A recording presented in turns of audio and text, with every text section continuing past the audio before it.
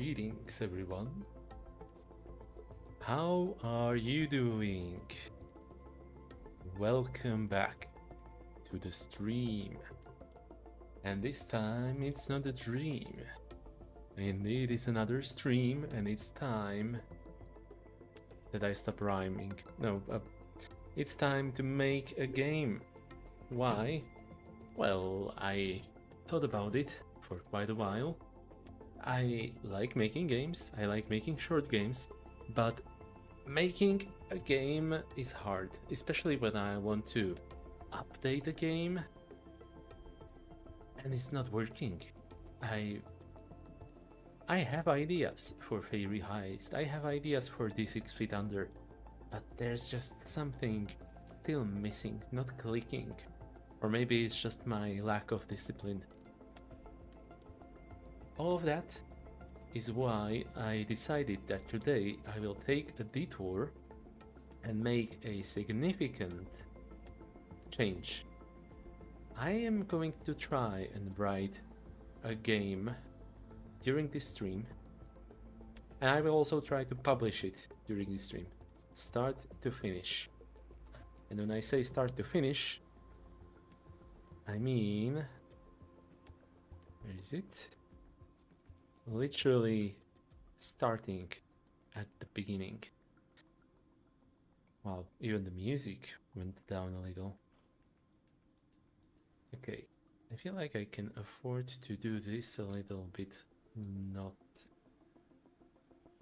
70, 60, 50, 60, 50, 65, 64, let's go with that.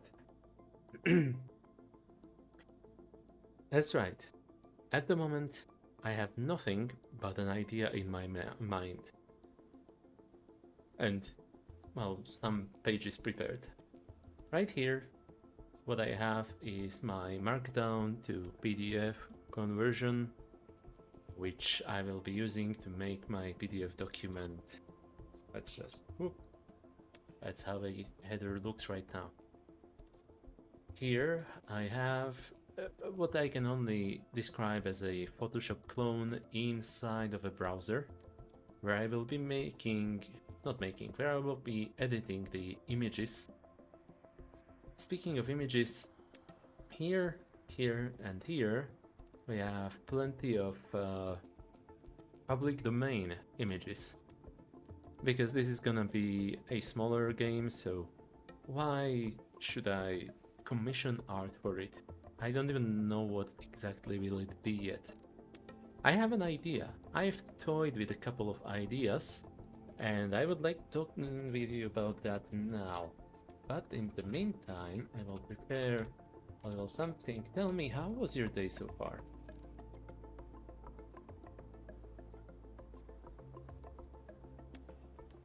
Oh, that doesn't work.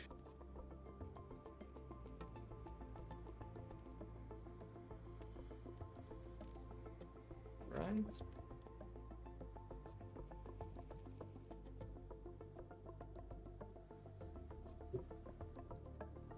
It's perfectly fine. Okay, I've had ideas, but I just realized that I forgot to mention my rules. Why is the black bar vanishing and not vanishing? Is that just on the stream? Hello? Testing? Maybe it's not. Okay. The rules. Wow, okay, that's a bit of a big font. Let's shrink it down a tiny bit.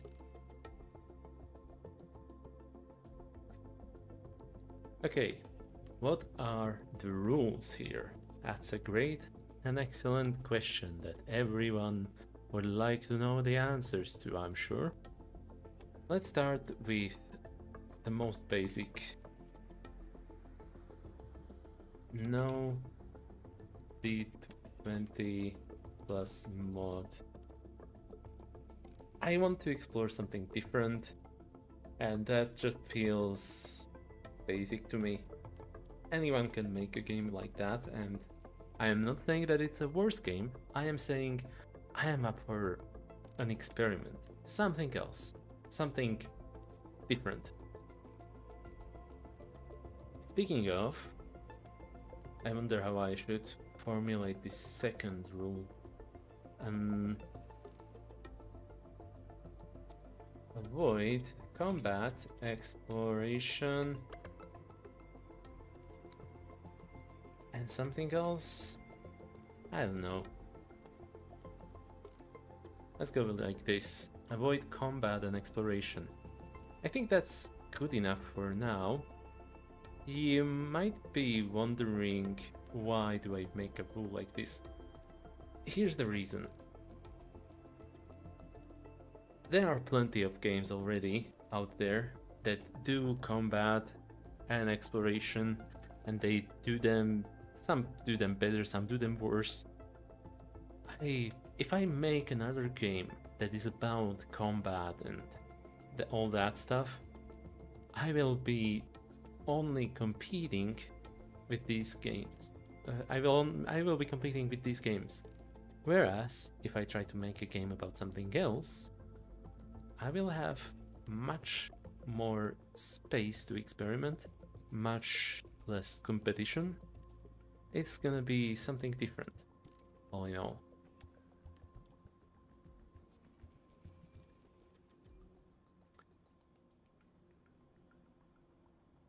I've considered some ideas for this game, and I think some of them have more merit, some of them have less merit. It all depends on how I would pursue them. First of all, let's address the elephant in the room. That's right. The Animal Farm TTRPG. Definitely a great idea. I'm sure everyone would love that. Yeah, it's very non-controversial, non-political and all. Okay, jokes aside, I recently watched one of those Animal Farm movies, and it could work. It could totally work. And furthermore, I got myself pig dice. There are pig dice?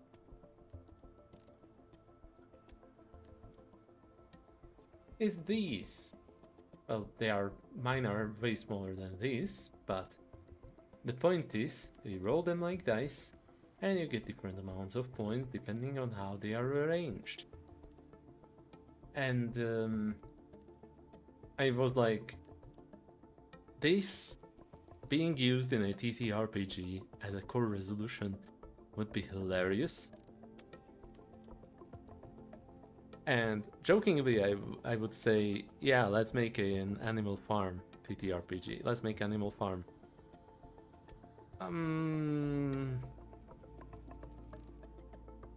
It could work.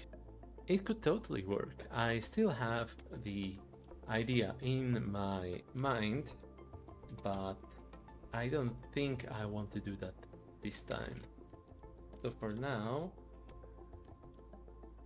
this one is out. Next up is office drama.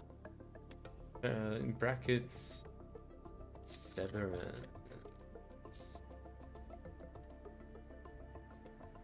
I enjoyed imagining what it would be like to control, as a player, your character only while you are at the table. Just imagine it. In the Severance series,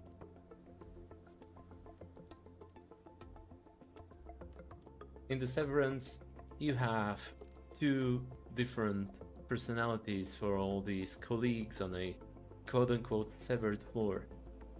Some of them,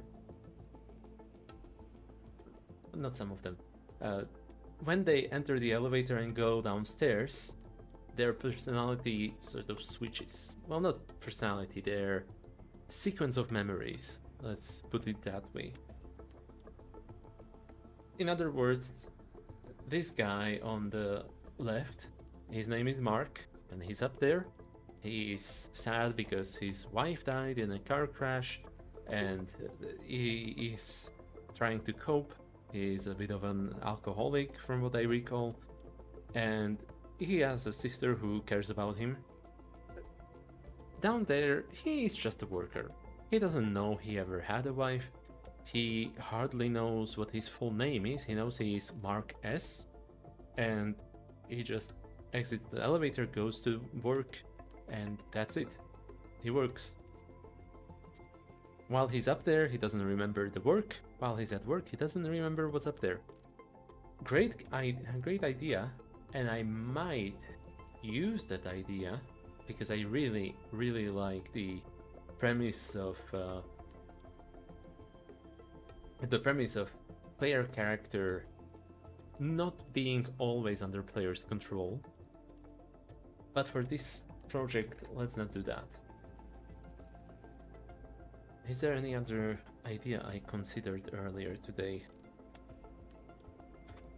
Similar, I'm gonna do it as a subpoint, is the Ghost game, which is kind of based on this office drama style deal, where the player is a ghost possessing characters, but while they are not at the table, they are not possessing a character, therefore the character gets to live their own life and stuff.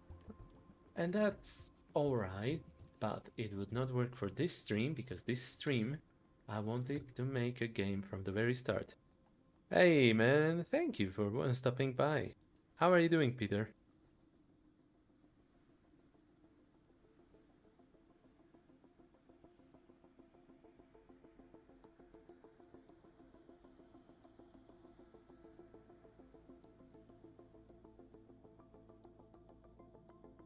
At the day job, so a bit bored as always, huh? Yeah, so say we all. Best of luck with that. And here is the idea I settled on for now. Maybe I will change my mind, but let's just roll with it. I know, really exciting stuff. Real estate agent, but interdimensional. You mad lad, writing notes in HTML? Not just notes. I plan to render my PDF using this. It's a Markdown and HTML interpreter, so I can... I don't know if this window will open up for you. Yeah, it does open up. I basically make PDFs this way when I make my games, and using HTML for it is kind of advantageous. I don't know how to use the InDesign. I don't have to pay any subscriptions to Adobe for their questionably qualitative software. I don't know. I've heard some bad stuff. I haven't tried it, and judging by the stuff I've heard, I don't really want to. Adds intense respect. Thank you, my man. So let's do this. Real estate. Interdimensional real estate agent. Wait.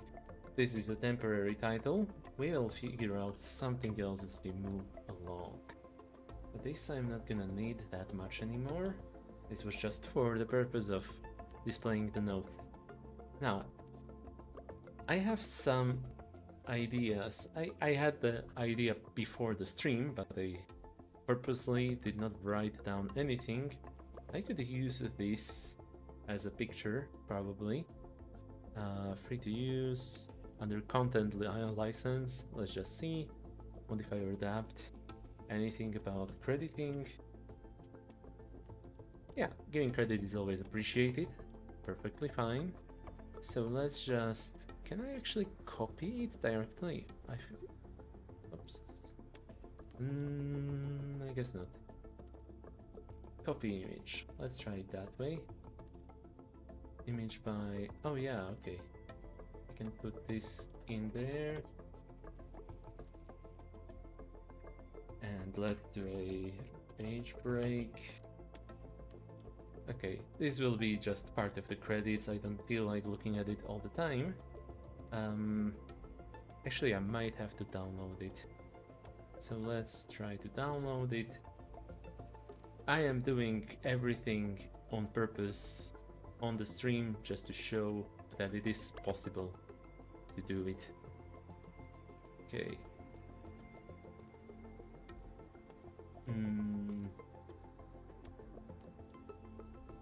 Actually, I will rename it to something simpler. House outline. Okay, and now img source this, but house outline.png. Okay, I will have to do something about this style. Height, 200 pixels. Well, let's give it like 300. Okay, filter invert 1. Contrast 1. And 100. Okay, that's something. Although I feel like I could do better just by putting it into AutoPS, so let's try to do that.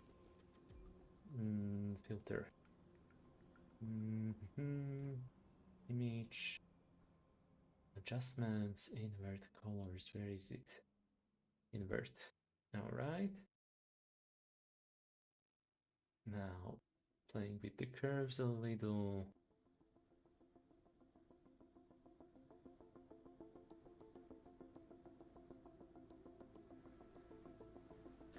Let's just do 0, 255. What? 1? 0? Why is it blue? 4? I don't like that. Okay, let's just do it like this. I don't feel like saving it as PSD, so let's export it as PNG, house outline. Now,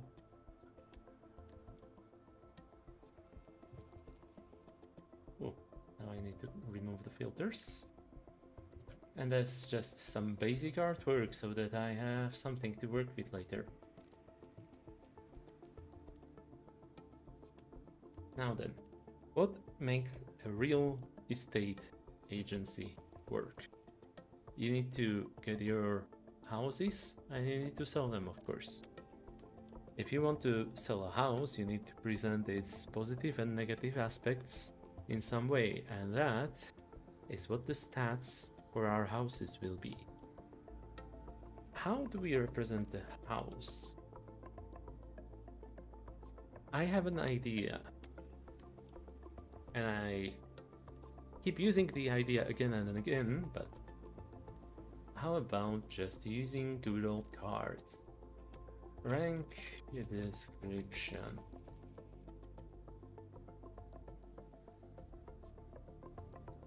One. No, that's ace.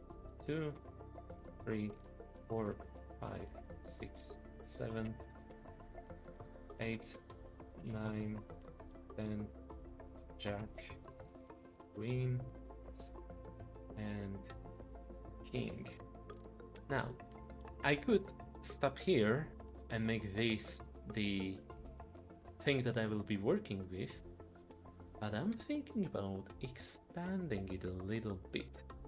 Because what I have right in front of me right now at this moment is a hack deck, which features a couple more cards and 4 extra suits. And I think I will make just a tiny note here. Playable using regular playing cards or a hack deck.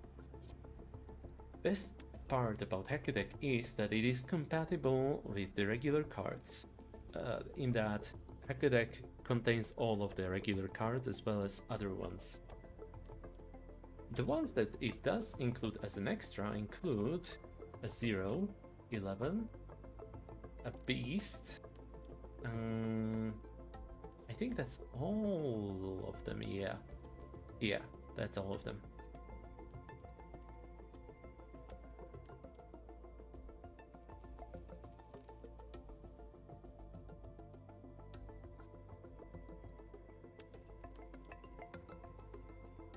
Okay, instead of description, how about we make this about stats? So let's just imagine there are 4 stats.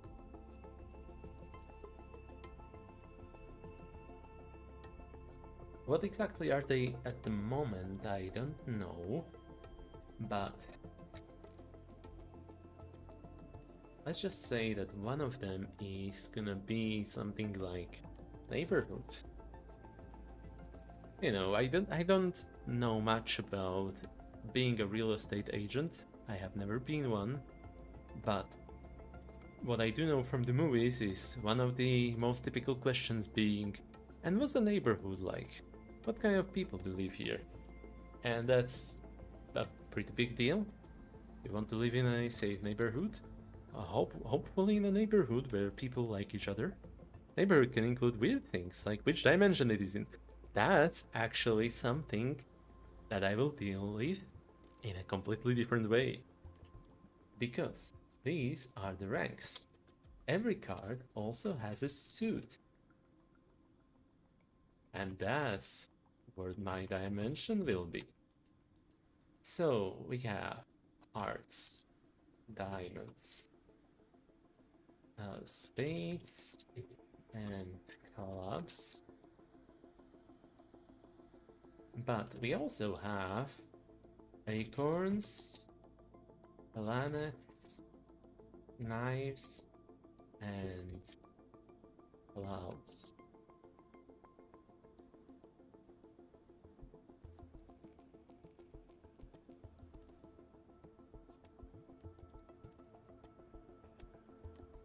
And not only do they have a dimension, they will have the same 4 stats that the houses will have, but only as modifiers.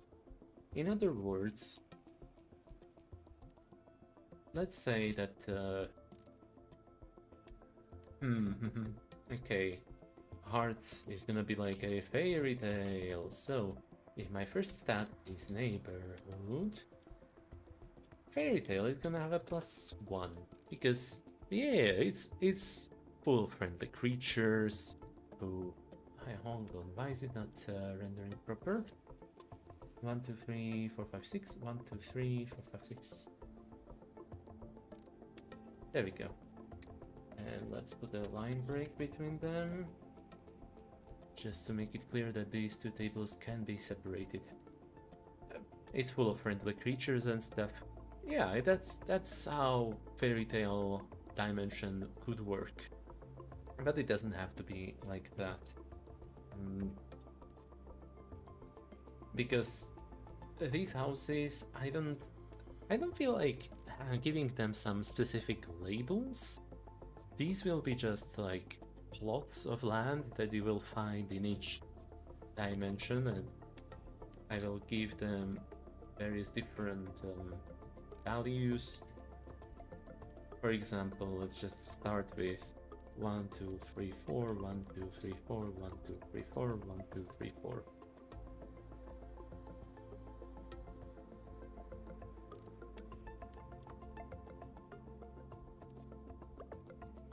In other words, let's just...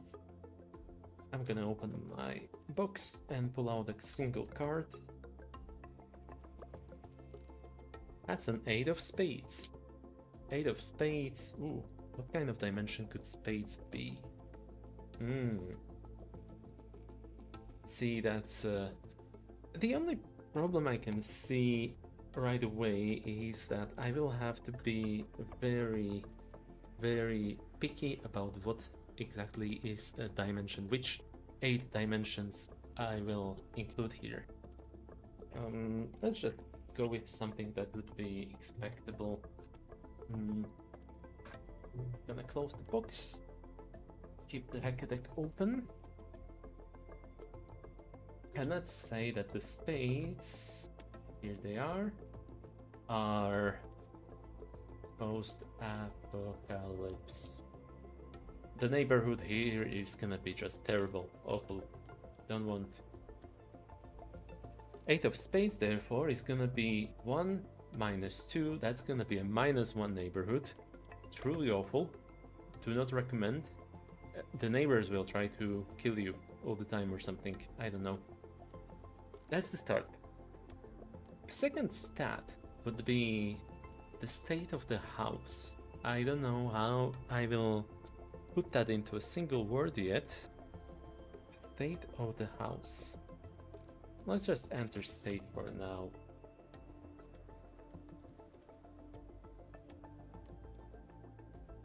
Okay, and here we will go 1, 1, 1, 1, 2, 2, 2, 2, 3,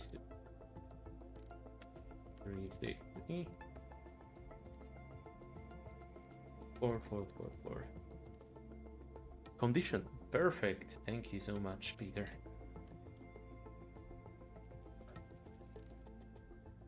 Okay. Now, condition, on the other hand, in a post-apocalyptic world, if you have a house standing there, I would argue that it is gonna be pretty sturdy. All of these might look like I will use cards also as a core resolution system.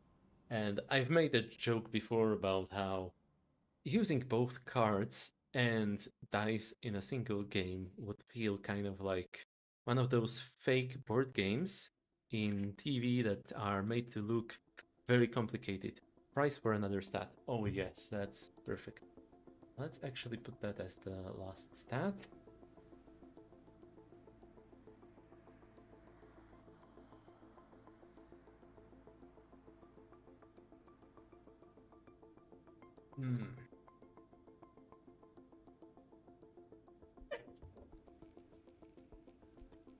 Okay, durability in Fairy Tale Land, let's just say that's gonna be 0. This one we are leaving empty for now. And pricing will be pretty intense. Now I feel like price should work in a...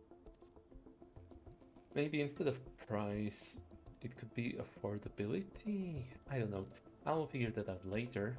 But the point is, living in a Fairy Tale Land is gonna be pretty expensive. As for this one is pretty affordable, and I think overall I wanted the dimensions to have a modifier that totals to a 0. Layout, oh yeah, layout, that's a good one. And I think that's all of them, yeah.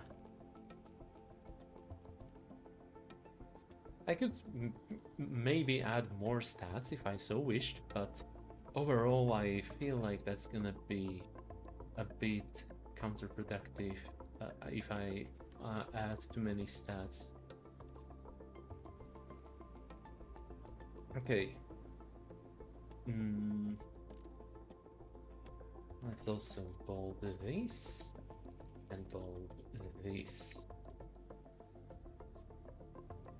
And I just realized something. I have set up my avatar and yet I did not show up myself. Is it working? There we go, it is working. I will just move it to the other side and then I will continue.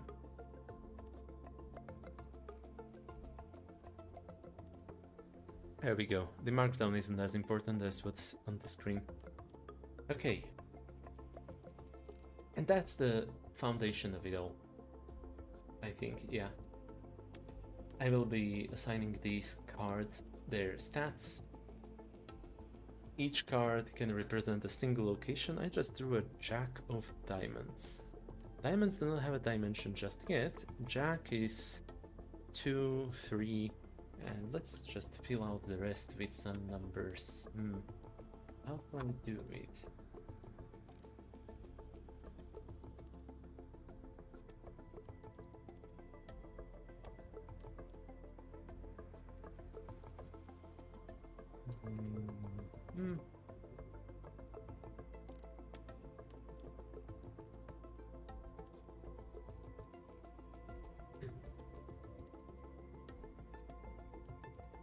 I'm thinking 16. 16 is enough for 4 bits of difference.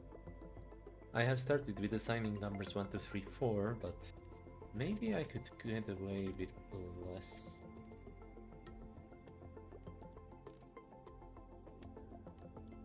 There we go. Okay.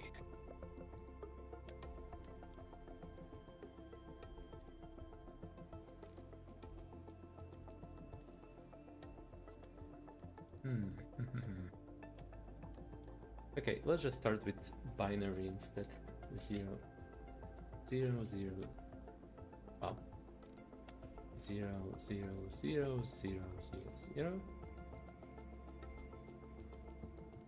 1, 1, 1, 1, 1, 1, 1, 1, 1, 1, 1, 0, 0, 0, 0, 1, 1, 1, 1, 0, 0, 0, 0. Wait, zeros first. 0, 0, 1, 1, 0, 0, 1, 1, 0, 0, 1, 1, 0, 0, 1, 1. And now just alternate 0, 1, 0, 1, 0, 1. Alright. Let's at least the foundation. I feel like...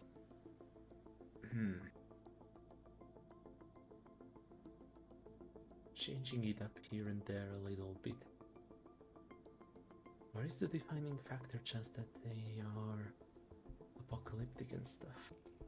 No, let's change stuff up, yeah. How about this?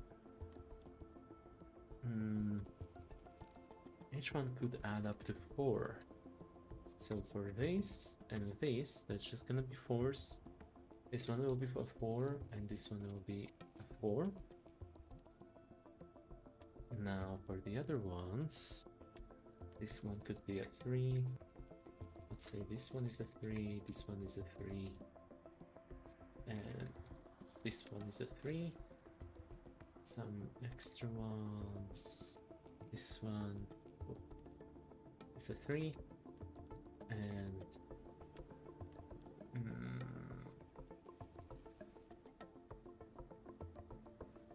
oh yeah, over here. This one, let's make it a 3. So there's 3 in 2 spaces here, 2 spaces, 1 space, 1 space. Okay. Now 2s, that's gonna be, let's make it here, here, here, and here. And the final one could be 1, 1, 1, 1. And the rank 0 is 0, 0, 0, 0, because I don't know. Yeah, that would just be the purest representation of what each dimension is like. Okay, dimensions. Let's see what dimensions can we come up with. Clumps. You know what? Since we have Peter here, let's do Wild West. I think most apocalypse is typed with capital A after the dash, but I'm not so sure.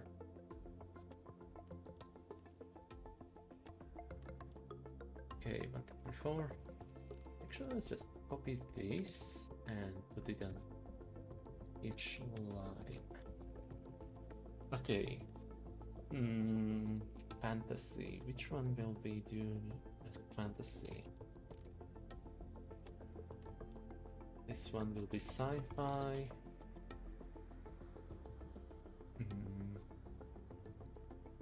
Cloud. Let's just do diamonds as modern or Earth-like. Knives is gonna be horror. Let's just do that now. Neighborhood, -2. Condition, I think horror. I think like a crooked house that can barely stand, so let's say -1. layout, kind of cramped.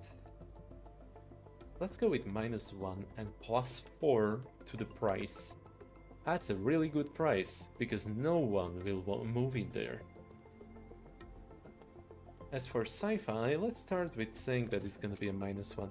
I'm gonna head out, but this is a really cool game you're building. Thank you so much, Peter. Thank you for stopping by, and I hope you will have a great rest of the day. Now, sci-fi.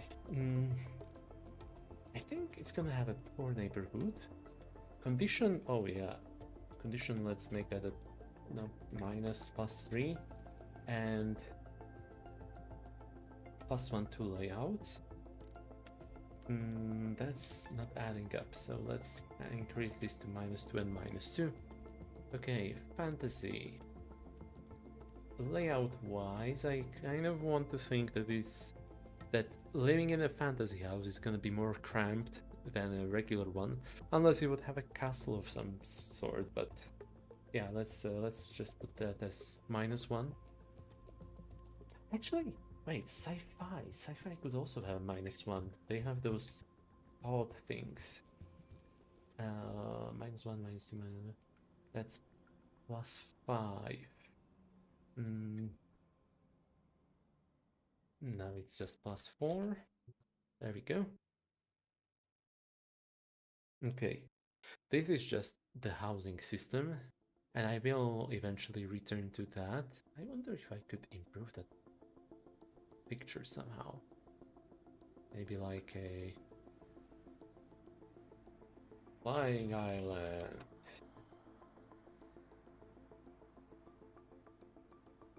Illustrations, let's say vectors.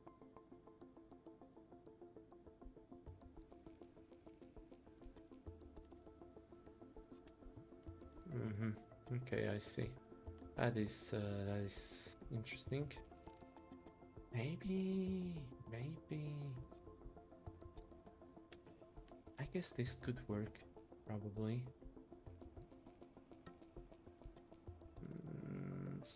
Download.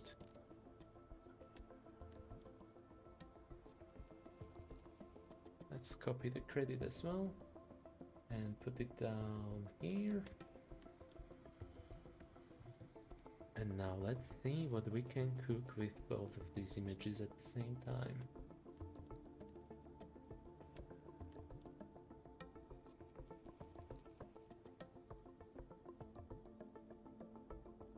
Boy, that is really tiny. Okay, no matter. Let's increase the canvas size. No, not binding it. Let's make it like 4,000. Oh no, wait. Just down. Canvas size 4,000. Now this. Transform controls. Okay.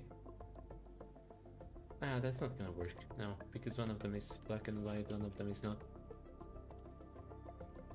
Up.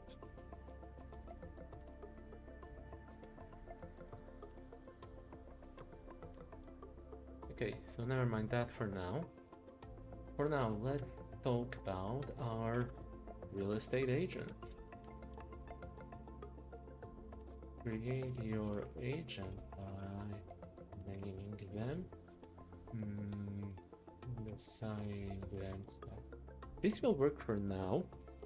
It is not perfect, it is not super detailed, but I will get to it eventually.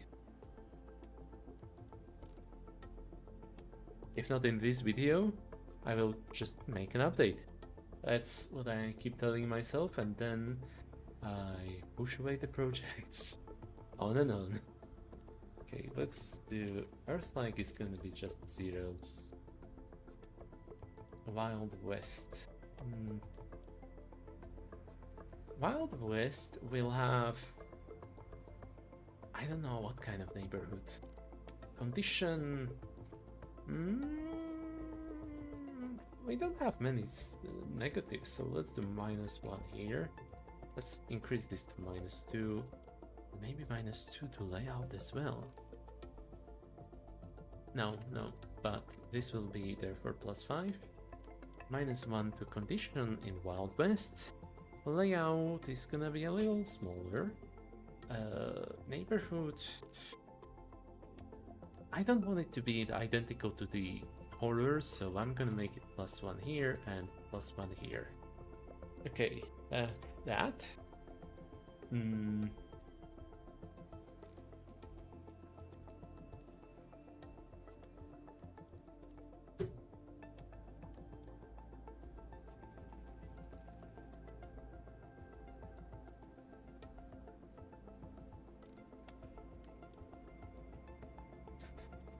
Okay, yeah, agent. We need someone who is capable of selling the house. Therefore, it feels like charisma should be a stat, but being charismatic in this case is not everything. I feel like it should be something more than just that.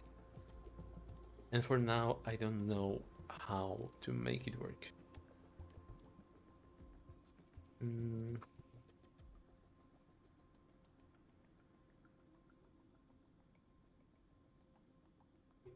What I do know is that I need to reposition myself.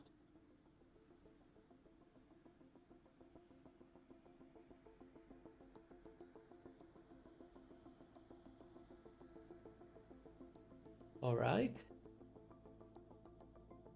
What I do know is that I want these numbers to somehow work into results. Worst case scenario, I can increase all of them or something. The lowest negative I have so far is -2. Over here it's a 0, so 0 minus 2 is -2. I will need some kind of core resolution that also works with a -2. Now, it would be easy to go with a d20 and say, oh yeah, you roll a number, you add your stat, and you compare it to this plus this. But I don't know. Do I want to go with that? Or do I want to go with something else?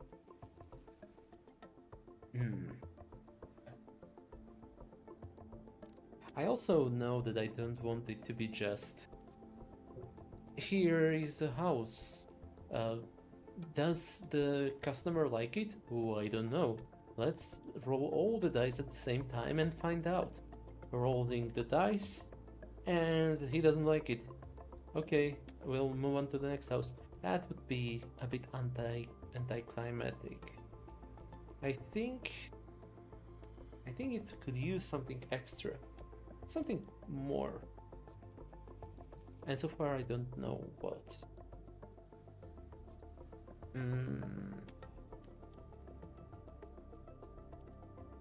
I'm still looking at the dimensions. Earth-like, fairy tale, Wild West, post-apocalypse, fantasy, sci-fi. Oh yeah, medieval. That's what I'm missing. Do I make... yeah, clouds. Let's do the clouds here. Or fantasy. I mean, this the suits themselves don't really matter that much, so might as well switch them. Because Acorn feels solid, whereas fantasy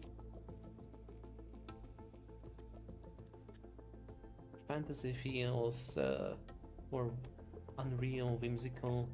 So let's say, well, not medieval, let's make it historic. Okay, historic setting.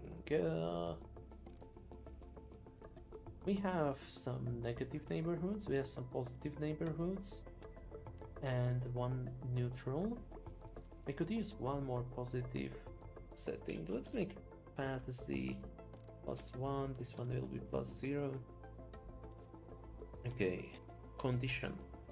We have 2 negative and 2 positive conditions. as well as 2 neutrals. Layout. Ooh, all of them are negative. That's not good. Let's say that the fantasy one is gonna be a +1. Actually, I don't know. Okay, horror makes sense. Sci-fi makes sense. Wild West, you know what? You have a ranch and stuff, so of course it's gonna be bigger. +1, +1, and let's downgrade this to -1. Sure, if you have some good neighbors, your neighbors will be fine and all, but the bandits that come visit now and then are not that great. So there's that. +2, +2. This one adds up to +2 as well. This one adds up to +4. This one adds up to +5. I think I'm gonna downgrade this to +4 just so there will be some parity. In condition. Oh, you know what? Let's make this +0. And therefore this one should be +1.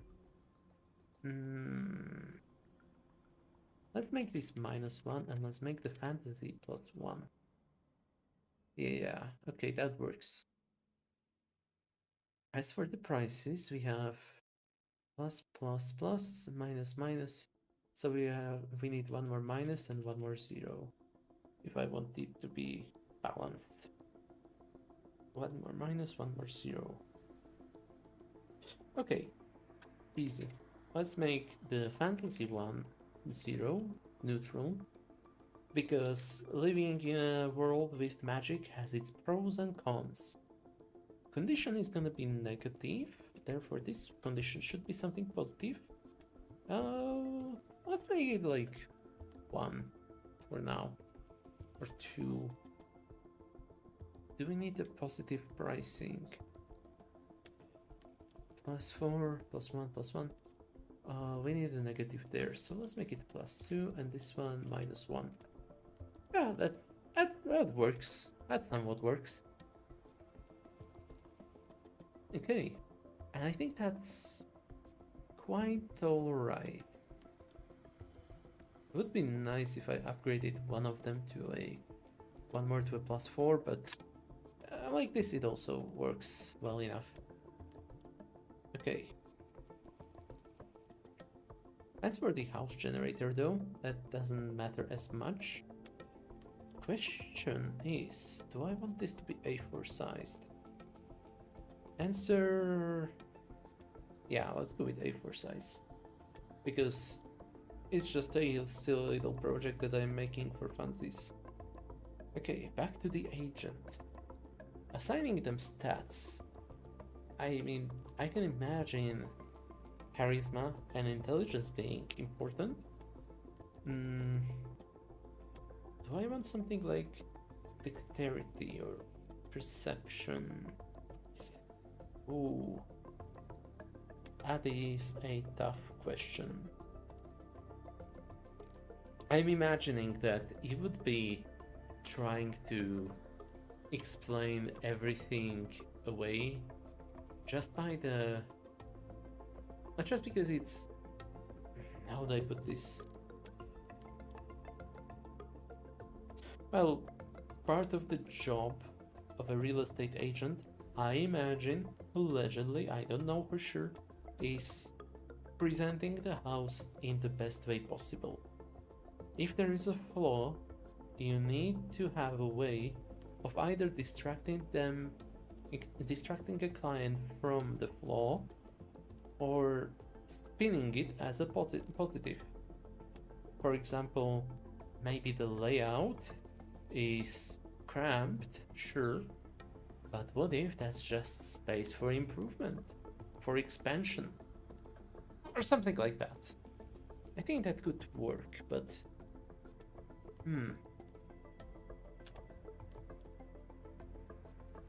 it would be simple to just have a double stat here that would be honesty versus deception, but I don't know. Do two of them feel like too little. Honest, deceptive, or distracting. Now that works, I think. Honest, deceptive, distracting. Do I have a synonym for distracting? Disturbing, diverting, unsettling. Unsettling, amusing, confusing. Disruptive? I guess disruptive could work, but distracting. What's the antonym of distracting? Calming, boring, reassuring, comforting, soothing, jading. Yeah, okay, maybe distraction, concentration, attention.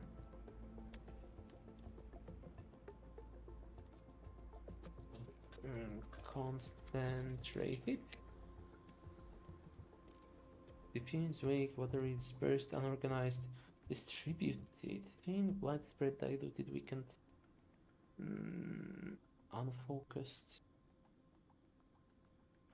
Let's see what synonyms does unfocused have. Fuzzy, distracted, blurry, hazy, aimless, blurry. I don't know. Still feels like it's just a variant, so...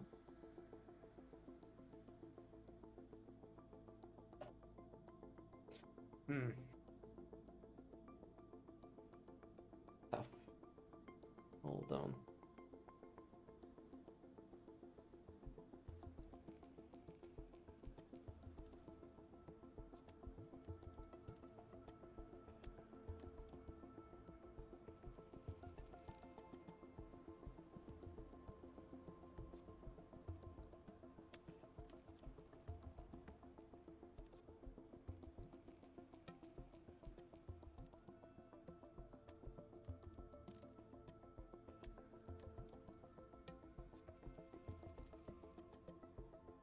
And there we go.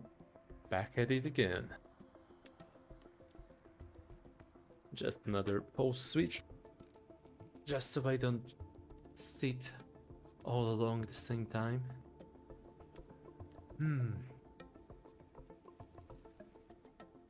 Okay. Let's think. What do the real estate agents do? Being honest about it is one thing, deceptive is another. Distraction feels like just another type of deception, like, let's move on to another thing. So, how about instead of that, it's something like positive spin or something. Positive. Confident, certain, optimistic. Let's try positive spin. Positive turn, certain spin, positive twist.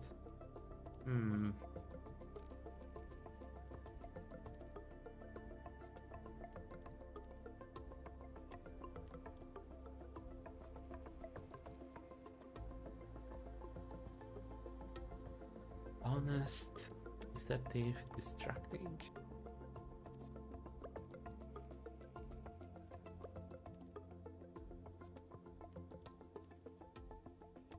Let's go with optimistic.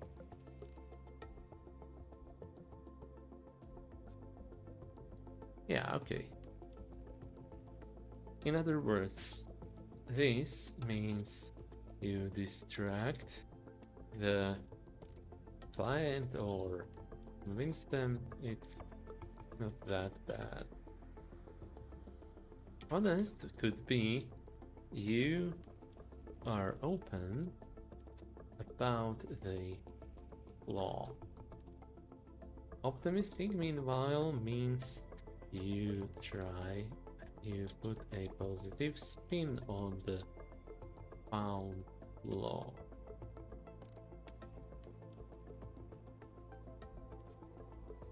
I feel like I can also reuse the cards for the clients, which would be pretty interesting. In other words, the player or players have the houses, which they use cards for, while the GM will have clients. Now, what do the clients mean?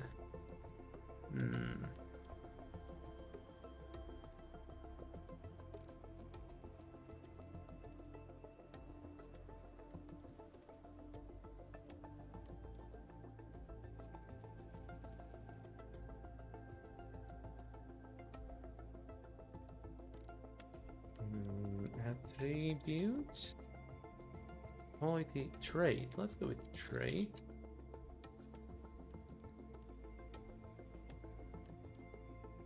Oh, you know what's also really good about this? I could pull out 2 cards and combine them.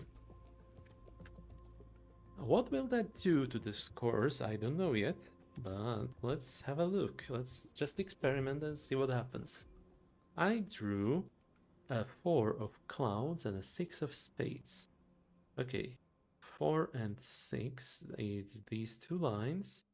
So we will have condition of 4 plus 1, that's 5. Layout of 0 and 3, that's gonna be 3. Price of 0, neighborhood 0. Pretty fine. Overall, really big numbers. As for the dimension, we will have to find a way to combine post-apocalypse and fantasy, which, okay, Dark Sun, yay. Neighborhood is +1 and -2, so overall -1. The condition is gonna be +1 and wait, not +4, +1 and -2, so overall -1. 4, 1, -1. That's a total of -1, 4. Now layout is gonna be 3. +0 is 3. +1 is 4. And finally, price is 0 and 0. +1 +0. So a price of 1. Do I want the post-apocalypse to be... Do I want post-apocalypse to have the higher price? Oh no, wait, that means it's more affordable, right? Okay. Yeah. So drawing 2 cards, that will make this really interesting. I don't know how viable it is overall as a game, but for now it is really worth considering.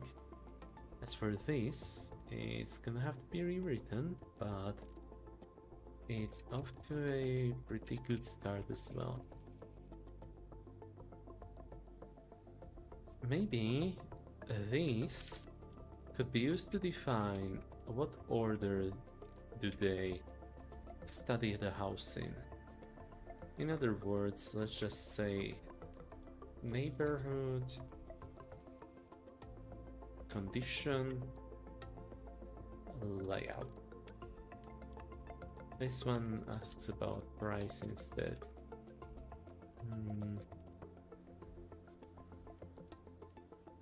Does this work? Layout. Okay, yeah. So this is first check, second check, third check. Neighborhood, condition, price. Neighborhood,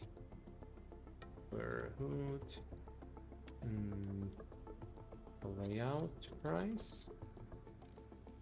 That's all 3 that start with the neighborhood. And I have 16 spots. Is this good enough?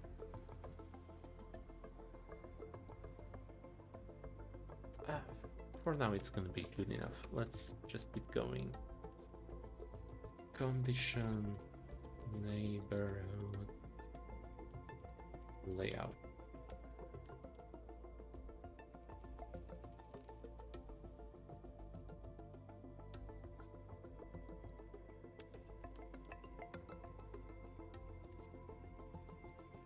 Condition layout, neighborhood price. Condition layout price. Layout neighborhood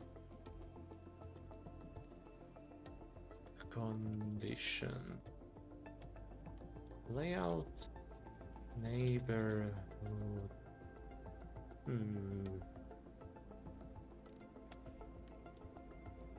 price layout condition price neighborhood and condition price neighborhood layout price condition layout. And we still have 4 more spots. So I mean, these 4 are the 4 face cards. Let's just do all of them in some order. I feel like I've kept the orders here pretty consistent. And I could reorder them a little bit, but whatever. Or check.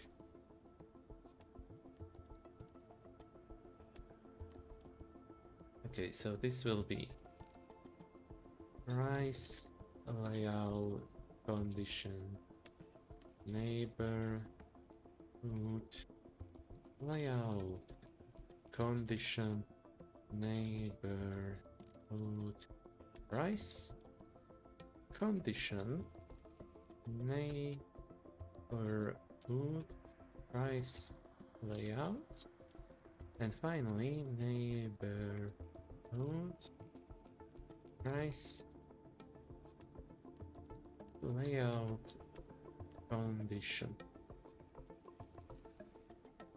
And there we go. I think I should probably add m dash is the end of these. Oh no, it's the m dash. He's using ChatGPT. No, I'm using Markdown. Client generator. I will have to come up with 8 traits based on these stats. So let's try to do that now. I will scroll away from the client generator so that I can see the stats that the players can have.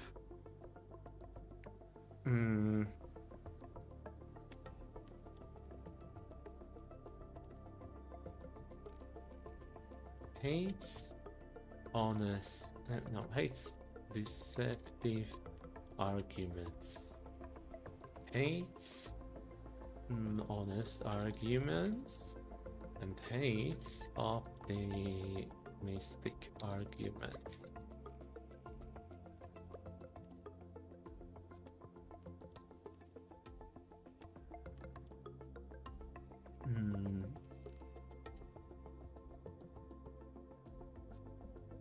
I wonder how I can do the rest.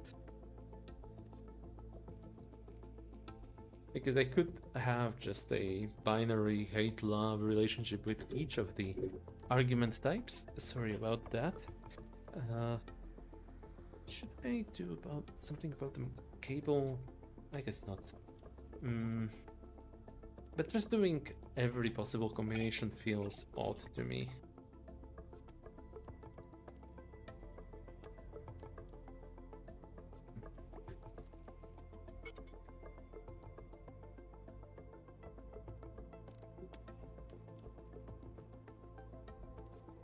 Oh yeah, these are not the titles, these are descriptions. So let's go with Lie detector. Hates honest arguments. Not skeptic, but pessimist. I know it feels like pessimist should be the opposite of optimist, but I think skeptic will work better here. Because skeptic will be like, yeah, sure.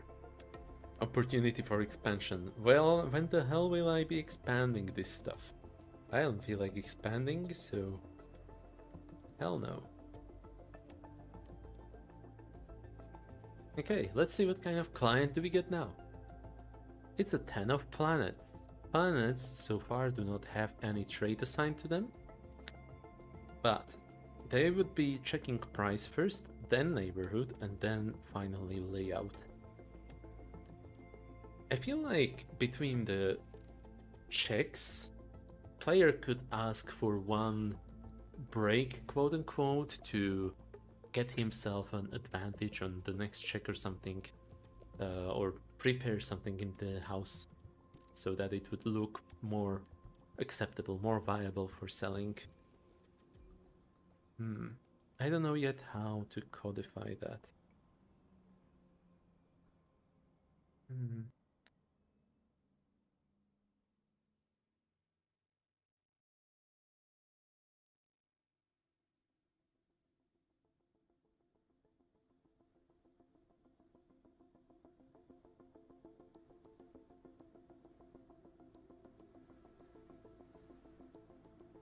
Okay, let's not do client generator for now. These stats are fine.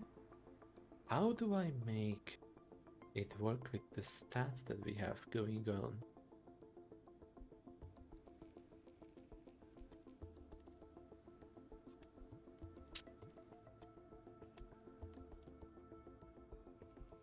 Ooh, wait.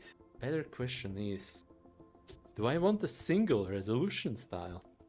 Or do I want multiple? That would be pretty wicked. I kind of want that. Okay, but first we will need to also add a note. Assign them stats. Decide where, which dimension your office resides in. I don't like how it is formatted, so let's do this. Table.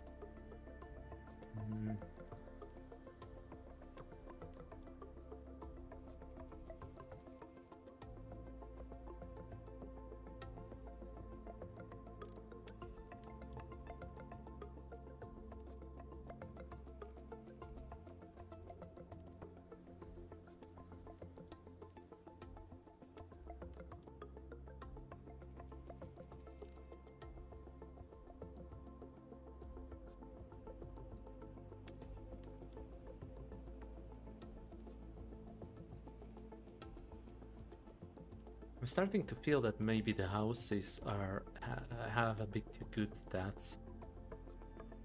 Let's just do another test house just for funsies to see what I will draw this time. This is house generator, so let's just neighborhood condition layout price. Dimensions. Okay. 11 of diamonds. Diamonds are Earth-like. And planets, that's sci-fi. Okay, so we have a futuristic planet Earth. Kind of gives me a cyberpunk vibe. I really like the fact that I can mix two cards and make a whole lot of new dimensions. Just imagine what Wild West would look like combined with sci-fi. That one show, Firefly, probably. Yeah, probably that. Okay. 1012. 1012. And queen is 1210. So 1, 2, 1. Oh. Wow, so far the most average house I could imagine, because it's just 2, 2, 2, 2.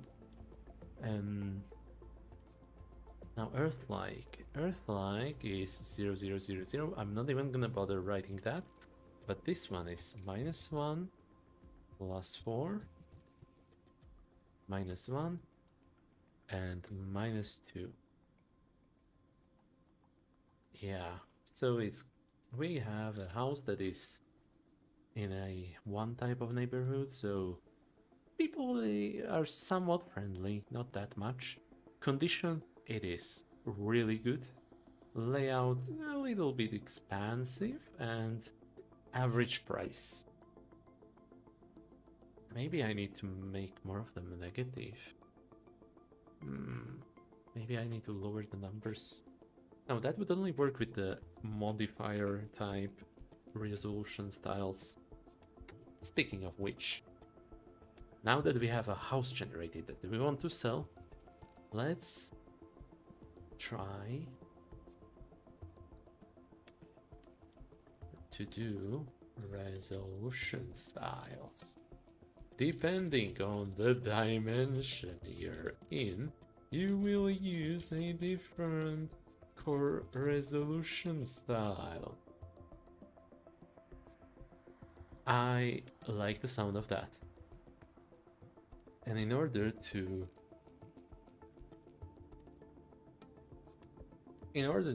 help myself with that, I will have to look at this as a reference. This is a game jam I have participated in. I have submitted the game All Tricks Considered, and all things considered, it was one of the best rated games from when Scribble rated them. It was a fun little jam.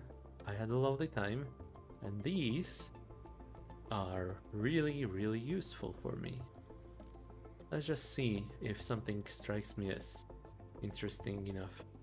Diceless comparative results, so like Amber Diceless. Do I want comparative result to be a thing? Let's not do that for now. Success based 0-2, we will have to look at that in a bit. Only player facing roles, player fiat. Actually, yeah, I think I might have to skip on this all and instead look at the other one. Yeah, okay. So we have xd4, the ones place of this roll is x, xd6, d100. d100, how would I convert these numbers into d100? Especially negatives. If I want there to be negatives, I should probably be ready for them to combine, to merge, which would increase all of these numbers a lot. Because over here we have -2, -2, -1. That's a total of +5 at least. So I would need every price to be at least +5. Over here we have... Oh wait, no, we just need +4 maybe? No, maybe +5, so that is at least number 1. these would add up to +2.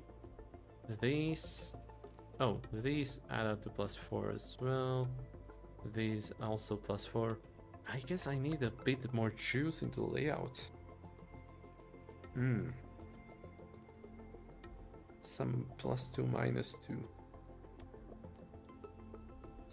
Okay. That's house generator. I'll bother with the math in a bit. Screw it. Let's not do that right now. But the point is that I should aim to make all of these numbers positive, so that I could use them with stuff like D100 difficulties and so on. Multiplied dice. Ooh. Yeah, okay. Okay. This will be fun. It will be difficult, but it will be fun.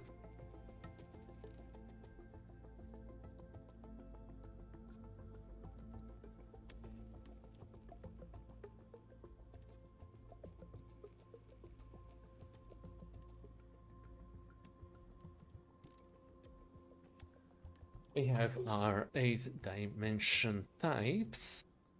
Ooh, wait. Decide which dimension your office resides in. That's nice and all, but if a house is in 2 dimensions at the same time, of course, yeah, I will just say that it's the top card. Oh, I just drew 2 kings. Oh, that's gonna have to be some good houses. 1, 1, 1, 1. Oh, so that's gonna be once again a base of 2, 2, 2, 2. But what else is there? Acorns and planets.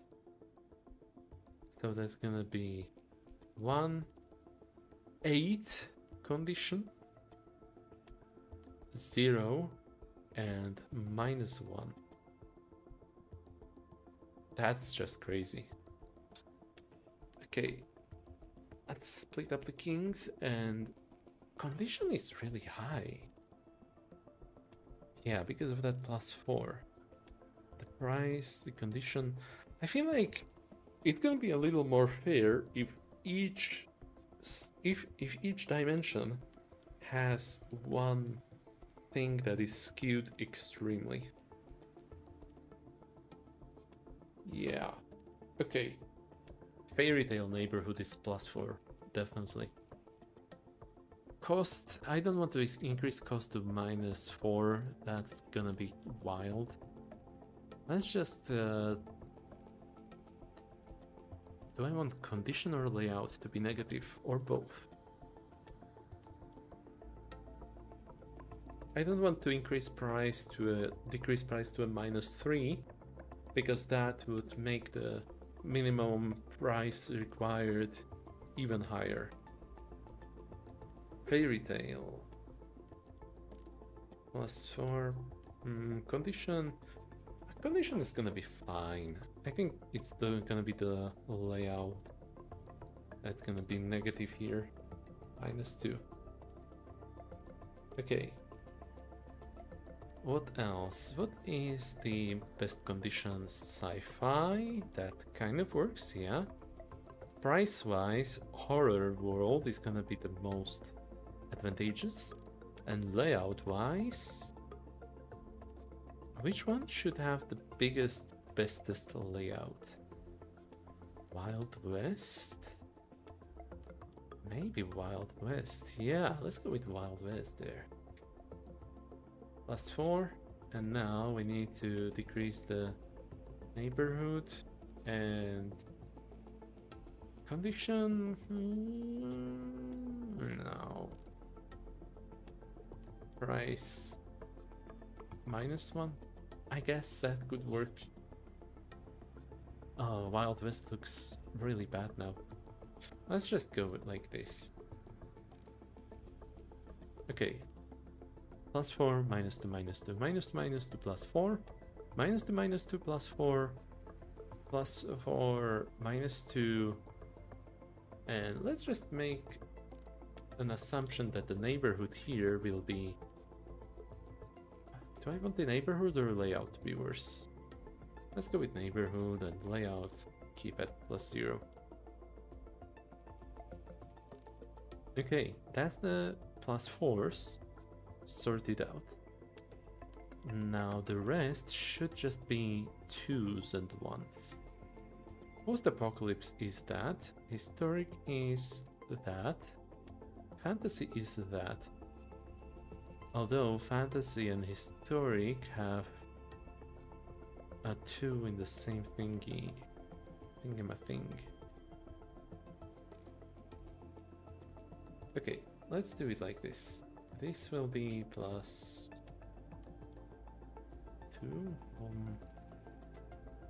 Yeah, I did not think that through much, but that's what happens when I make a game on the run. Whatever, let's just move back here. Resolution styles. Earth-like.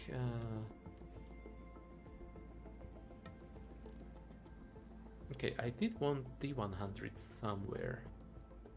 If I were to make a world... Okay, let's just assume a rule that if you draw... if you draw the same suits, add the bonuses just once. That's to make sure that it's not gonna mess with the numbers too much. Therefore, the biggest bonus you can get is +6. Over here it's +5. I don't like this parity issue.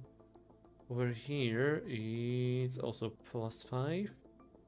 And over here +5. Maybe I need to get rid of this +2 then. Do I have a +2 anywhere else here? No, that's the only one. Okay, so condition for historic building is gonna be +1, just +1. Price, maybe it's better price-wise or layout-wise. Tough decision.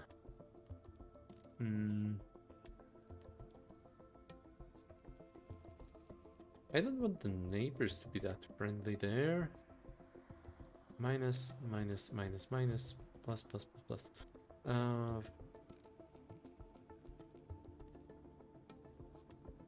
Let's say for now that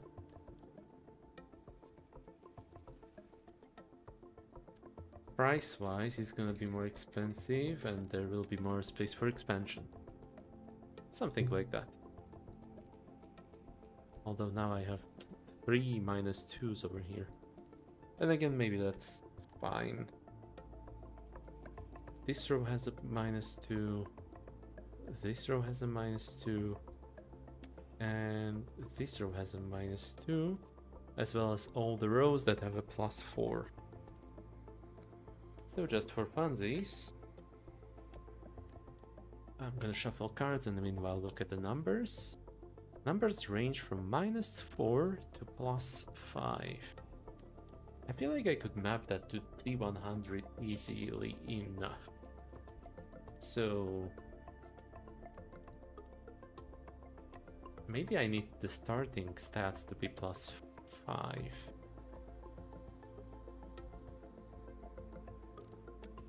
Oh, and that's not to mention these. Okay, -4 +5.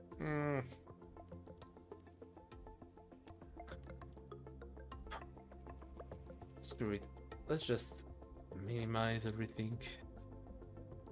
I did like that it was that extreme, but I don't know if I can afford to do that everywhere.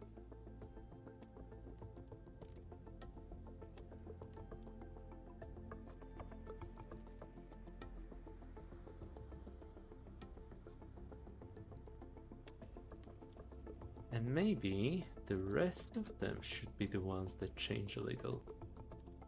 So this one is -2 +1 +1, -2 +2 -2 +2. Okay, hold on. Okay, this is way better because now I could just make sure that each column has at most 1 plus 2 and 1 minus 2. Yeah, this can work. Okay, so price column only has -2 plus 2, good. Layout has just a +2. That might be a bit of an issue.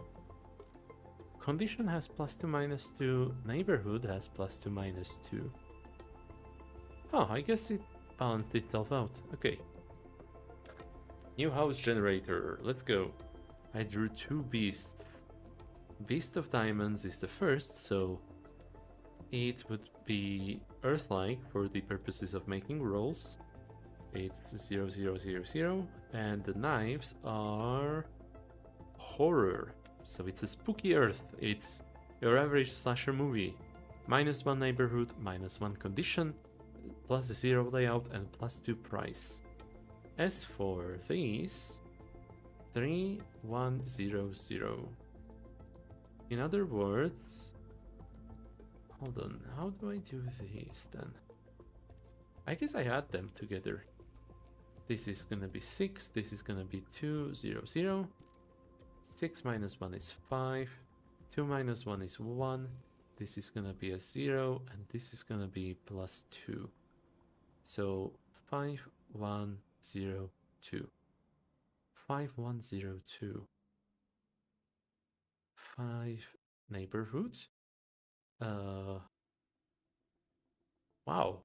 It is in a really good neighborhood considering it's horror. Okay. 1 condition. That is also really nice. 0 layout. Yeah, it's not awful. It's just average. And 2 price. I guess that's what minimizing the numbers did. Now it's... Now it feels like the negatives barely had any effect. But maybe that's a good thing. Let's try again. King of Hearts and 10 of Spades. So for the purposes of rolling, it would be post-apocalypse. And King and 10. 1, 1, that's 2. 1, 4, 1. 2, 1. No, wait. Oh, yeah, 2, 1, 4, 1. 2, 1, 4, 1. 0, 2, 4, 3, 2. Okay, I forget. Oh boy. Adding so many numbers is a little difficult, I will admit that. But with the pen and paper it is easier. Let's just...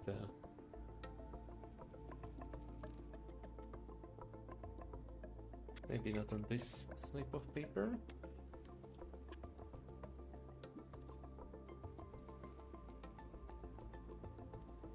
Okay. Sticky note go.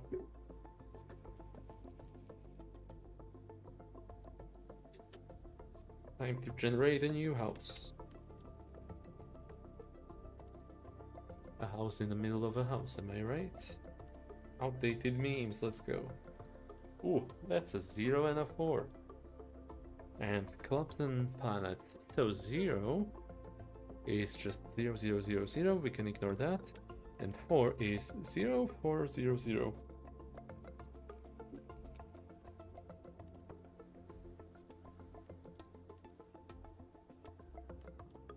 That means it is in pristine condition, whatever it is.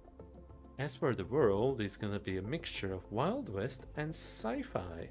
Welcome to Firefly. How can we help you? -2. Wild West sci-fi +1. Wild West and sci-fi, that's +2. And Wild West sci-fi -1. -2 neighborhood, so people there are really uncool. Condition is 5, so whatever you happen to live in is gonna be fortified as heck. Layout is +2, which is good. It means you have space for expansion, sure. And pricing is just -1. Overall, it seems like it has 4 points total if I add everything together, yeah. Pretty cool.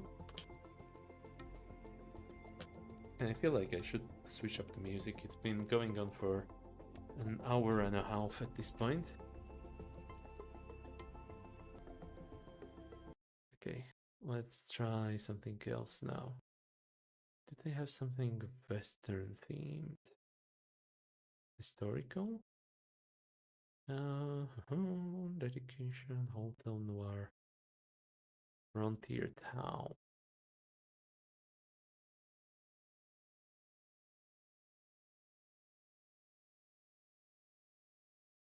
Not sure if this is making any sounds. Oh, there we go. Maybe I need to stop. Okay, okay, good. And now.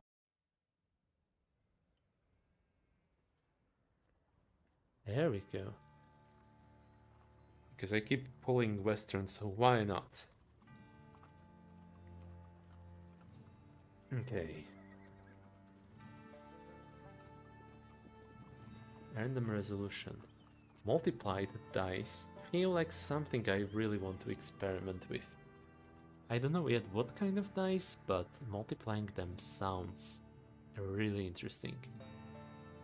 Which setting would multiplied dice fit on the most? Also, what the heck is gonna happen if I multiply dice?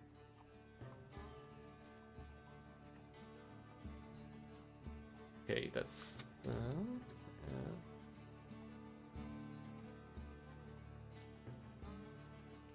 that's addition. Multiply.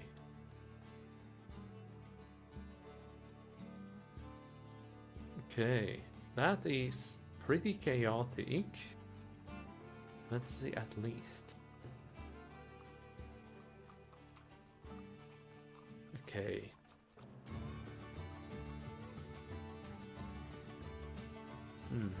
Is the music loud?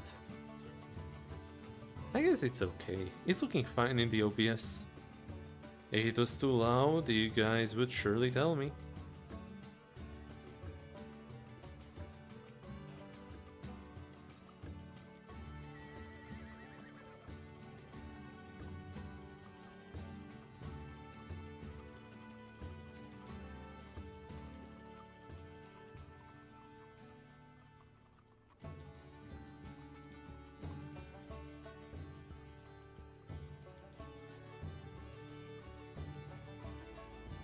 I don't know yet where the multiplication would fit. And it is pretty chaotic. But I'm thinking, I'm pondering, what if instead of numbers, these were dice? Now I'm cooking. Now I truly am cooking. The difficulty would be with the +2 and -2. What kinds of dice? We have 6 types of dice.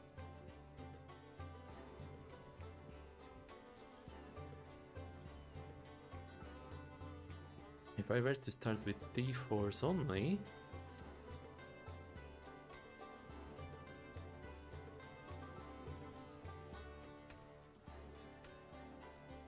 I mean, that is pretty interesting.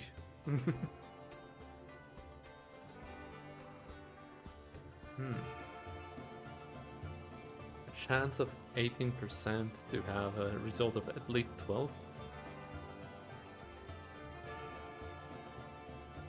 Okay. Focus. Fudge dice.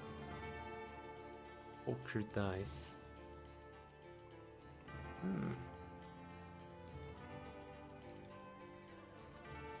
You know what? First of all, I should probably look at the genres and arrange them so that these are for like special game, whereas these are common-ish. In other words, I need to move sci-fi to either clubs or spades.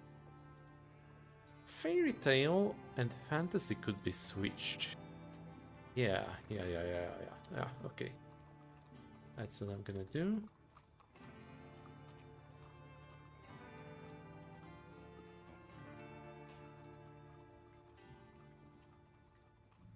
Okay, fantasy is hearts fine.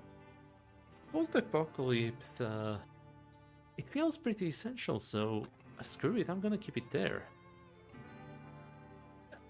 Or should I replace it with historic? That's the dilemma, isn't it? Over here, we have 0, which is a 0 type house, sure. This one is also gonna be pretty rare. Yeah, this one will be fine. The players will survive this, I think. Plus, it's not like I can remove much here without unbalancing something else a lot. 13 cards are gonna be pretty difficult to work with. Did I run out of water? No. Good.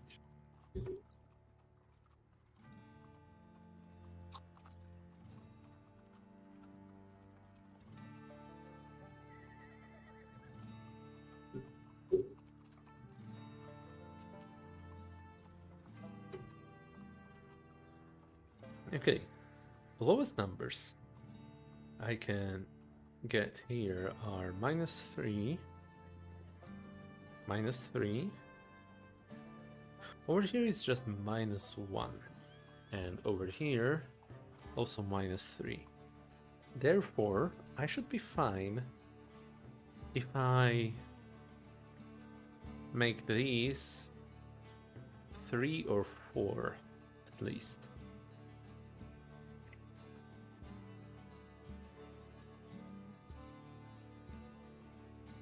As for the maximum,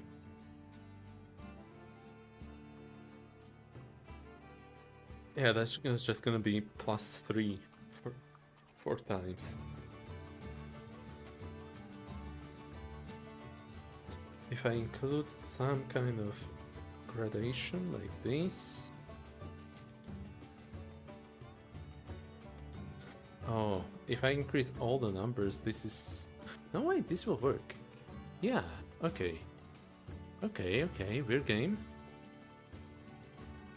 Do I want the Earth-like to have some bonuses or something? No. Let's consider Earth-like to be completely neutral. The default, so to say.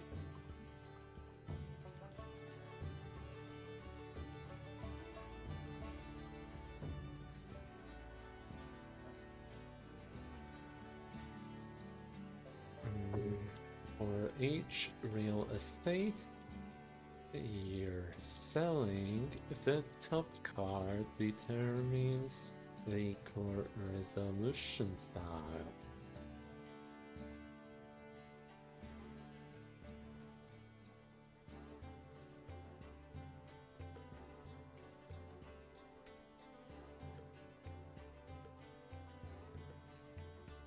Okay, let's switch also the order of the cards here. Therefore, we will remove the line break and make things a little more readable. Over here, we can also reverse these two.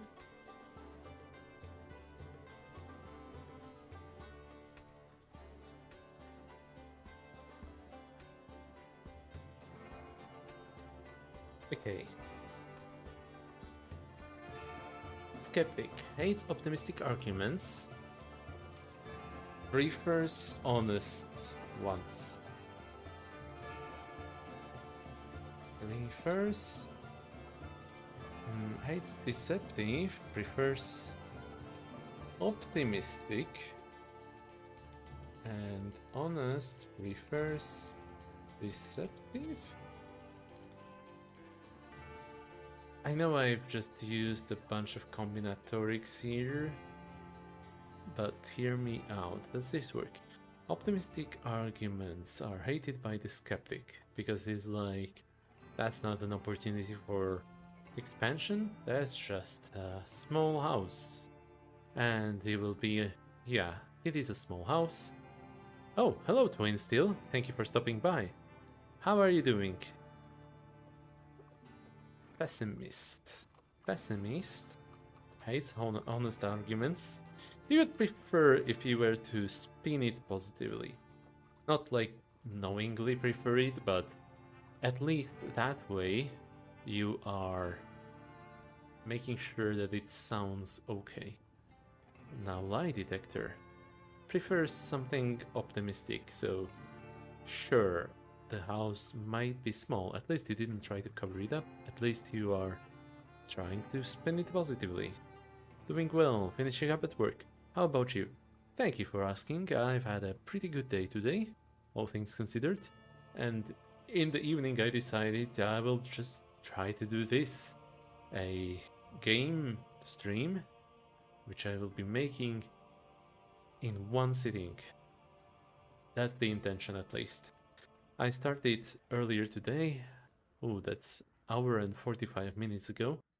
I started with nothing but an idea, and over the time I worked up to this.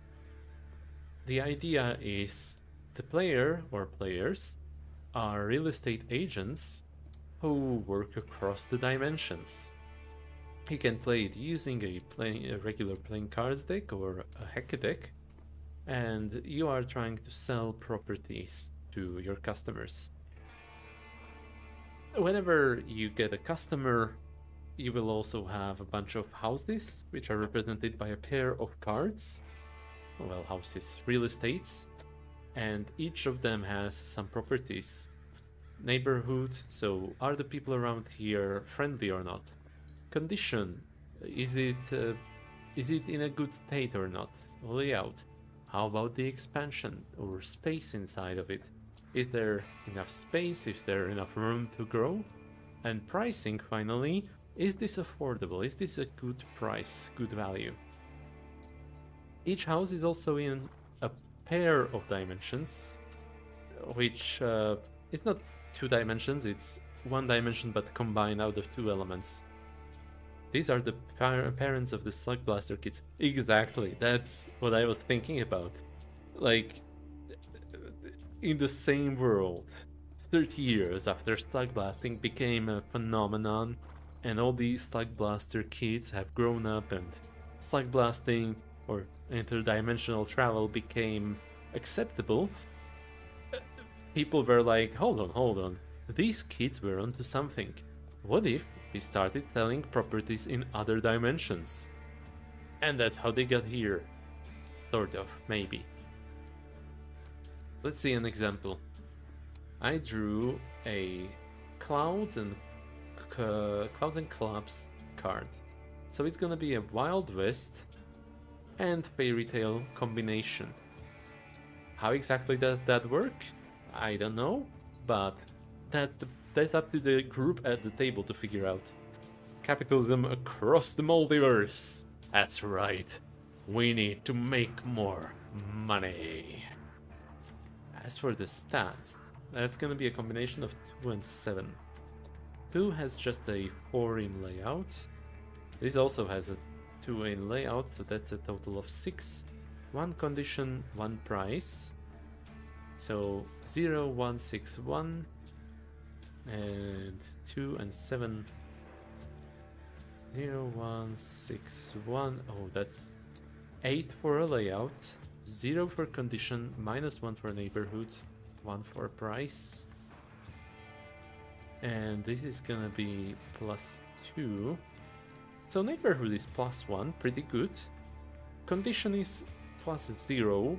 It is average, not great, not terrible. Layout is 7, which is outstanding. And finally price is 1, which means yeah, that's a price of 0. So it's, you know, somewhat affordable, in a somewhat alright condition. It has huge amount of space, and an alright neighborhood. A +1. Pretty good. Now, there's another catch here. I also have client generator, which only requires one card at the moment. I drew a King of Diamonds, so he's gonna work like a lie detector. He hates deceptive arguments. Deceptive means you are trying to distract him from the flaws and you are trying to downplay them. But he prefers optimistic arguments. So, for example, present the flaws as an upside and highlight the possibilities. This is something that you will just have to figure out as you go. You're not familiar with the deck of cards that has suits like Clouds and Acorns. That is Hack a Deck. I am not sponsored in any way, it's just a product that I like. It's got extra cards, extra suits. I don't feel like involving all the extra cards. There are, for example, Travelers and Hunters, which have 2 suits at the same time. And there's also some other extra cards like Talismans, Omnihedrons, and so on.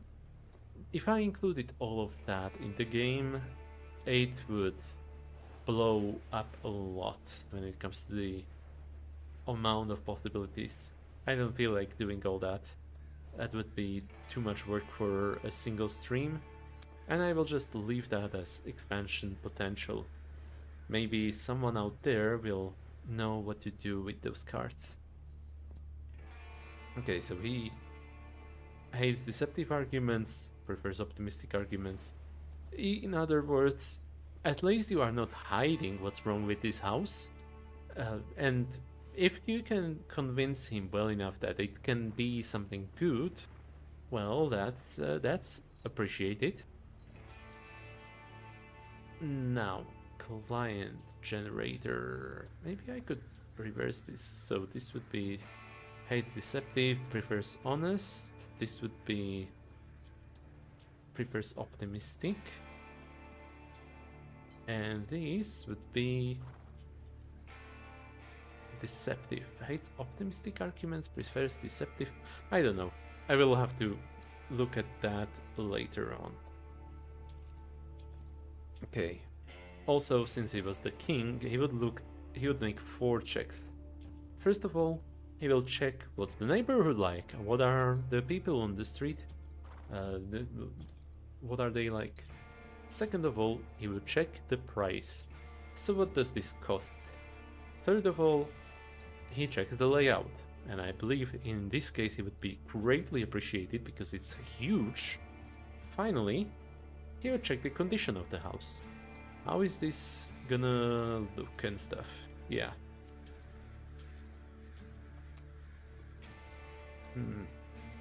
Not all of them make all 4 checks. You can maybe figure out based on the client if they check everything or not.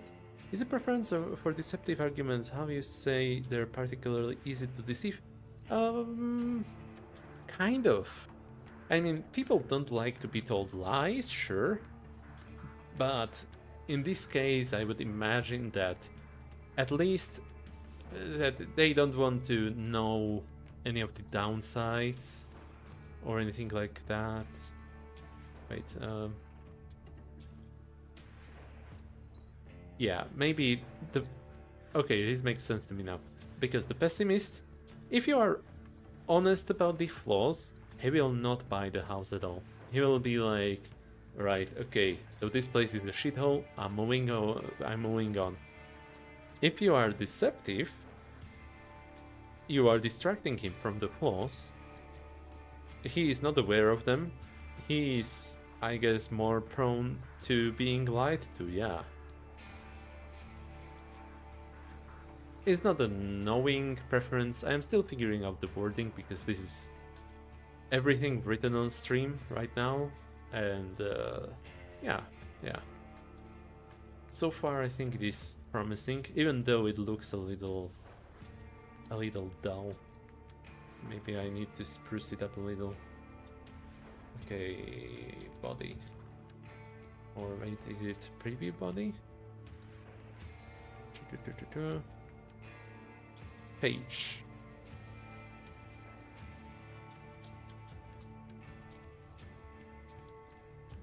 Let's see. RG. Oh wait.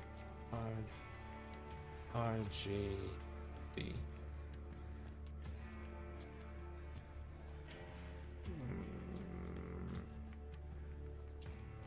Oh, okay, that's not what I was thinking. Maybe I need to do a bit more DDDD.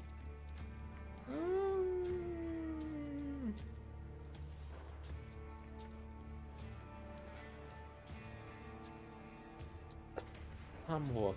This somewhat works. Okay.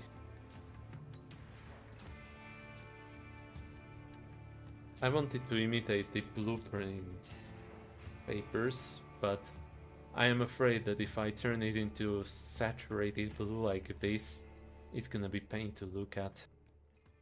And maybe. Hold on. Okay, let's just try it. So instead of EEF, it's gonna be... Oh no. How do I make it less saturated?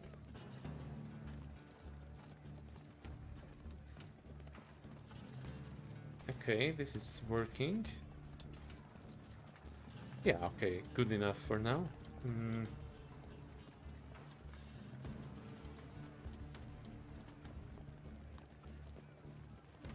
E, TD, TH.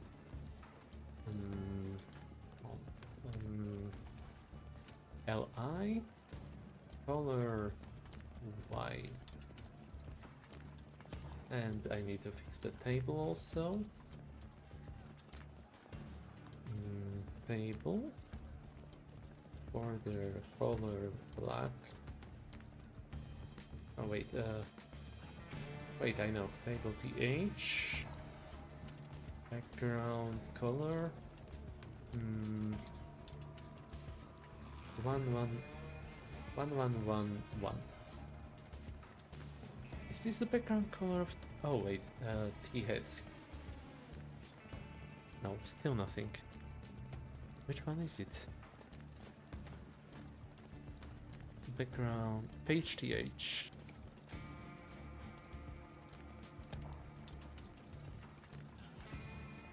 Okay, this works somewhat.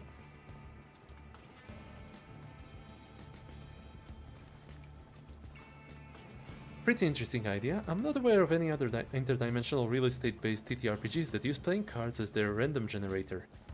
Honestly, this is something I've been experimenting with a lot lately, and that is, well, not using cards as a core resolution, but as the generator, because using two results at the same time, it just feels right. It feels good. It feels like something decided by the fate. I need to make the borders thicker.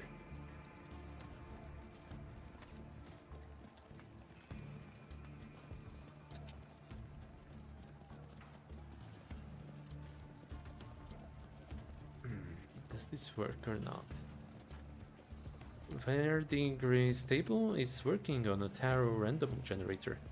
Yeah, I don't really like to use random number generators for personal reasons, but it is cool if another game uses tarots and it's working for them. Border color, border spacing. Maybe it's just table, or should I put in important?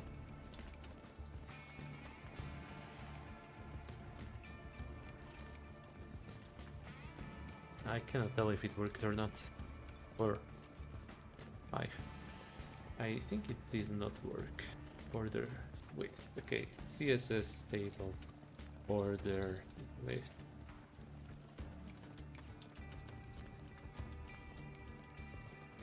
This with style color. Table PHTD border.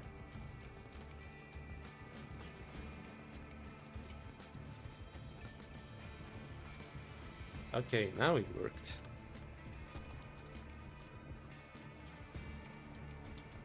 Yeah, it looks somewhat like blueprints, but despite styling it like this, I think I should comment it for now, because that's just gonna distract me a lot. Okay, resolution styles. I've been avoiding this issue long enough. Looks like I gotta go. Good luck on getting to a satisfactory stopping place this stream. Thank you so much, and best of luck with whatever you're up to as well. Have a good one.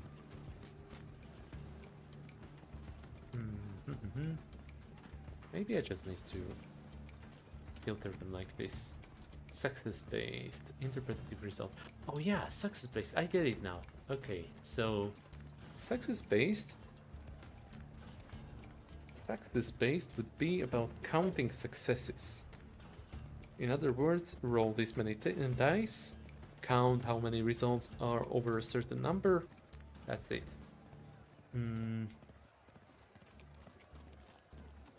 Just to keep it simple, I think I'm gonna keep it to d6s.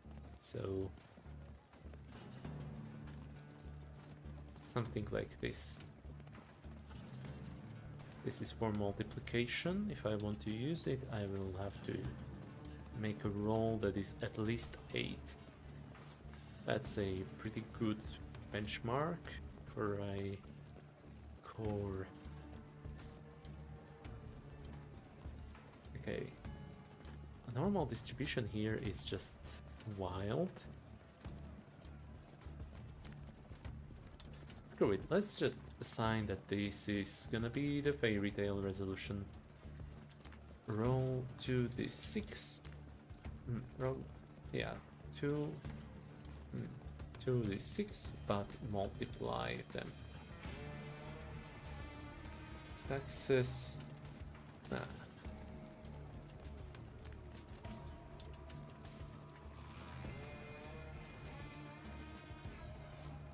Then compare them to the difficulty. Alright, alright.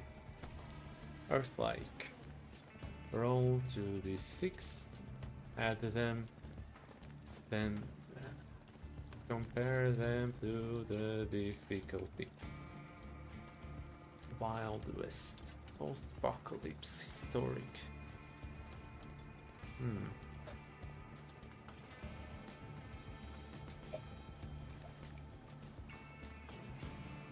Horror.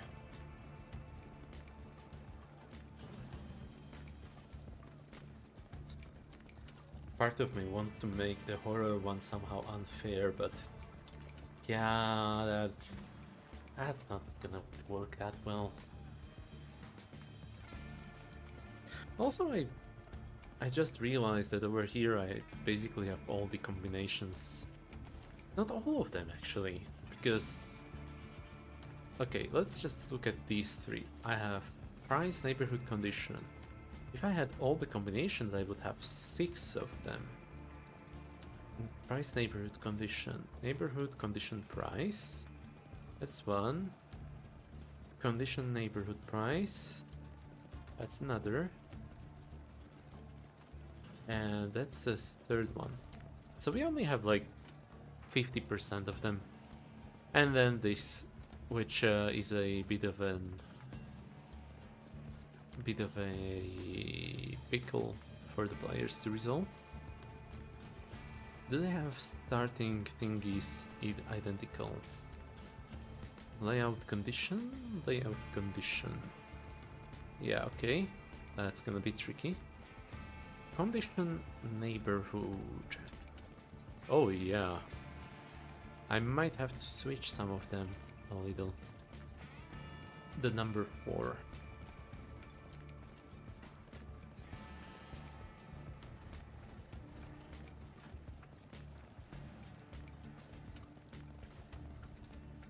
Okay.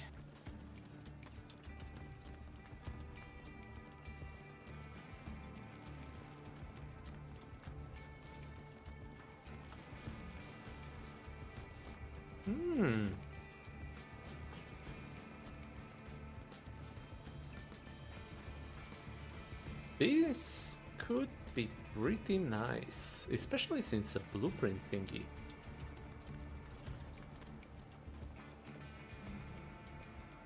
Then again, do blueprints work for real estate agents? I don't really think so. At least the building drawing would be nice. This looks like it could be pretty interesting. Alcatraz! Oh no! Hey, would you like to move into a jail? I know it sounds bad, but it's pretty good. I mean, look at the layout. Look at all the space that you will be able to afford there. Wouldn't you like that? Wouldn't you like any of that? This looks a little better, yeah. I'm just gonna... cottage map. Stone cottage, also known as Valkiel cottage. Okay. Anything else here? Created in 1933. Heading: houses, historic house museums. New York. Significance: it was built in 1925-26. Okay, but no known restrictions on images made by the US government. The images copied from other sources may be restricted. Online format. Right, Nexus. They do not own the rights, therefore it doesn't license or charge permission fees for use of such materials. Can grant a device permission to publish or otherwise distribute the material. Ultimately, the researcher's obligation is to access copyright or other restrictions and obtain permission for third parties when necessary before publishing otherwise disturbing materials found in the library. Distributing materials. Okay.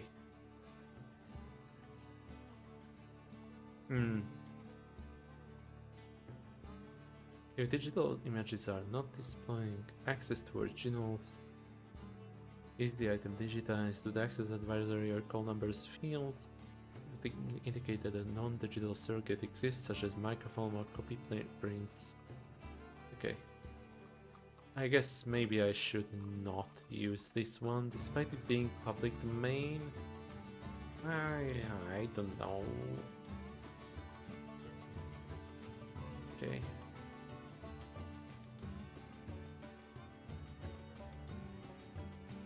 Screw it. That one image of a house should suffice.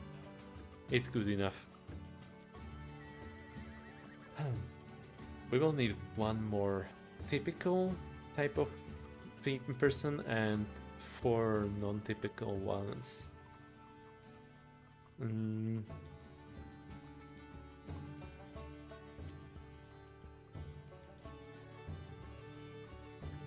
Okay, let's not do that. Let's not dwell on that. Let's instead have a look here. Resolution styles. Roll 2d6, multiply them, then compare them to the difficulty.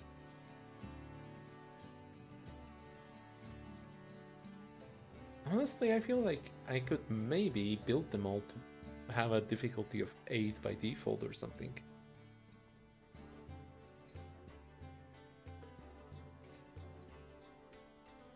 No, because 8 on 2d6 is pretty not as likely as 7.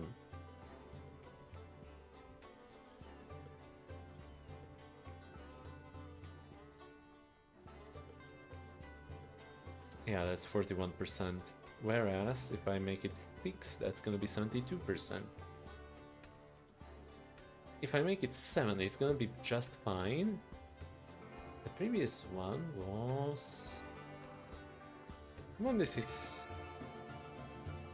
times 1d6. What happens if I put 7 in here? Oh, that's actually... Oh! 7. 7.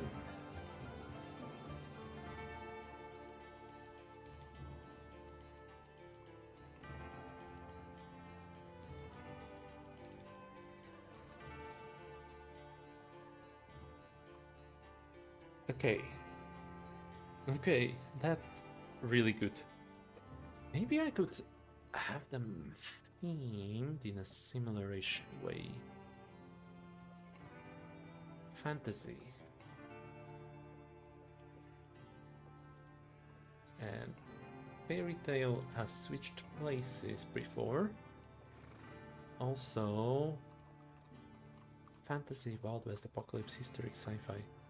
Yeah, okay. Here's what I'm gonna do. Post-apocalypse is gonna be planets. Planets. And this.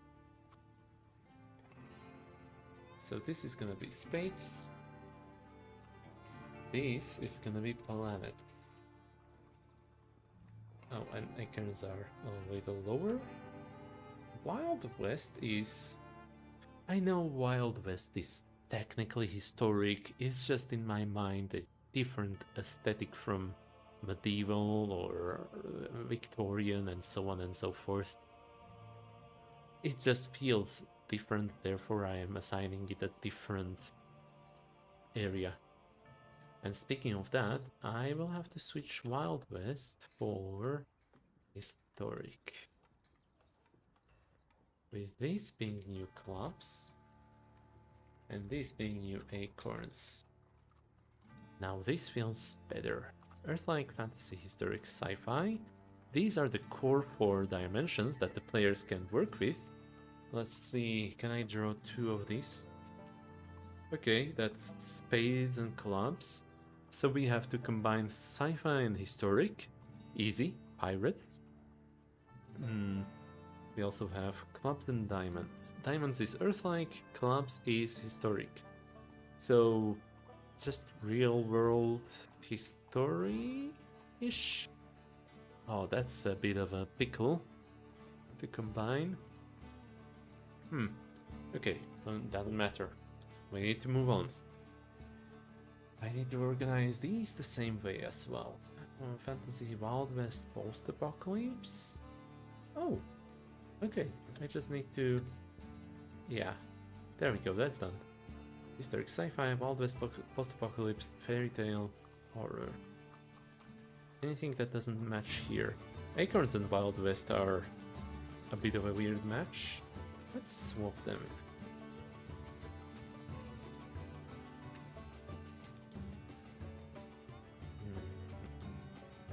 Fairy tale, Wild West here. This is acorns, this is clouds. Yeah, because it's a cloud of smoke or something like that. As for these ones, clubs, spades. I guess that works. Yeah, clubs is like sticks and stuff. So, yeah. Let's say that works. Now for the resolution styles.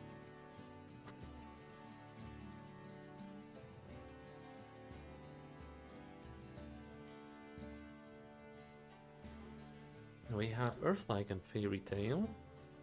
Fairy Tale being somewhat chaotic and stuff.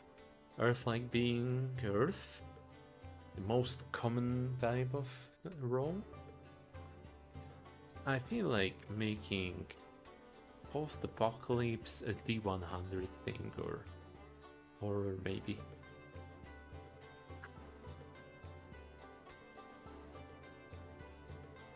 I'm not sure how D100 would fit here, especially after I said that I am gonna focus on using D6s.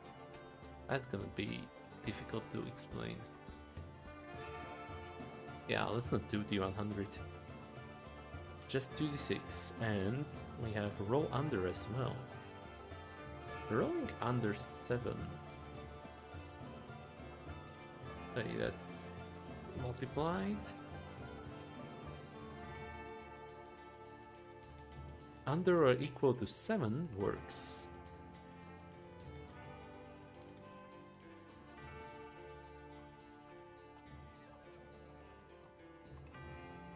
Okay, roll under. Let's do historic. Do the 6, add them. Success on a roll of at most 7.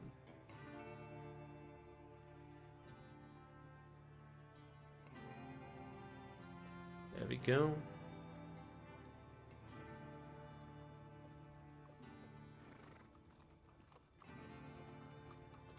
-2, +0, and +2. Distributing values these among the stats. Yeah, okay, that works. Realistic descriptions of flaws. Let's go with the open realist approach. Yeah, that works.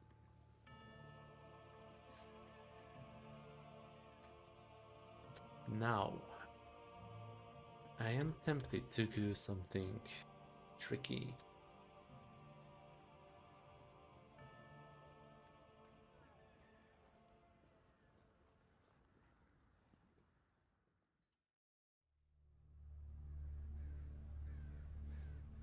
Oh, I don't like the look of that.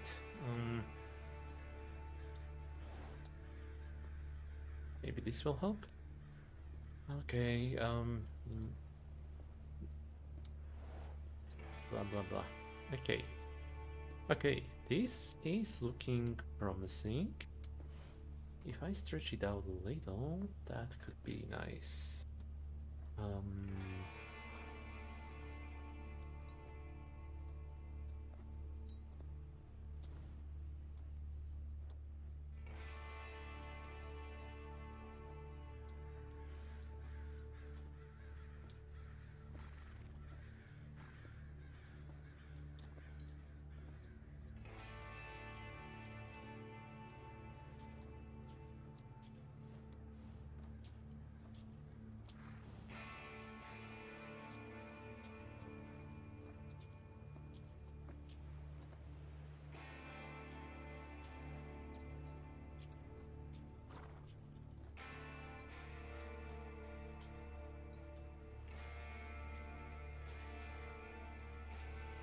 Almost. 60? 80? Maybe if I shorten that one, so 60 could be enough. Present the flaw as an upside, highlight the possibilities.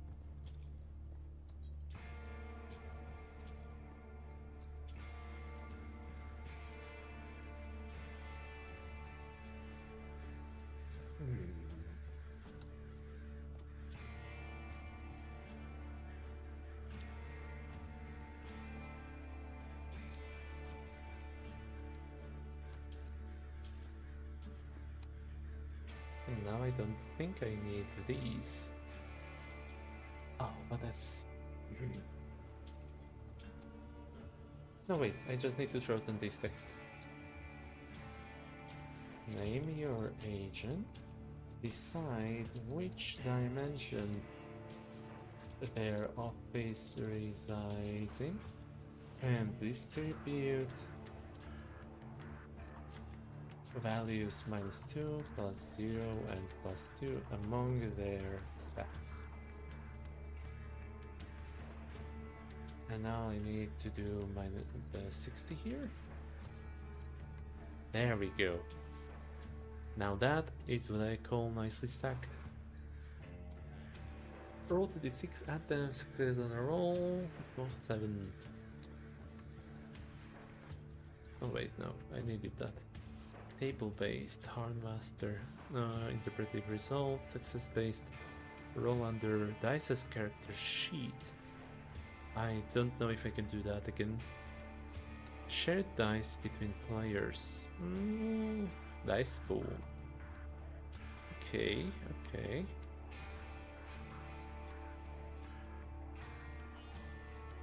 Okay. Now I have a bit of a downside though.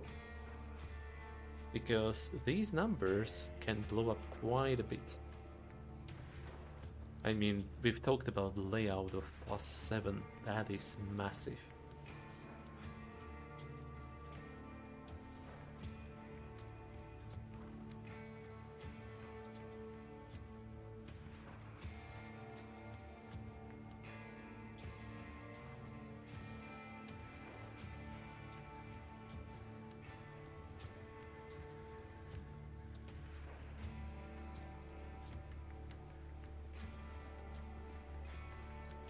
Okay. I need to finish this game today, but I also need to have a break, restroom break. Maybe I will get more ideas for resolution styles in the meantime.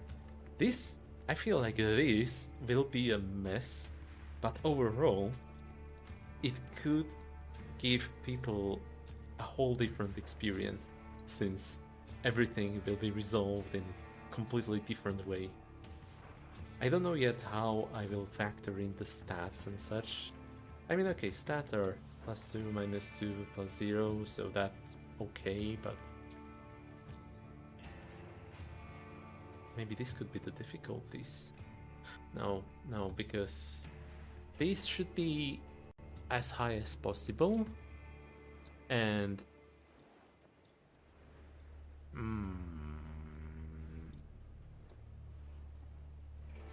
yeah, I don't know. Okay, break time.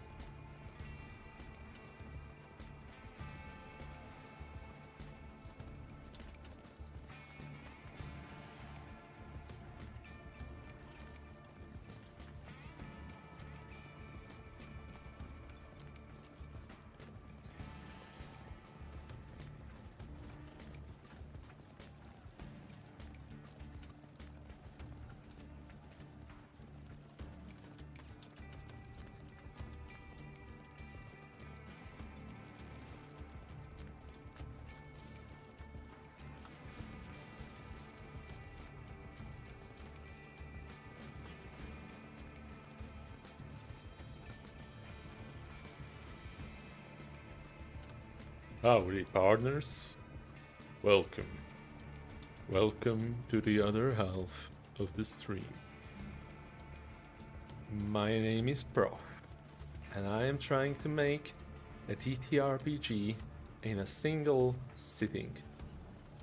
And I just had an idea. One might even call it an epiphany. Here's the idea. It's that simple. Well, okay, I'll also have to change the number 7, but 3d6. Where is it at 60%? 11. And this way, also at 11. Oh, that's at 10. Okay, so for at least, I will need to roll 11 or higher. At least 11. Oh wait, at least 10. For this, I will need to roll below or equal to 10. No, this is still higher. Okay, it's an acceptable error, but let's just replace these numbers with 10 for now. And let's do the real test. Multiplying all 3 rolls. Oh boy, you could get the 216. If you get at least... I think here 24 should be fine. Or maybe a 21?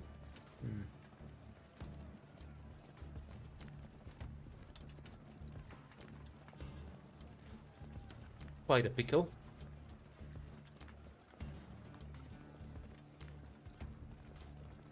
But I'm sure I'll work something out.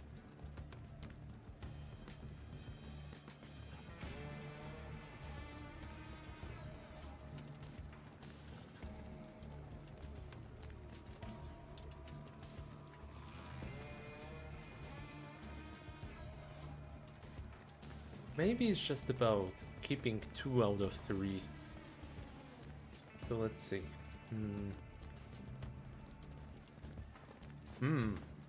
How the hell do I even program that?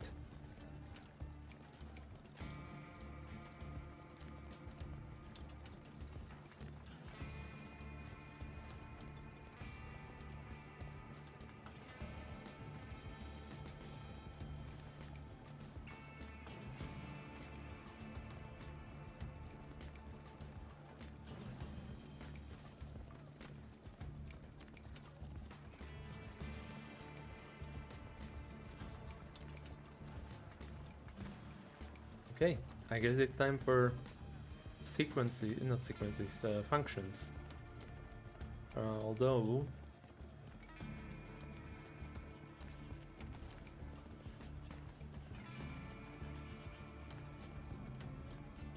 There we go.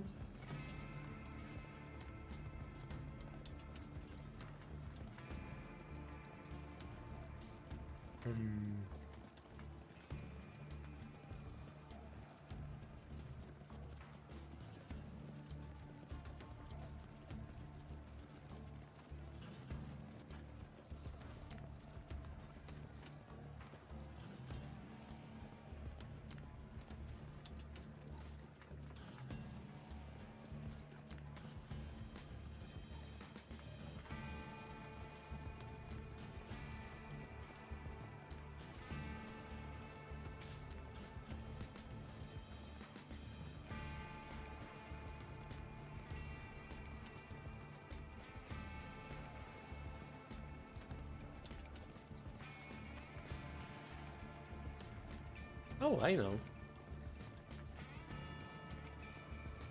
I just need to set a variable.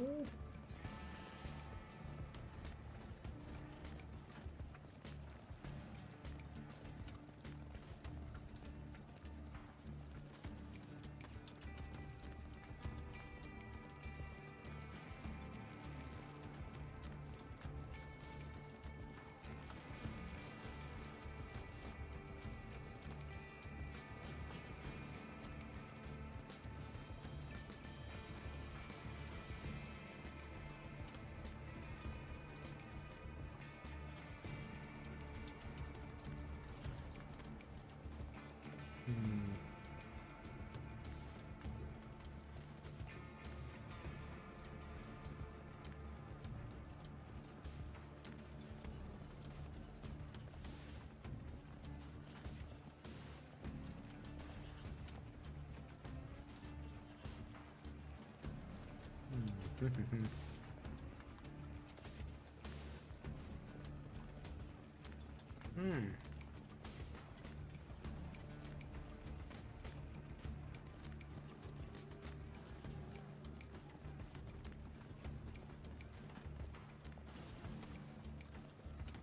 Yeah, no, because if I roll the same numbers, it's gonna be a mess.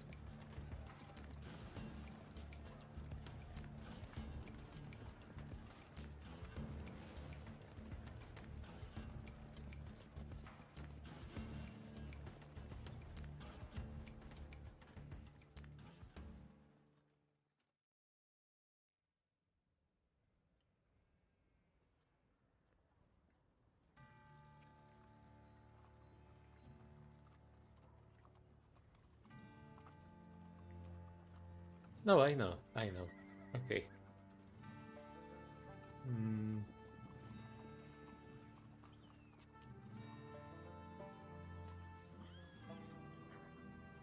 Conditional block. Okay, so I just need to do else. Okay, so if A is greater than B, else x times B.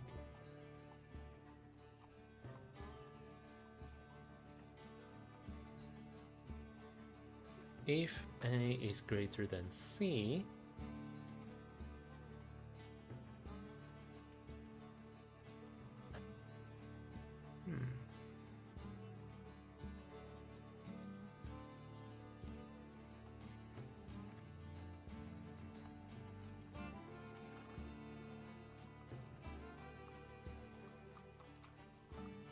can I combine two booleans?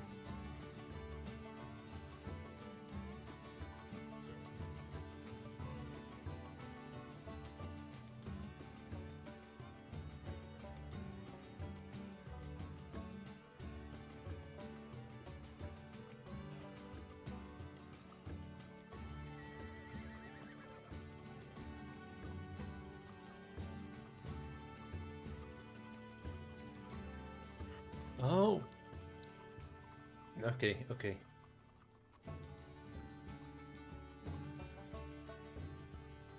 Hmm. I'm getting an idea. Oh wait, no, because this is just 0.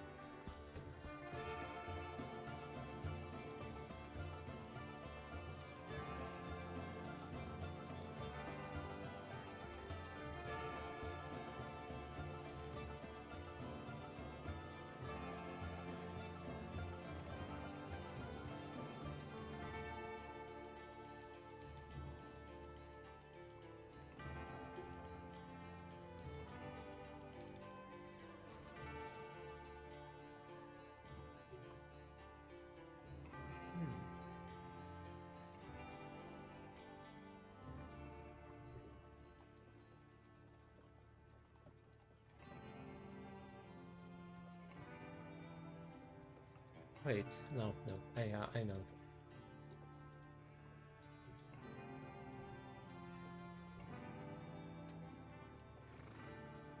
Okay, I think this works.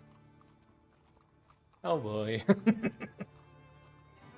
I assume I want to define an output, so okay, okay. Function library. Function maximal of the ID. Maybe I need to surround it with brackets?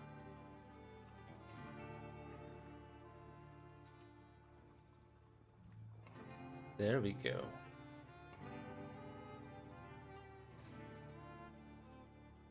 Okay, getting at least 10 is pretty good. It's a bit of a mess. 11 is... okay, okay.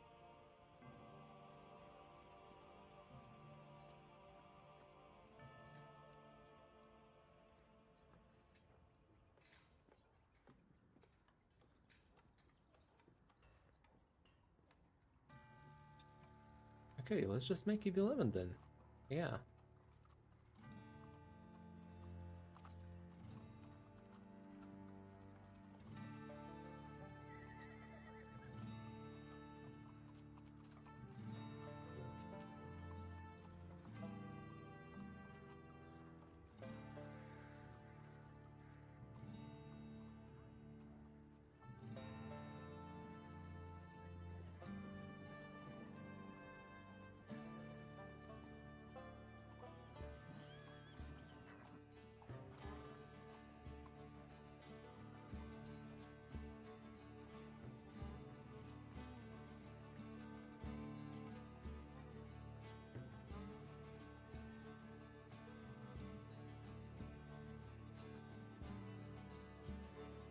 Let's just make the Earth like a little worse and deal with it.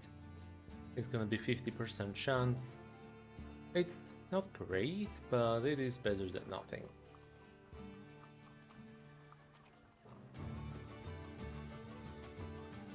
Now this allows us to do something else. For example, with Wild West, I was thinking of rolling 3d6 success if they arm a straight.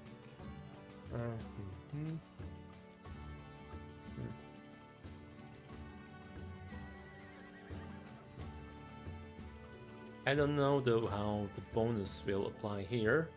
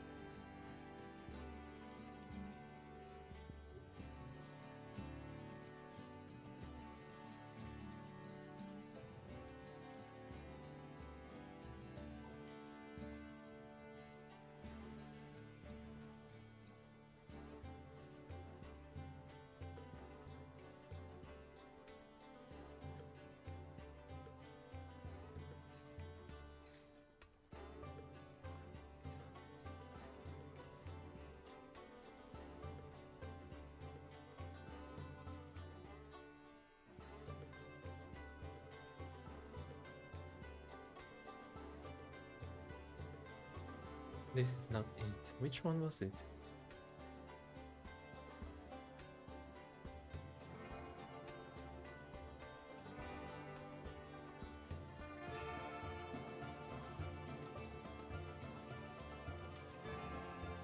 I know there was one die calculator online that would allow me to count how many matches there are.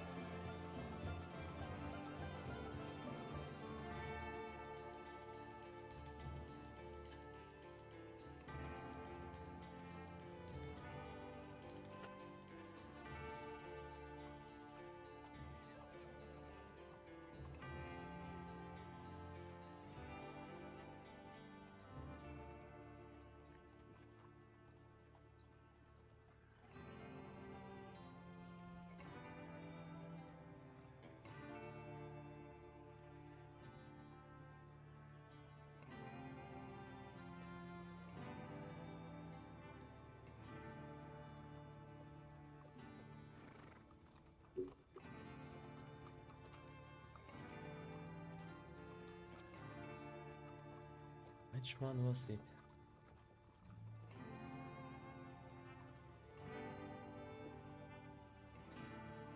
Oh, but yeah, hold on. Speaking of that,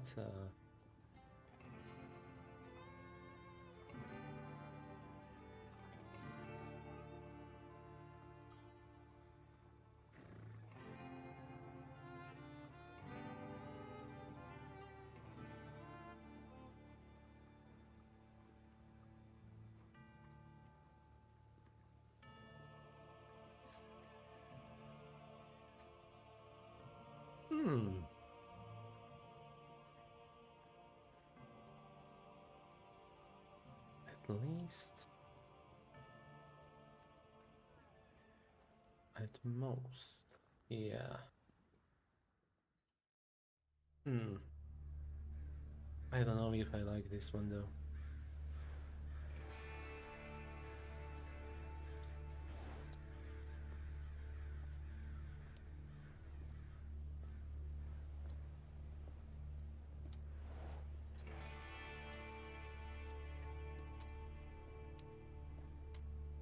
Oh wait, yeah, there's... Yeah, okay, 11 works for this. So, let's make this the... Yeah, post-apocalypse I think works.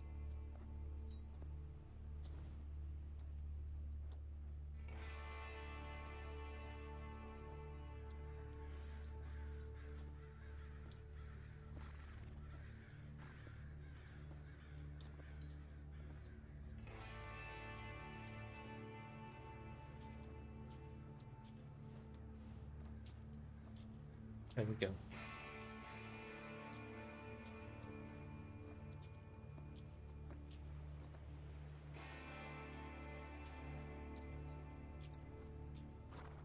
How would applying bonus work here?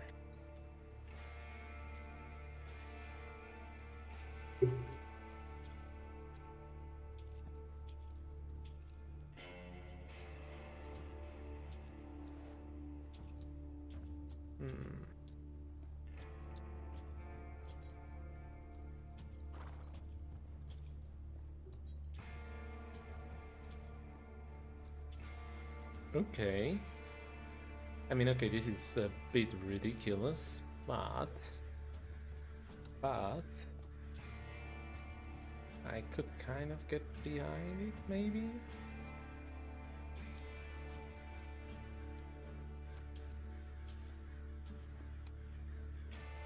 Oof.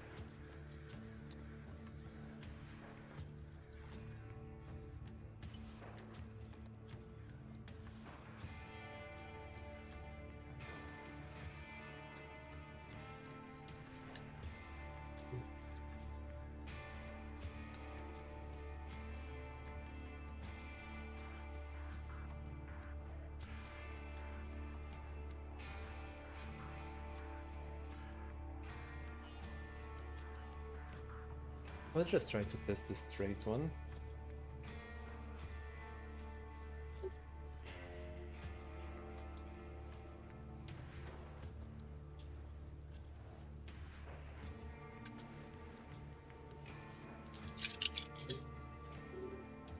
One, 34. Okay, so 1, 3, 4. Okay, one reroll might not be enough. With 2 rerolls, I got 1, 3, 5, which I know is an odd straight in... I forgot which game it was, but I tested it on the last stream a lot. It was pretty fun.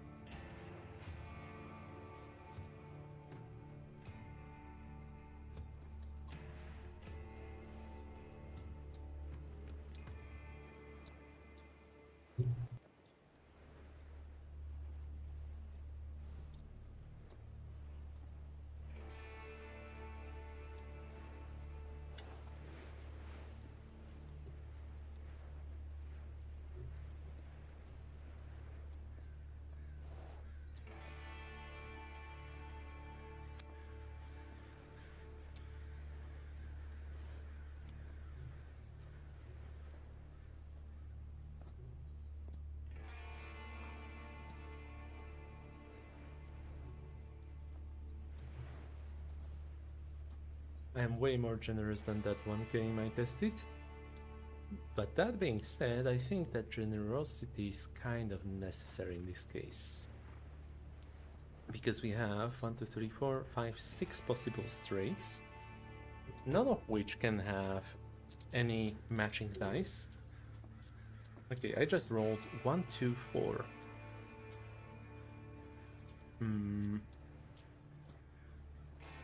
If I had a +2, I could apply it to 1, and therefore get a 2, 3, 4. That's a success. I have 2, 5, 2, which is awful. I will need to reroll at least 2 of them. 2, 3, 6. If I had a -2, I could turn that 6 into a 4. Assuming I used the -2 stat in this case.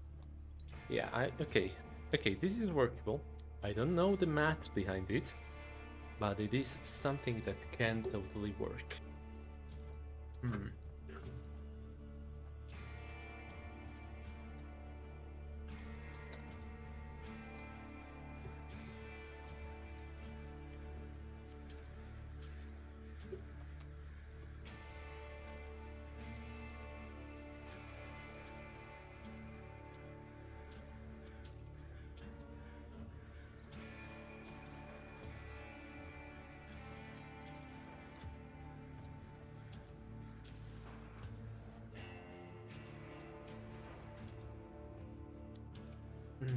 I don't like that.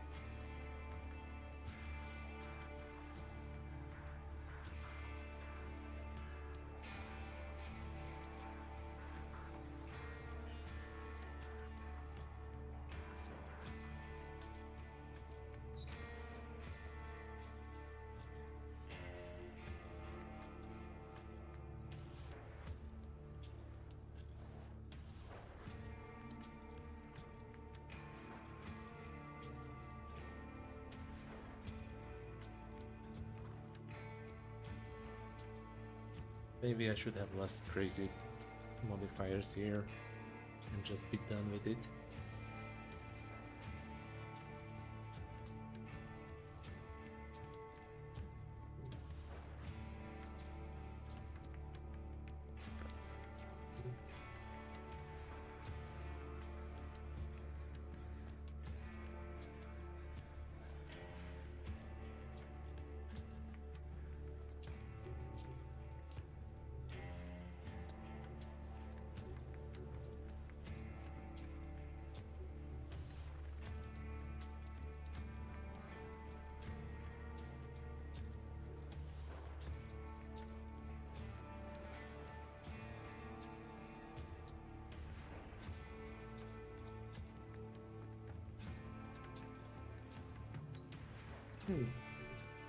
What kind of dice sequences do not make a straight? Okay, that's 4, 4, 4. That definitely doesn't make a straight.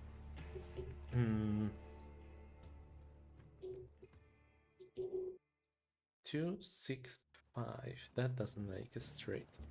Unless I were to change 5 into a 4, in which case it does. 1 to 6 doesn't make a straight. And I don't think I could add or subtract anything to help it, so I'm gonna reroll the 6. And that's a 1. But that certainly cannot make a straight. 1, 3, 1, 4, 5. I'm gonna reroll the 1. That's another one, so it doesn't make a straight. 2, 3, 6. If I reroll the 6, that's a 3. If I were to add 1 to it, that's a 4. 2, 3, 4 is a straight. Okay, I mean, just by the guess of it, I think that is a pretty decent piece of mathematics for me. Also, I think I'm...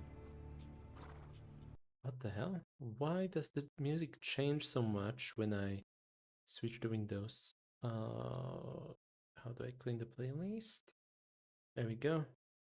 Let's just do something else for a bit. Fantasy? Do I want fantasy?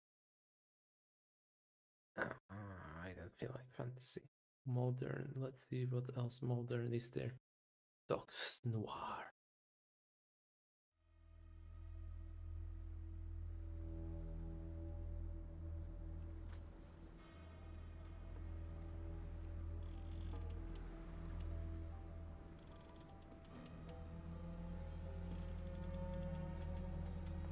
Oh wait, I accidentally switched the songs. Let's try that again. Oh well, I guess we are on a train now.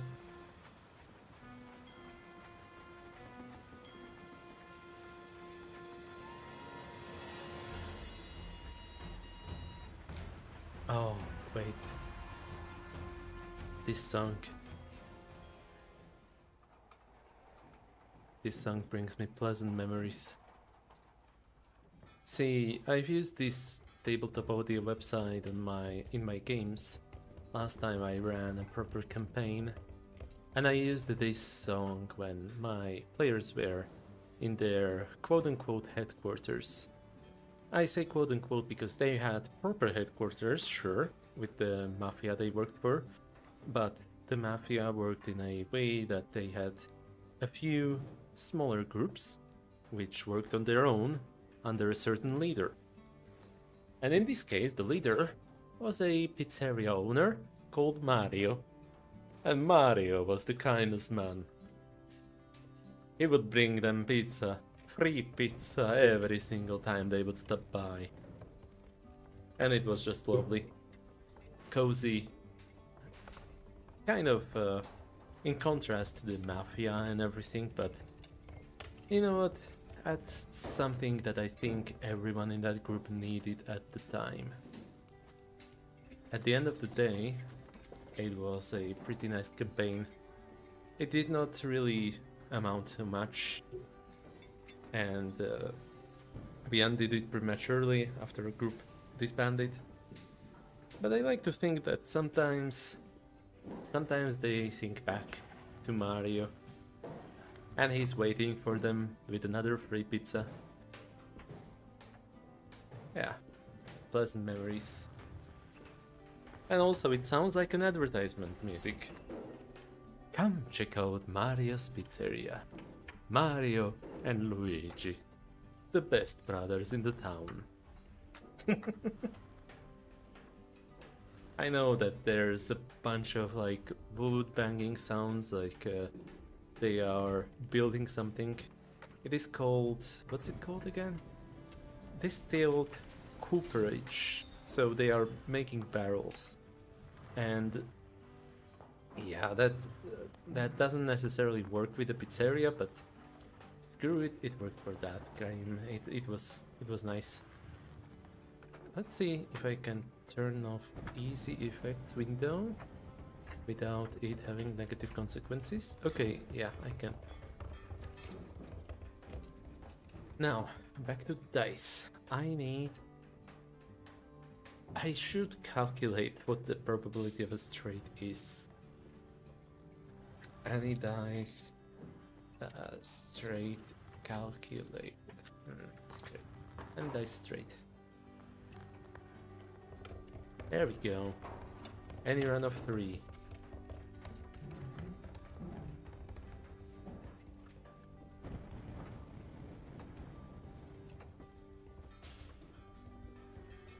The program that finds the largest straight.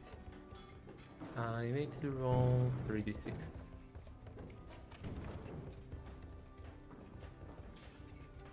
Okay, that's a chance of just 11%. Maybe if I allow the difference of 2 also, it will count for my stuff and make better chances. Magistrate. Previous one at S. That's 3d6. Run 1 best 0. Loop E over S. If difference of absolute E minus previous. Previous is the first die. If difference is greater than 1, run 1. Else if difference equals 1, run equals run plus 1. Previous E, best highest, okay.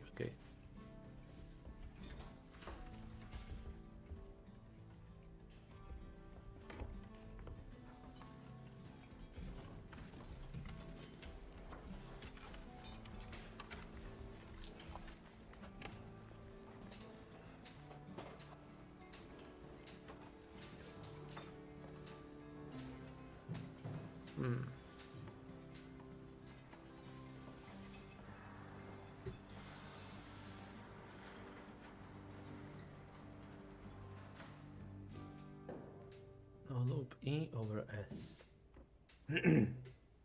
Previous is 1 at S. What does 1 at S mean? Is it the first die?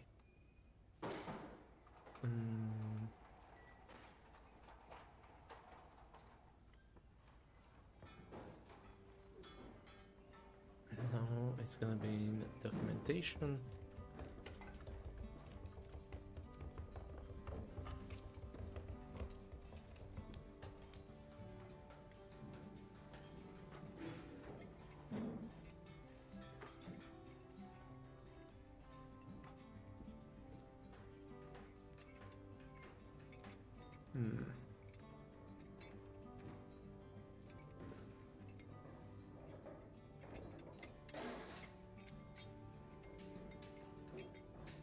You can retrieve individual numbers stored inside the value.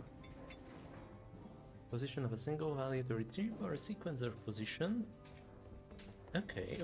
If you ask for a position that does not exist, the result for that position will be 0. Is this ordered in any way? Largest trade 36. I guess it's disregarding the order. No, I guess it's yeah, okay. It is using the order, and that's not that good for me.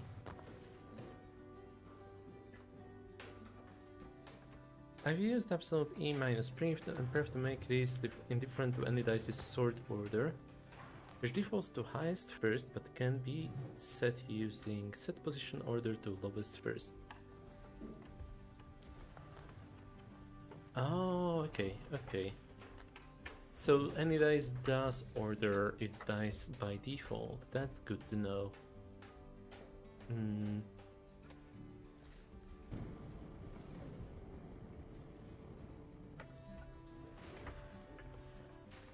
So this is ordering them highest to lowest.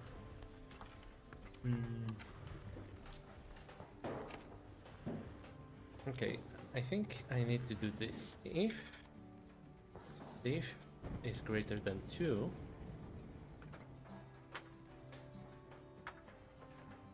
run is 1.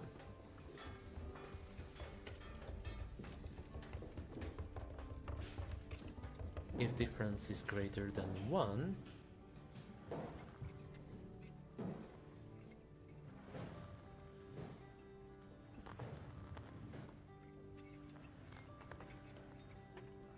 let's set run equals run plus 2. Otherwise, actually let's do this as an equal to 2. Previous E.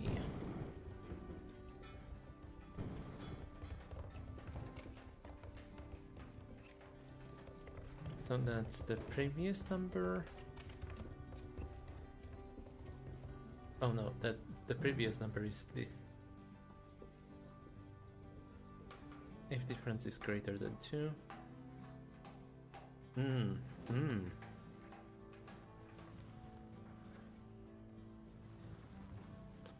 Okay. Difference 0. Oh, let's do difference 1.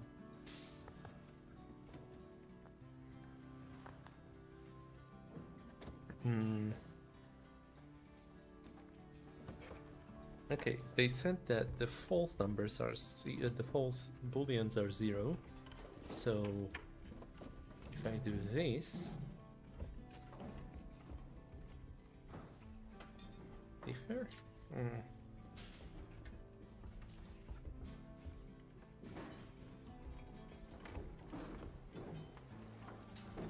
Okay, this will set differ to 2. This will set differ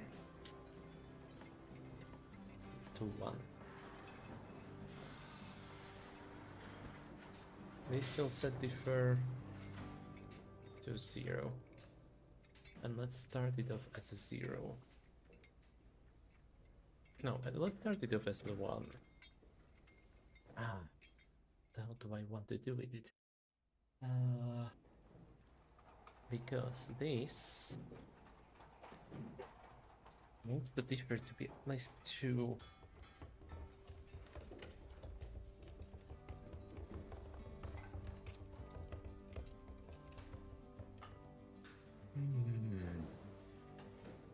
Complicated mathematics. I could easily leave it behind, and I mean, the rerolls skew it even further. I could also, purely in theory, ask ChatGPT about the mathematics, make me a Python code for this, and it would do, but I don't know. I like the fact that I am doing everything on stream. Whatever. And count matching dice.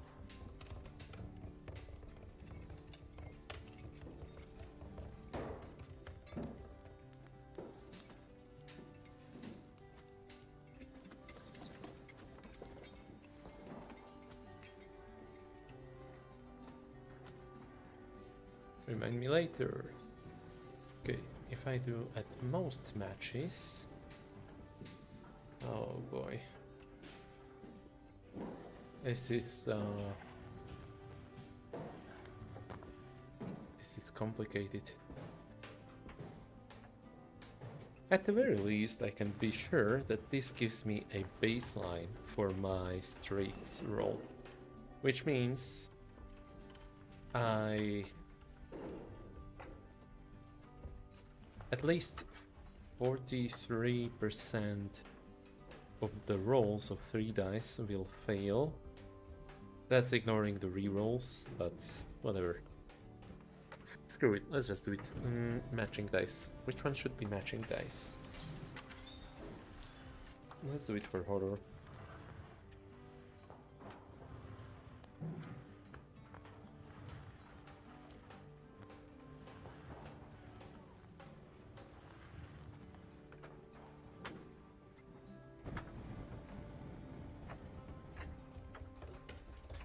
I kind of feel bad about it because this means that at least 2 matching, that's less than 50% chance. Maybe if none of them are matching. Or maybe I need to allow a reroll. Yeah.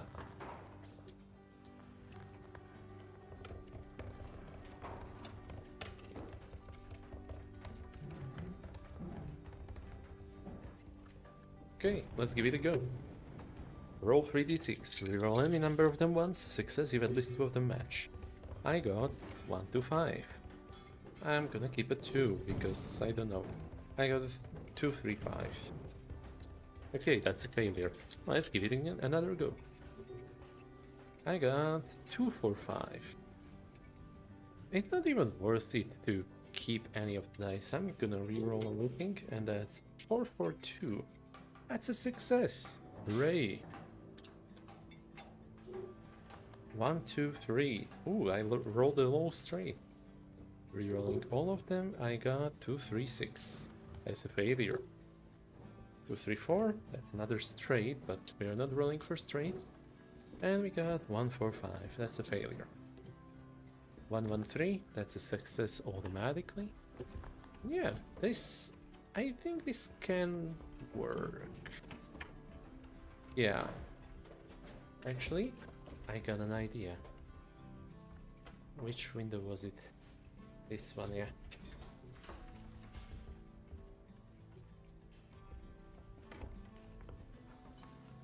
Mm, 0.55555. How much is that again? That 5 nines.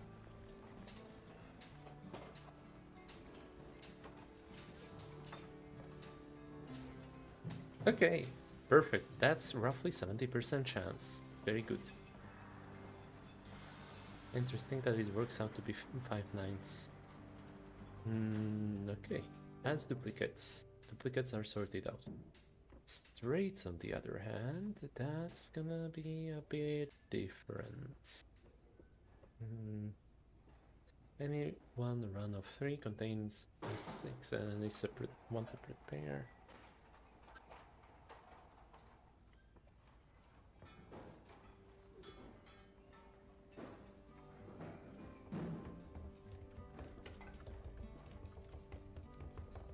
Success counting and comparison count in.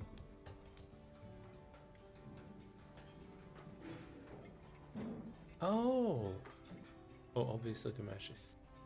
Rolling evens on 2d6, rolling above 3 on a d6, counting 6 is double. Oh. Interesting. It helped with any dice for mixed pool, counting, odds, overall complications.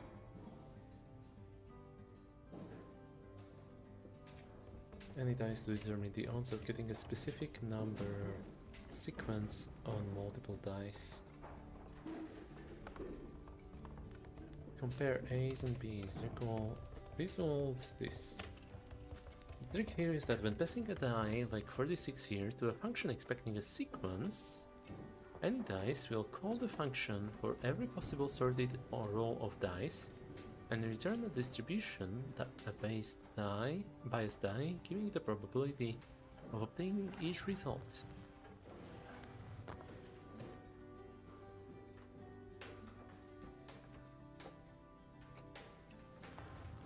I mean, let's give it a go. Oh, okay, so if I do something like compare 3d6 and 6, 5, 4, that's gonna be 97%, no, 2.78% chance.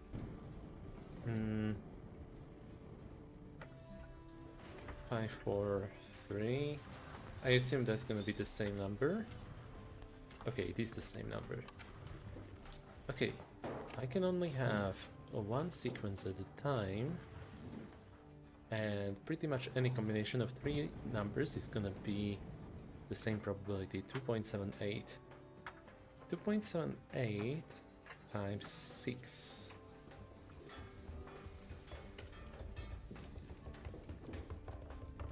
That's 16.6666. Okay. Which is roughly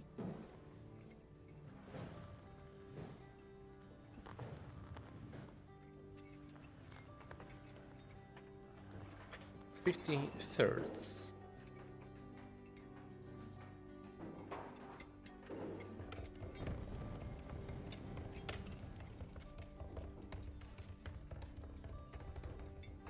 Oh, wait, no, I need divide it by 100, so 0.50, that's 1/6. Oh, I do not like that. I thought it would go the other way around. Maybe I need to do this. Huh.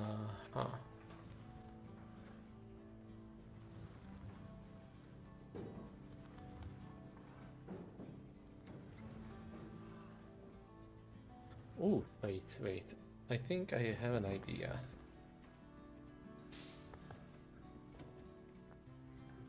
So, plus this, plus this, plus this, plus this, plus this. Let's just make sure this will work. 3.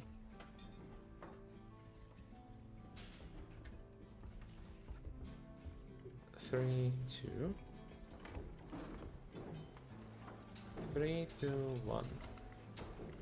6, 4, 2. 5, 3, 1. This song is going on really long. Why is it not switching? I don't know why you work like this, tabletop audio.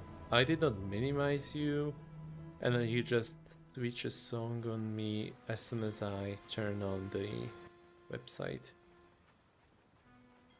But sure, I guess you can get away with it for now. Okay. At least one of them is gonna be 15.55. Wait, 15.55? Why not 16.66? Did I miss one? Or was I assuming one extra?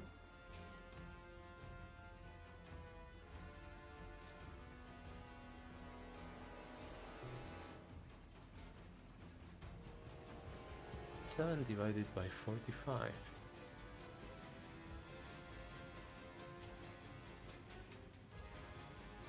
Six, 4, 2, 3, 2, 1, 2, 5, 4, 3. 5, 6, 5, 4. That's 6 of them, yeah. So how does it add up to just this? When a single one is this. 2.78.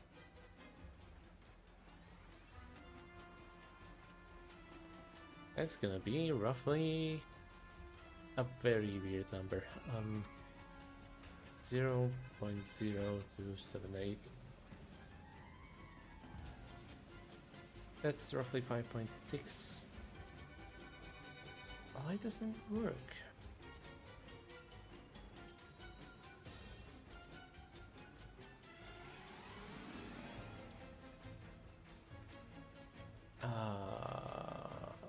What? There we go, that's... Oh, okay. That's the familiar number.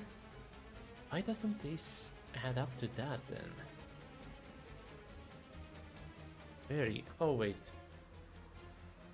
No. Oh. Okay. 0.1555.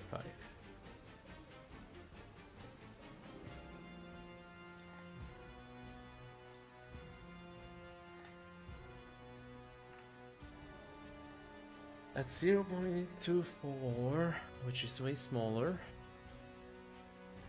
And if I subtract, that's gonna be a very big number.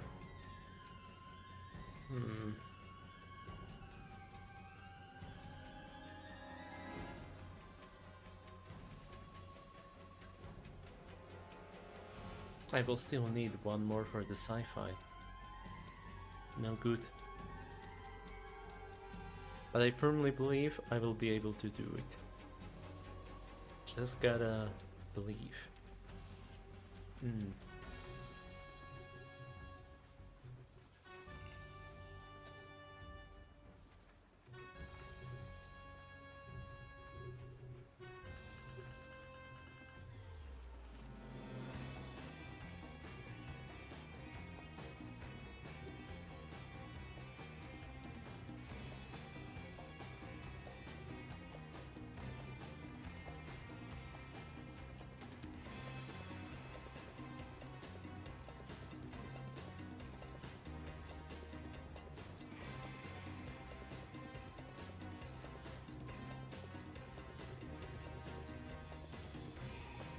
Okay, up to a pretty good progress, I see.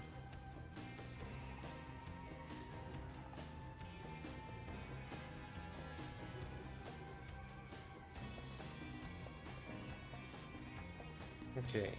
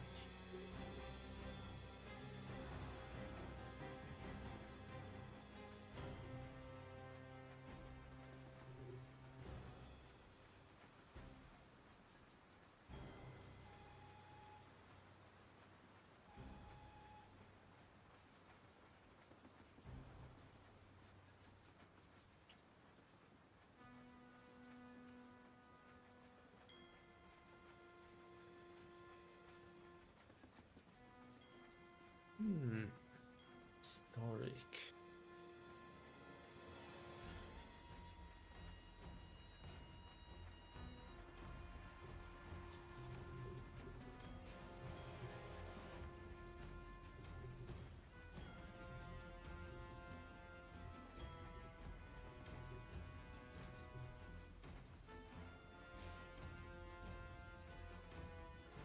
I kind of feel like giving the clients also a trait based on which plane they are from, which dimension. Yeah. Yeah, instead of these suits meaning what trait it is, maybe it's just which dimension they are from. No, wait, no, because... Hmm.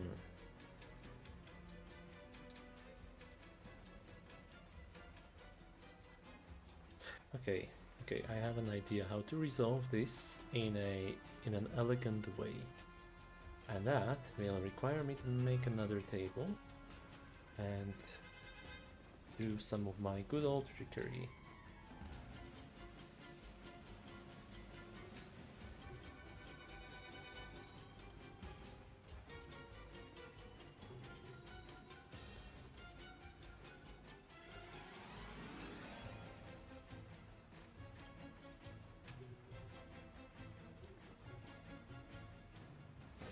Okay.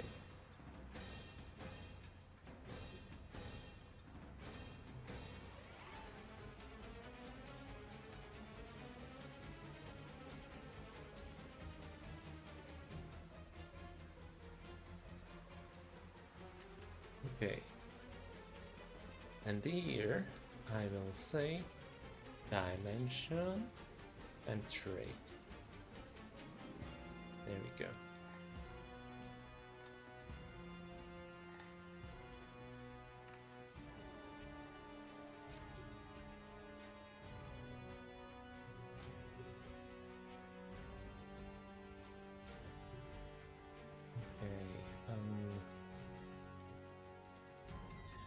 Earth-like, fantasy, historic, sci-fi, fairy tale, post-apocalypse, Wild West, and horror. There we go. Now we are cooking. Because now I can assign each of these a pair of stats, which will be decided by the rank that you draw. Yeah. Here I will add a note that this is odd. This is odd. This is even. And this is also even.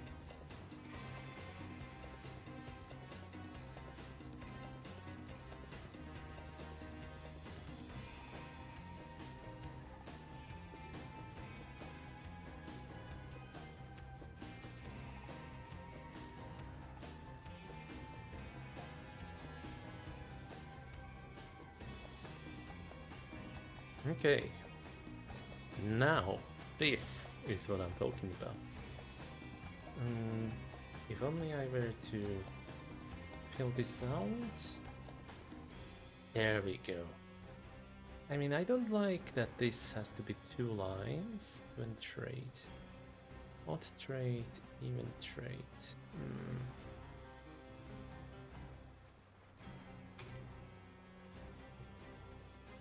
There we go. This is much better. Okay, so hides honest arguments, prefers deceptive. I don't know if I want there to be a preference per se. Let's just say that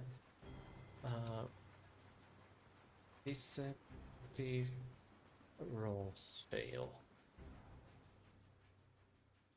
Honest rolls fail. Optimistic rolls fail. Okay, now it should certainly be. Yeah, that's what I thought.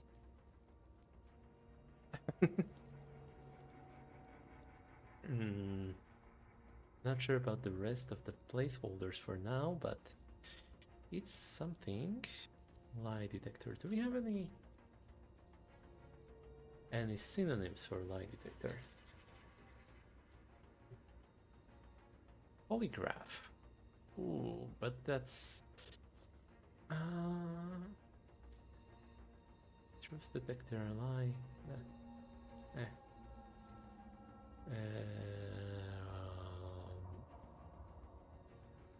Nah.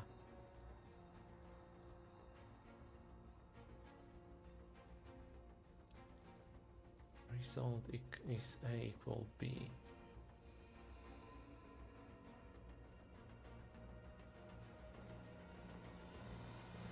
Oh, okay, I see. Yeah, this one still feels a little odd, even with the reroll involved. Wait, does it? So that's 0.1555.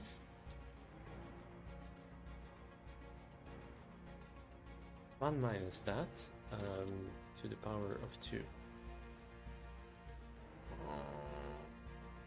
Maybe like this? Why is this so big?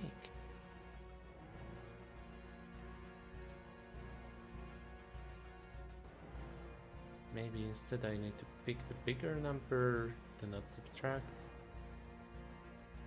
8445.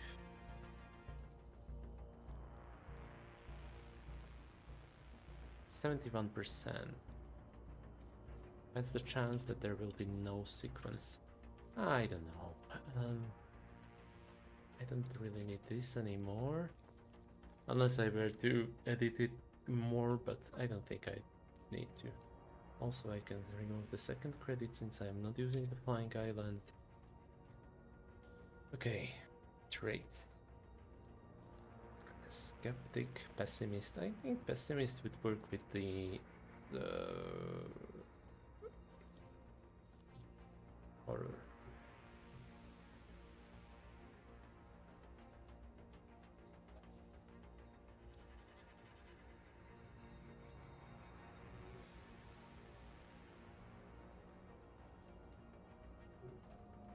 It's embarrassing, but I will look up what is the proper capitalization of post-apocalyptic fiction. I guess it's not capitalized. I did not capitalize sci-fi either, so...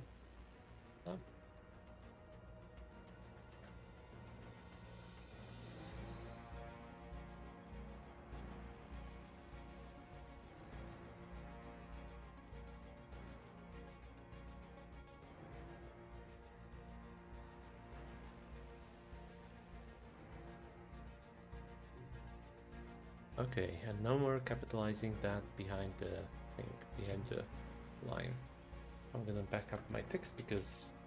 Holy crap, I did not back up any of it so far. Now. Interdimensional real estate. Amounts, okay.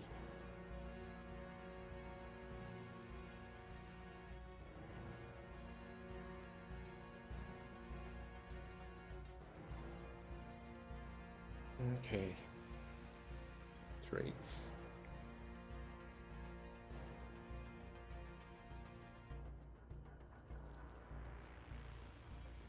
Hmm.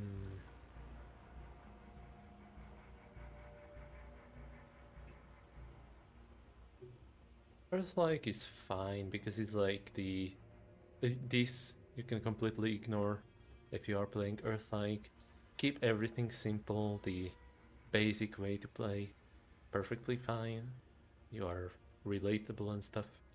Fantasy. Oh wait, no, I wanted that to be fairy tale. You can issue commands to animals that don't want to hurt you, and you can understand such animals.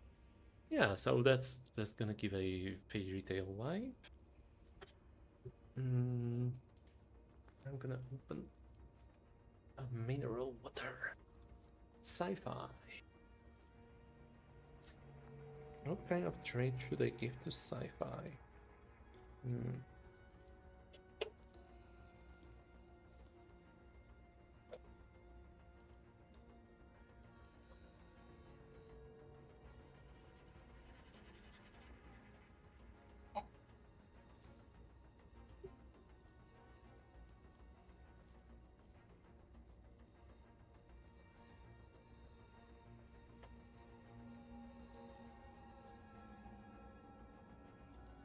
Wild West horror.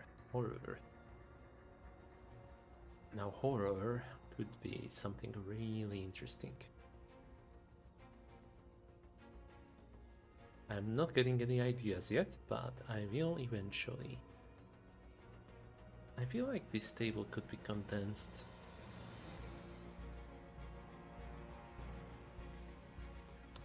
Oh, I have an idea. I don't have to have that table this way.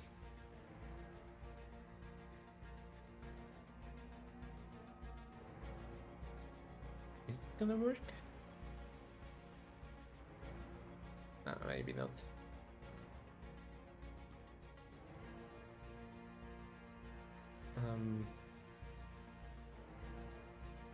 Well, it's no content.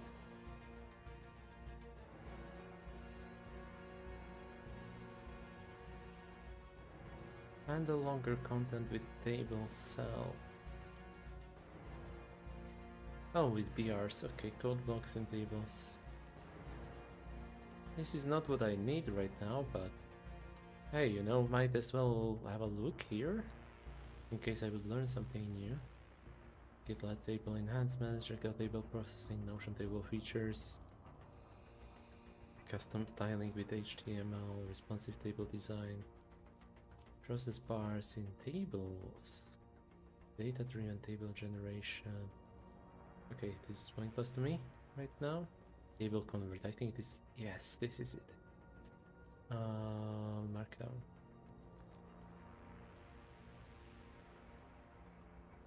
Okay, here is an experiment.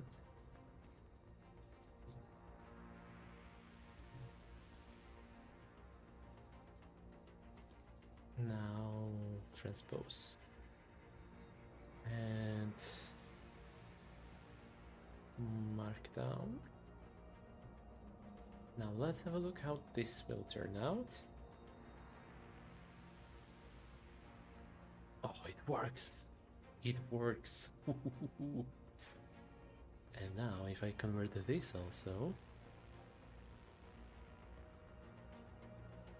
Wait, transpose.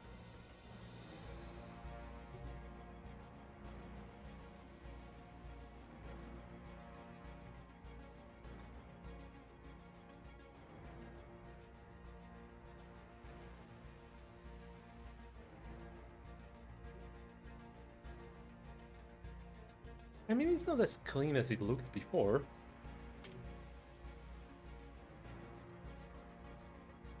But that being said,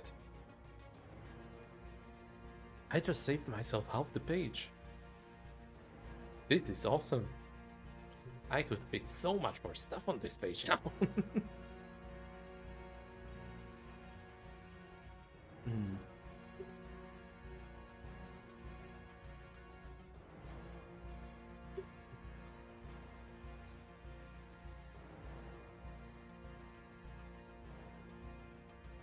I'm pretty sure I could do the same with this table. And possibly with this table. Okay, the other one would probably end up... No, no, no, no, no, no, no. That works. Look. Just gonna copy this. This, transpose, copy, and paste. I said paste. Oh, that's not good. Yeah, that's gonna stretch stuff out, and if I were to turn around just one of them, that would not work. Neighborhood. Maybe something else for neighborhood.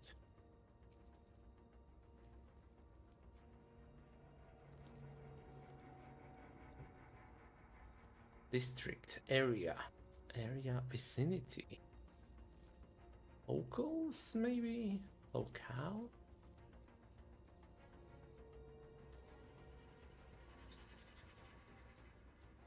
Place, especially with reference to a particular event, the scene of setting as a novel, a place, spot, or location. That's not gonna work for me. Zone, locale, locality, vicinity, region, precinct, suburb, part, section. I guess neighborhood has to work. Sad that it's stretching it out like that, but it is what it is. Okay.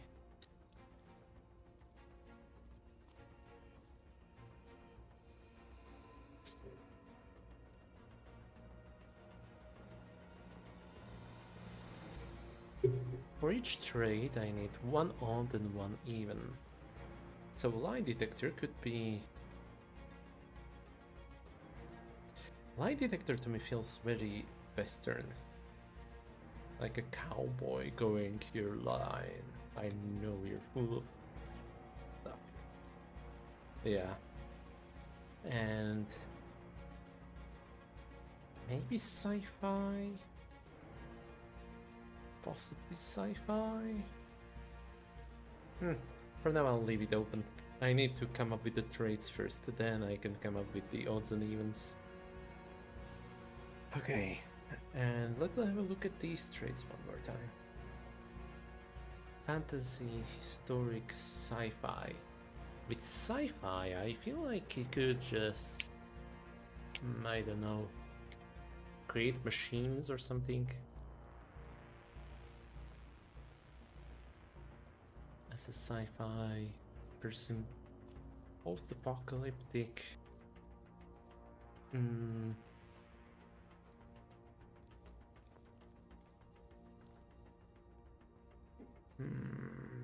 Wild West horror.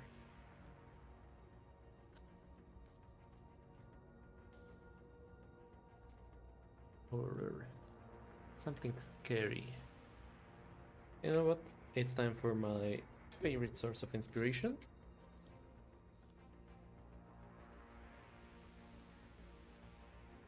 Okay, I need to find something scary. Something really scary. Something outright horrifying. Living creatures feel the aura as unsettling, sinking feeling that is deeply disturbing. They gain the overwhelming desire to leave the aura as quickly as possible unless they have an extremely good reason to stay.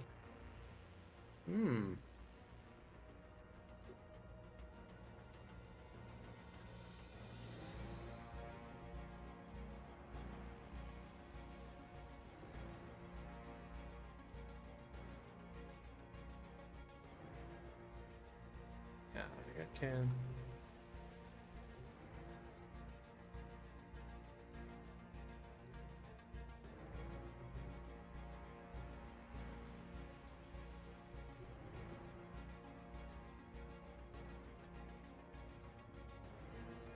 Yeah, that works. Let's just have a look here, see if something inspires me. Which one could be post-apocalyptic or something? Cowboyish. Cowboys. Increase all your rolls you make to interrogate, discern lies, and gather information. Others will completely ignore you as long as you look like you belong and you don't do anything alarming. If you aren't already pursuing a bounty, they'll side quest, okay? A quest giver will give you a significant portion of the reward in advance. Word of your quest travels far and wide. After overcoming a trophy. Okay. Hunter's Quarry. At any point, you can make the GM tell you about all dangerous and noteworthy monsters in the area, and reveal their locations to you and tell you a relevant fact about each. Screw it, I'm overthinking it. Let's just make it so that Wild West, real estate agent.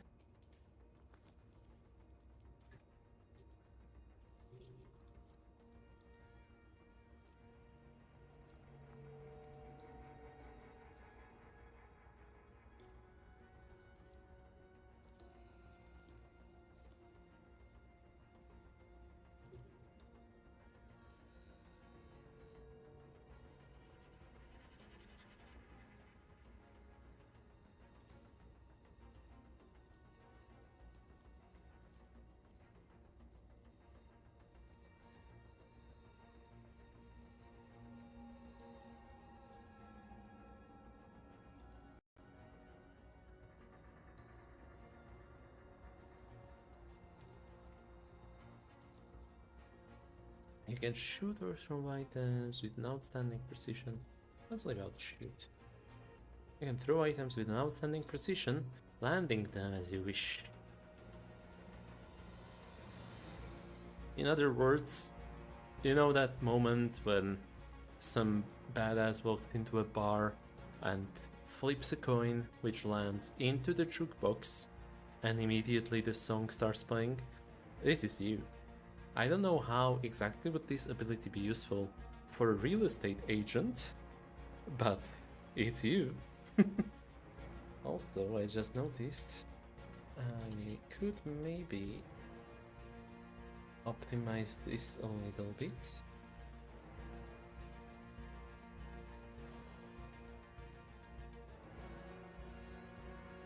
There we go, that's better.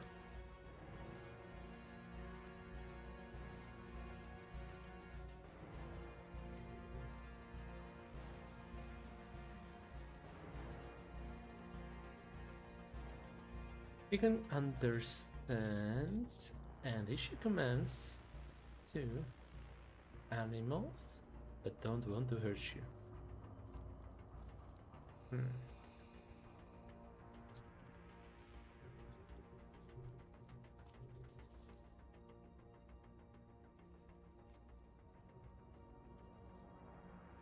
Perfect. Okay, typical historical trait.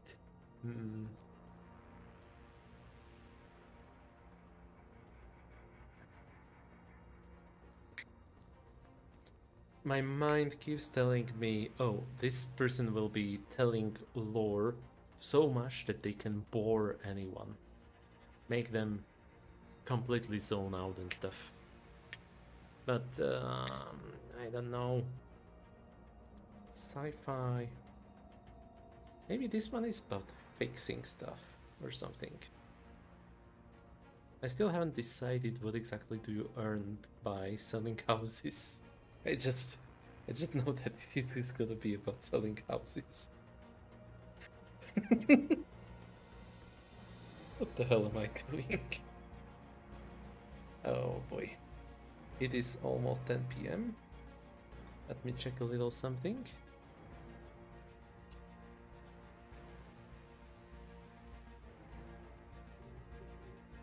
And let's see what's over here.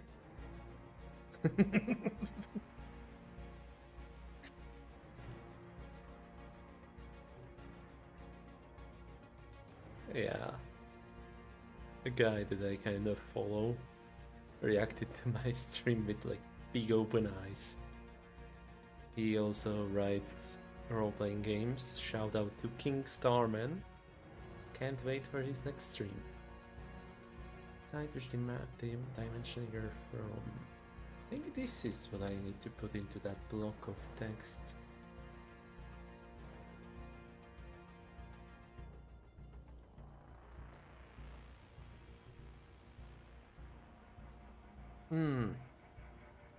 I just noticed what that did. I don't like that.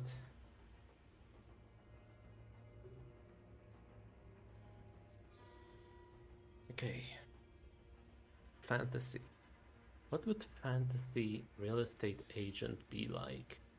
I could give him spells or something, but like, come on. That's meh.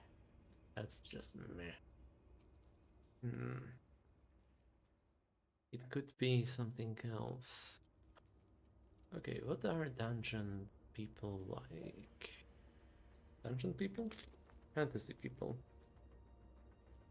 They have dungeons, they live in a world full of dangers. They are likely heroes fighting monsters.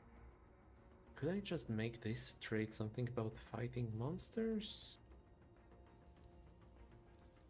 I feel like I could make a trait that is like, oh, you can improve a building, but that feels weird because I don't know. That could mix stuff up, especially if there were multiple players at the table. So far, I've been treating this as a solo or duet game, which you could in theory play on your own, and probably you would be best off playing it with some game master.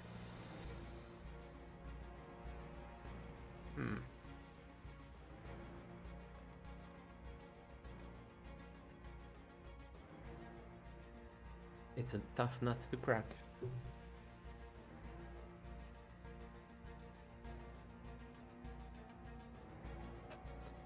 My instinct keeps telling me that the fantasy should just be magic. You can do magic. You can turn invisible. I was gonna say elements first, like bending elements, but turning invisible?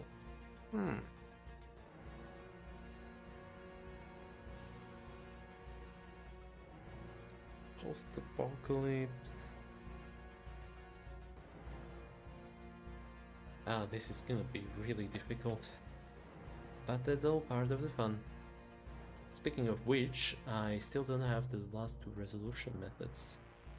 So this one is rerolling number of them once, successive, at least two of them match. This one is roll 3d6, reroll any number of them once, success if they form a straight. You may apply bonus to one die. Let's just give that one more test. 3, 5, 5. If I were to use my -4, boom, it's 3, 4, 5. But that's kind of crappy of me. I should probably say that before I make a roll. So let's make a roll with my +1 stat. Let's say I am making an honest argument or something. And that's, oh, 1, 3, 5. I don't need to apply it. Yeah, I don't need to apply it. I just said may. It would be awful if you had to apply it despite already rolling a straight, so let's not do that. One more chance. I'm gonna make it using a +1 bonus. That's 4, 3, and 6. This is awful, but I could keep 4 and 6, reroll the third die, and if it lands on 1, 2, 4, or 5, I am done because... Oh, I rolled a 3, of course. Because if that were the case, I could...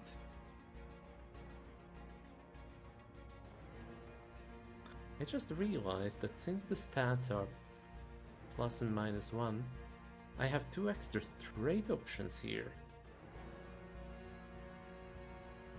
Or maybe more. Hold on.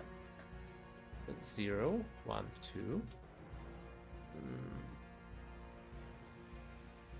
You may apply your stat bonus, your used stat to one roll, to one, yeah, one result, one dice result.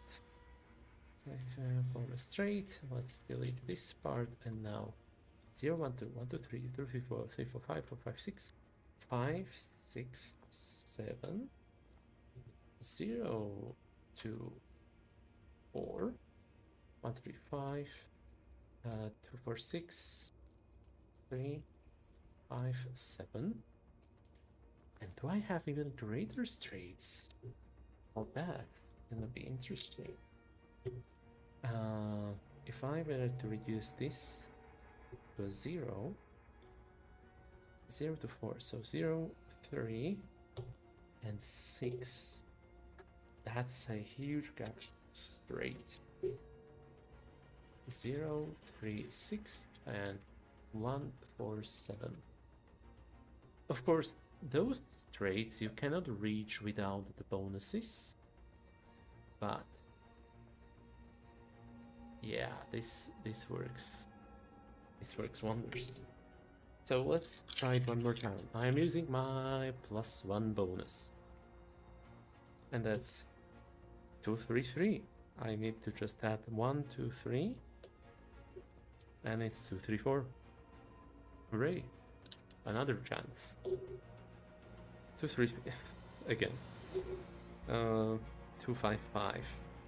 Okay, 2, 5, 5. That's gonna be a bit difficult. I could reroll 2 of them and see what happens. Because as far as I can see, 2 and 5 are not in any of the straight together. Yeah. So let's just keep a 5 and reroll 2 and 5. That's 3 and 6. I add 1 to number 3. 4, 5, 6. Hooray!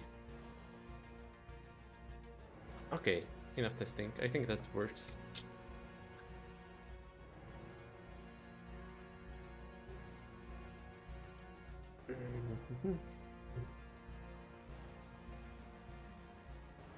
Maybe instead of listing all of them, I should say that it's a sequence where the middle number has same difference and compared to the other two numbers. I don't know yet. For now, it's just gonna list all of them, I guess.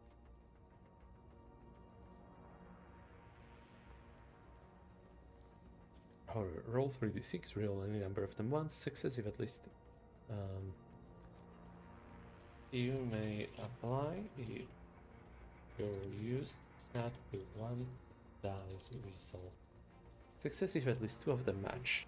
Okay, I am using my +1. And oh, 2, 5, 5 already. 6, 6, 4 already.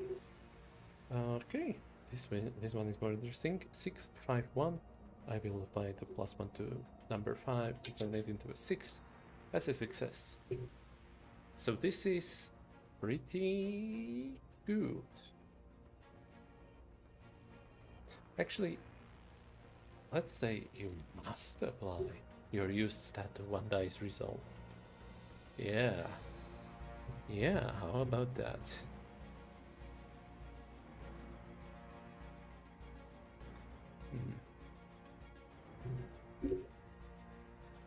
More drink. And I need 2 more resolution ways. One of them should be fantasy, one of them should be sci-fi.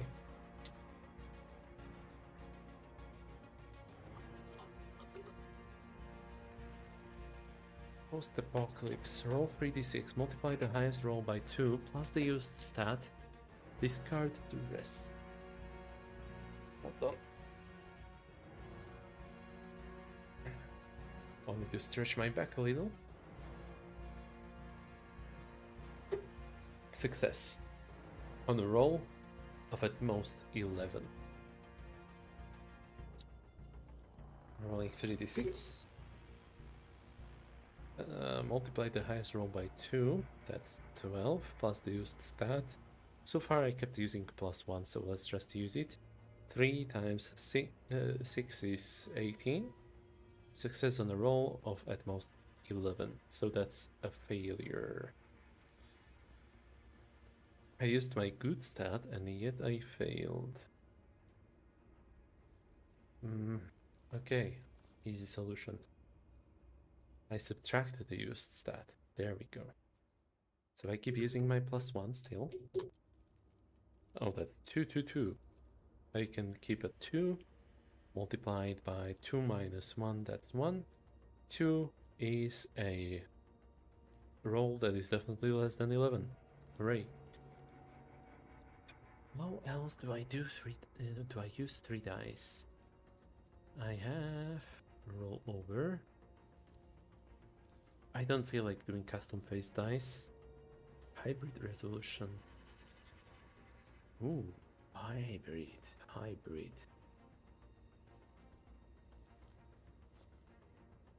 Roll and keep, that's a different one. Oh yeah, successes, of course.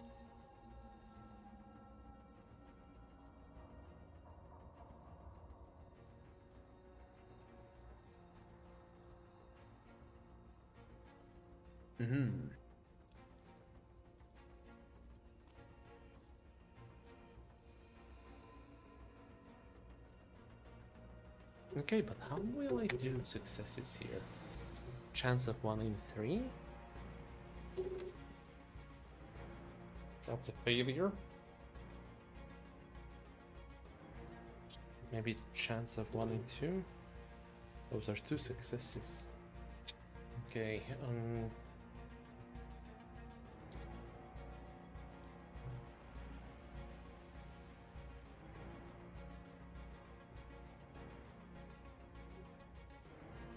0.5, 1/3 to the power of 2. That's 1/9.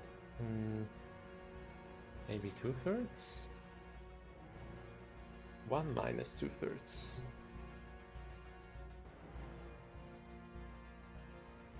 So chances of neither of those succeeding.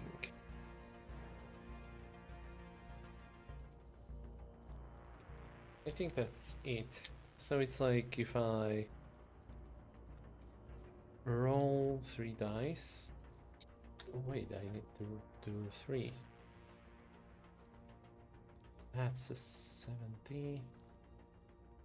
1/3. Oh, that's a big number. A half? I feel like the music did not switch again. That's what I thought. Seriously, why does it do that? And it's just the tabletop audio. Last time I streamed, I believe I used the music from a YouTube playlist and there it worked just fine. So that's curious. Okay.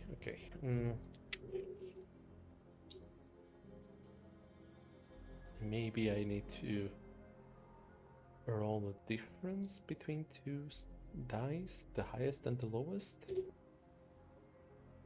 Okay, that's 5 and 2. That's a difference of 3. It is a weird one, but it could probably work. So let's take this and say output. Oh wait, A 3d6 output 1 at A minus 3 at A. How will this work? Okay, I think this... No, it doesn't. I thought this was gonna order them from highest to lowest. No, wait. Oh, still. Why the negative numbers? 3d6 is A. 1 at A minus 3 at A. If I were to reverse it, will it help? I'm just gonna flip it, yeah. That's what I was afraid of. Okay, well, either way, this gives us some interesting numbers to work with.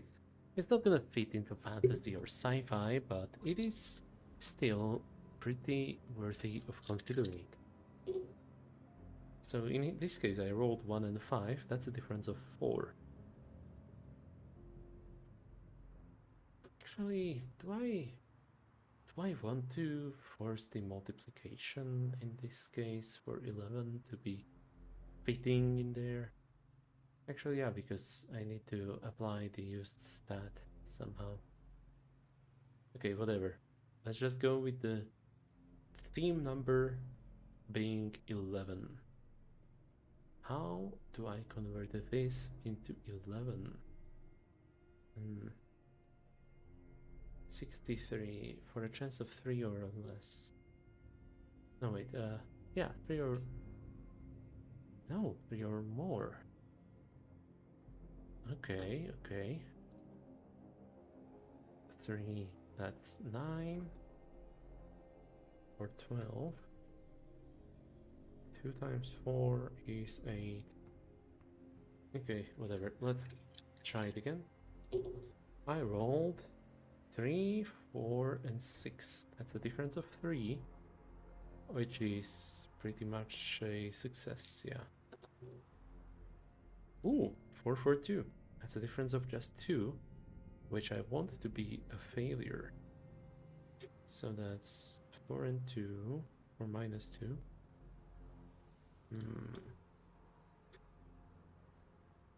I guess times 4.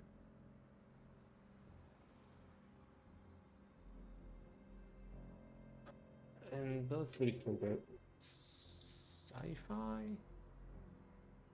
Roll 3d6 and subtract the lowest roll from the highest.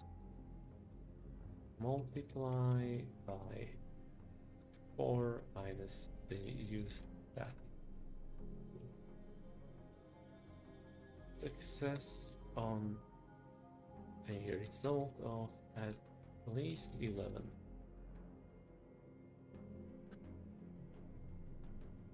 Okay, it's 10 p.m. I can make it. It's gonna not look great, but I think it's got potential at least.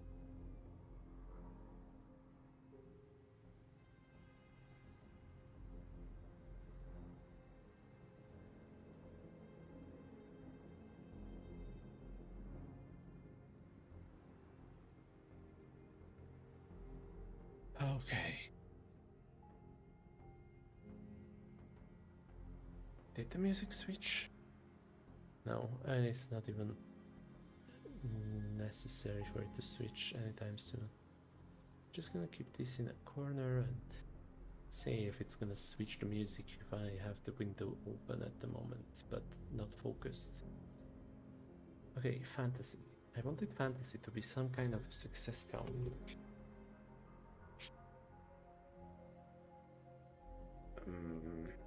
5d6 maybe? No, not 5d6, what the hell am I saying? Oh, counting function, of course. I need to use the counting function. Functions. Parameter, recursion, function, library. Count values in sequence. Okay. So this is about counting how many values. Yeah, okay. Let's say like this for now. 75 and 25%. I need to do in 3d6. Let's also change the title since that's relevant. And okay, that's not good. If I count just 2 numbers, that is somewhat better. Counting 1 number. At least 42. Oh boy. 57% that none of them match the number. Number 1? Okay. Now I rolled no number 1. Now I rolled no number 1. No number 1 again. I rolled a 1. No number 1. Number 1 twice. No number 1. Number 1. Number 1. Number 1. Number 1. Okay, this seems good. This seems good. Let's do it. Roll 3d6 is succeed if none of them is if none of the rolls is a 1.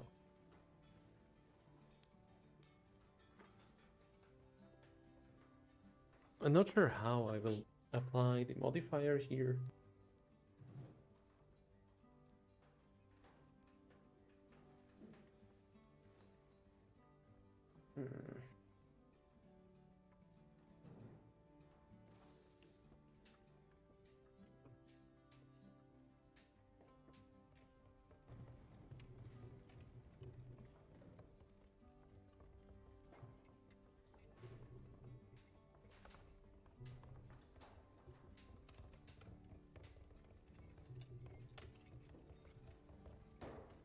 Okay.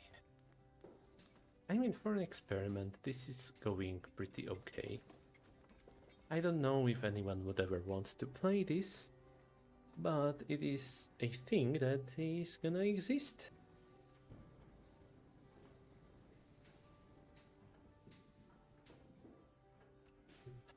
Speaking of that, I should probably work on the cover image and maybe a title, just to give myself a break from from the mechanical writing.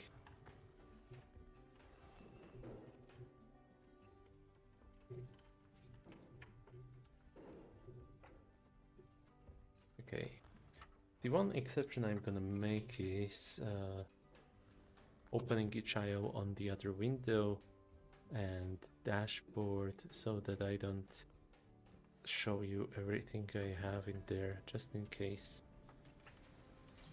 Create a new project. Hold on, I have all 8 mechanics, right? Yeah, that's all of them. So this can be closed, this can be closed. I guess this also, and this, and this and this. Okay, I don't know yet about the title, but I need 630 by 500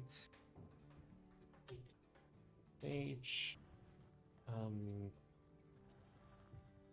First child with 600 pixels, height 530 pixels. This is gonna be my cover image for itch.io. Yes, that's right. I wanted to do the upload to itch.io also in this stream. It's a lot, but I am up for the challenge. Even if I were to work past midnight, which so far it seems I might. Yeah, it's gonna be good.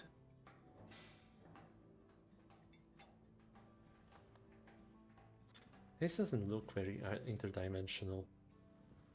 How will I make it look more interdimensional?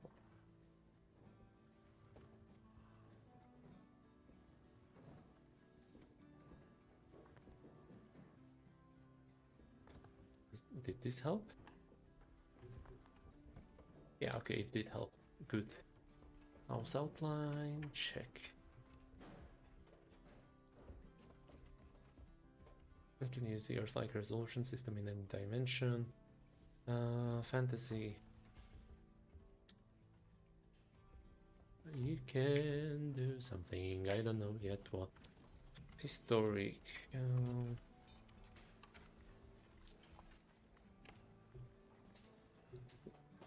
You can speak. Mm, I don't want the lore encyclopedia to be an ability that is for the historic one or at all. Talking so much that it will make a person uninterested is not a good thing. Sci-fi. Sci-fi could have some sort of gizmo, something extra. Post-apocalyptic also. Post-apocalypse.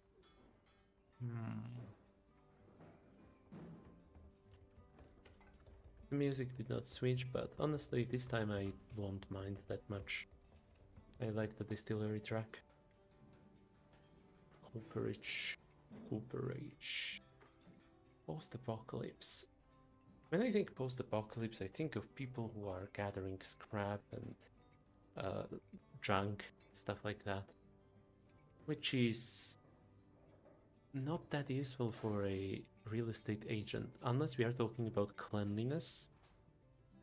And that, I already assume that the houses will be pretty clean when someone comes there to buy it, possibly. Post-apocalypse, sci-fi, sci-fi. What could the sci-fi person be doing? Some of these are so easy to resolve. Some of them are so difficult.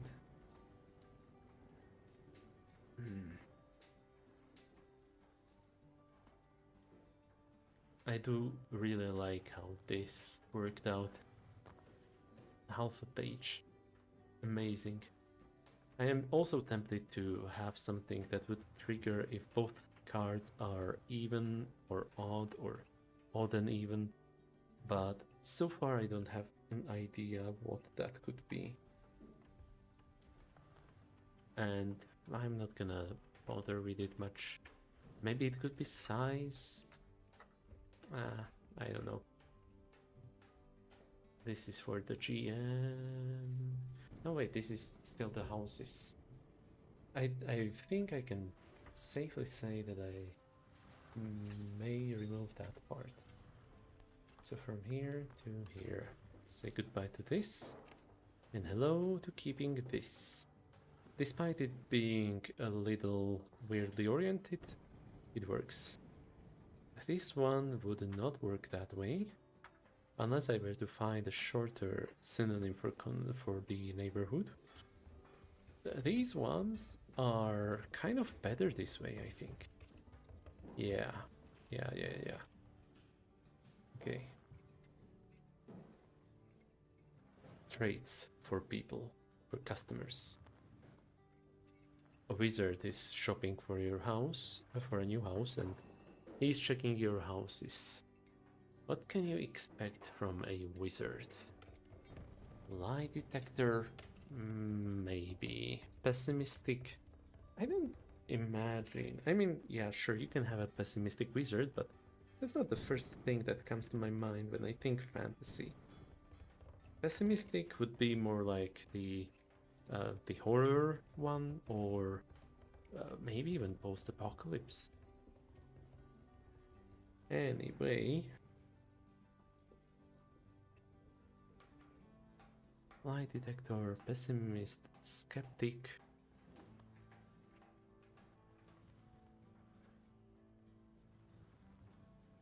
Okay, what kind of trait would a fairy tale guest have? A fairy tale creature walks into your house to examine it.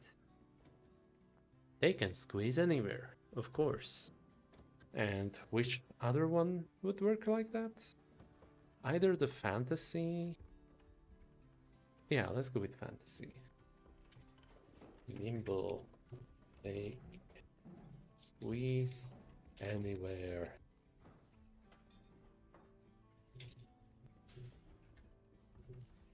Something and nimble.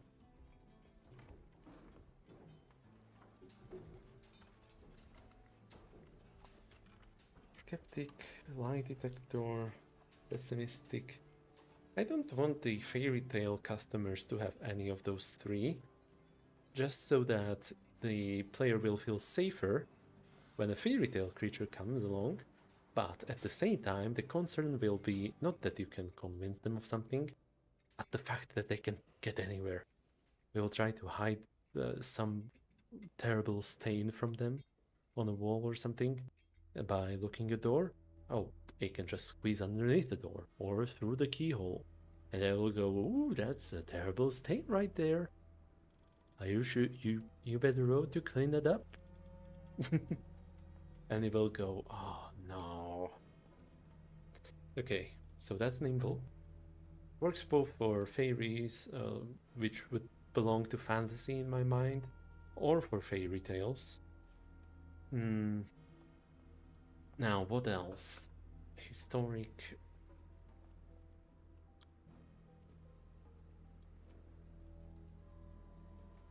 Something that could kill you. Ooh.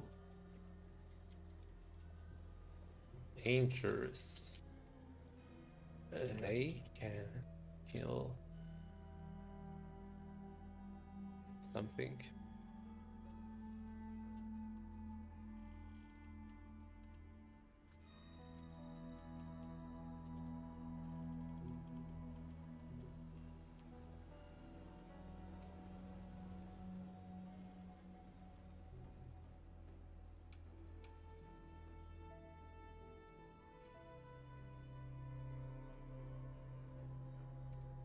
Either way, this one is for sure dangerous, as well as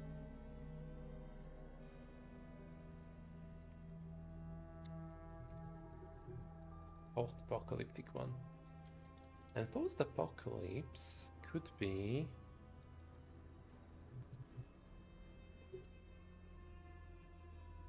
lie detector, pessimistic or skeptic. I think skeptic.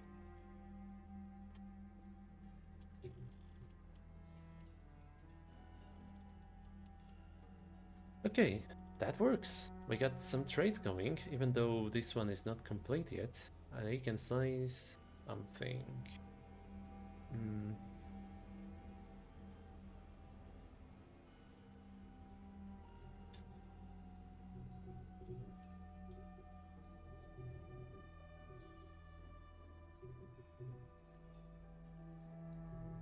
I can squeeze anywhere.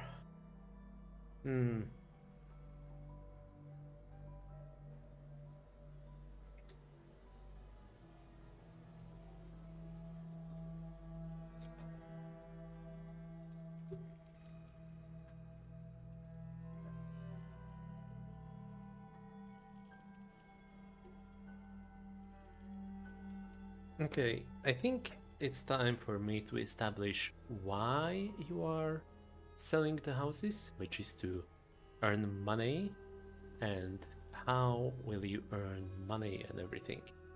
Now, let's start with this. Pricing is obviously important. I don't know yet how these numbers will work, but what I do know is that depending on the price of the house, the estate you are selling, you should earn different amount of money. Maybe 6 or something minus the price, because higher price means it's more affordable, therefore it means lower earnings for you. Which is a mess, but I don't want one of these to work in a different way. That would make things even more messy. Unless I can just affordable.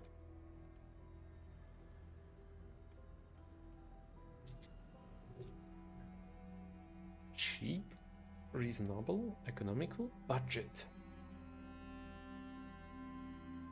Bargain. Let's just keep it at price for now. Budget and bargain feel like fitting words, but I don't really want to use them there for now.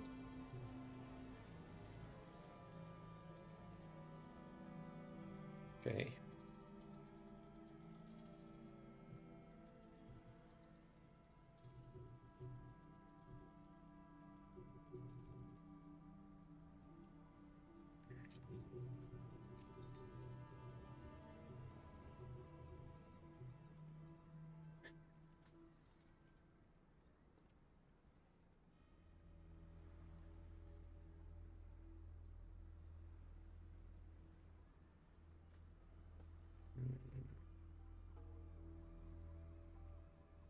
I feel like I could make one of them something along the lines of, oh, when you earn an estate, you can. Oh, wait. Once per estate, you can discard one of its cards and draw a new one. You can teleport yourself or your estates. Once per estate, you can discard one of its cards and draw a new one. Because that's gonna teleport it to another dimension. Now let's play wizard. I'm gonna just shuffle the deck a little bit. And draw 2 cards.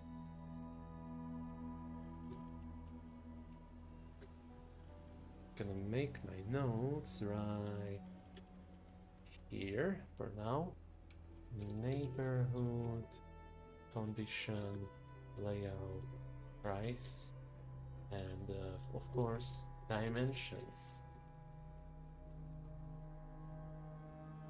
I drew a Jack of Knives, which is a horror dimension, and 6 of Clubs, which is historic dimension.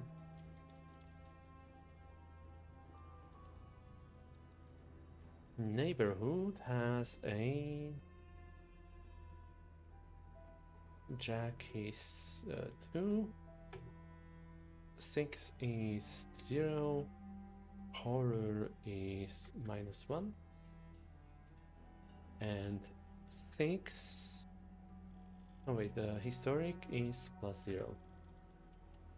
Condition is. Which order did I do them again in? I think Jack is 1. 6 is 1. Horror condition is -1. And historic condition is +1. Layout 0 +3 plus 0 +1. And finally price 1 +0 +2 -2. Okay, so we have 1 4 2 1. 1 4 2 1. It's not bad. I'm thinking which part of it hurts it more. Probably the horror. I mean, the first 2 numbers are atrociously low. Well, okay, the Jack is helping a little, but it's also hindering, whereas 6 and historic don't have an effect. So let's get rid of the Jack and see how it's gonna change. Dimensions. Neighbor. Condition. Layout. Price. And I drew a 4 of clouds. Okay, so that's a Wild West historic, which I guess just means Wild West, but I'm gonna leave it at that. Maybe more like medievalish or something. Okay, neighborhood.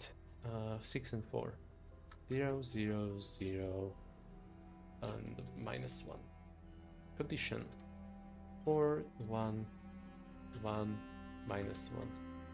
Layout 0 3 1 2. And price 0 0 -2 +0. -2 price plus 4 price, 5 minus 1. So by removing this house from the horror historic dimension and moving it into a historic Wild West dimension, we have increased its condition a lot. The layout is... oh, layout is 6, not 4. Layout and condition have improved, but neighborhood and price have gone down by a lot. That's really interesting. Yeah, I'm keeping this wizard who can teleport the building. That's good.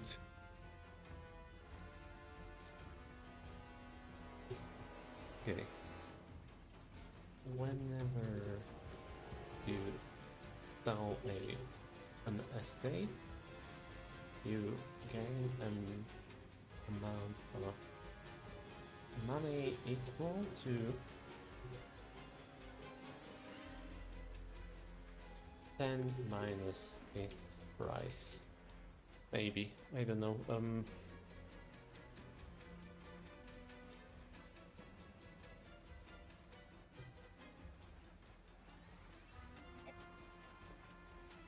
What did that go with? Minimum being 1. So, what's the highest price I can gather here? 4 and 3, that's gonna be 7. 9 and 10. Okay, so...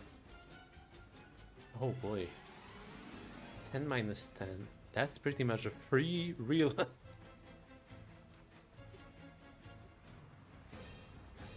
it's free real estate. It's free real estate. Because it costs 0. It's free real estate. I need to subtract it from 11 unless I change those numbers. Holy moly. Okay. Okay. I think I will be fine if I lower all the numbers a little. Although. Okay. You could have free real estate even then. Because I'm thinking about how to generate new estates. When you are purchasing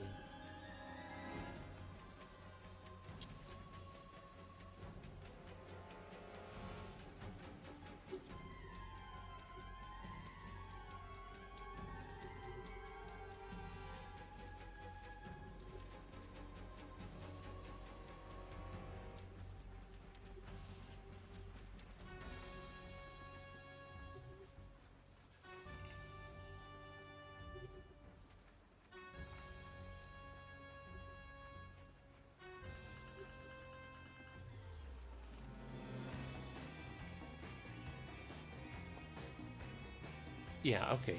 This somewhat works. Though the cost will be pretty much identical. Okay, I feel if the fantasy wizard is allowed to teleport an estate to another dimension, the sci-fi guy might as well have something that would improve it. At least a little. So let's do it like this.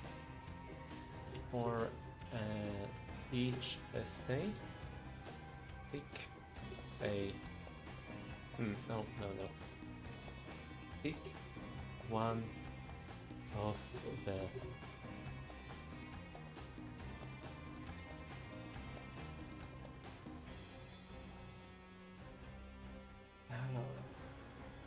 pick one of estate stats.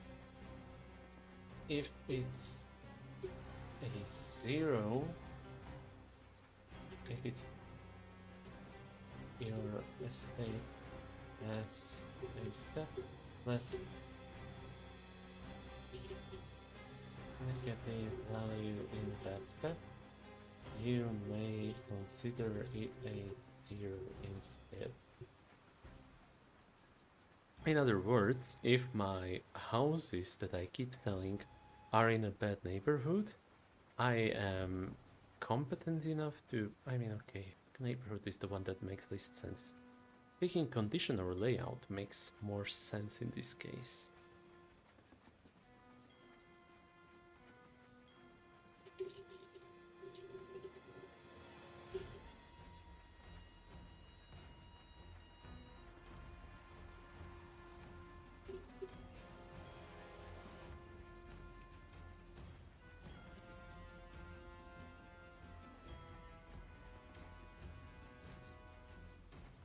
Okay, in other words, if I am selling something that is so terrible it has a negative condition, and I am a sci-fi real estate agent, I can just deploy my machines to improve the building, therefore making it the condition 0, which is good.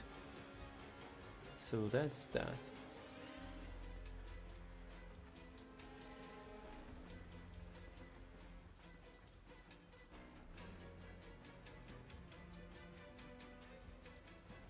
Oh boy. Making a game in a single sitting is in a single stream, not sitting, I stood up already, is difficult as heck, but it is manageable. I can do it. I can totally do it.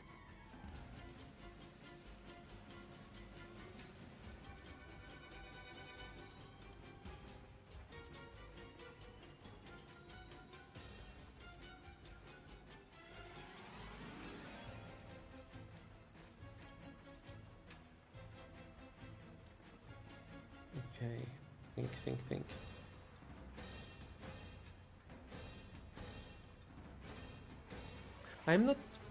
I'm drawing a blank on the trait. Trying to think of stuff that they could have in common. I need something for Earth-like NPCs. Do I even need stuff for Earth-like, actually? Yeah, let's have something for Earth-like, sure. Lie detector, pessimist or skeptic. I cannot pick skeptic anymore, I already assigned it 2 times, so either lie detector or pessimist. Neither of those, no. That's not gonna work. Are they dangerous? Nah. Are they nimble? Nope, that doesn't work. Let's see.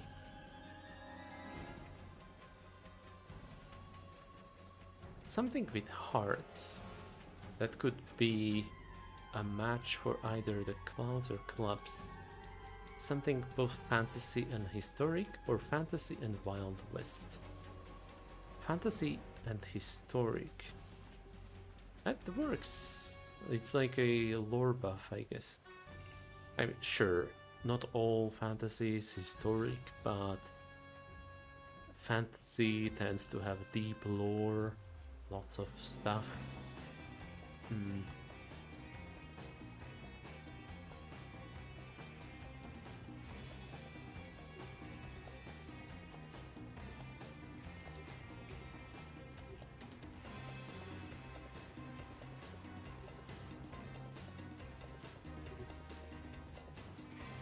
Chronicler, Recorder, Archivist. Archivist? Porter, Diarist, Antiquarian, Scribe. Archivist? Historian, Librarian, Register, Curator, Chronologist, Porter, Secretary, Archaeologist, let's see.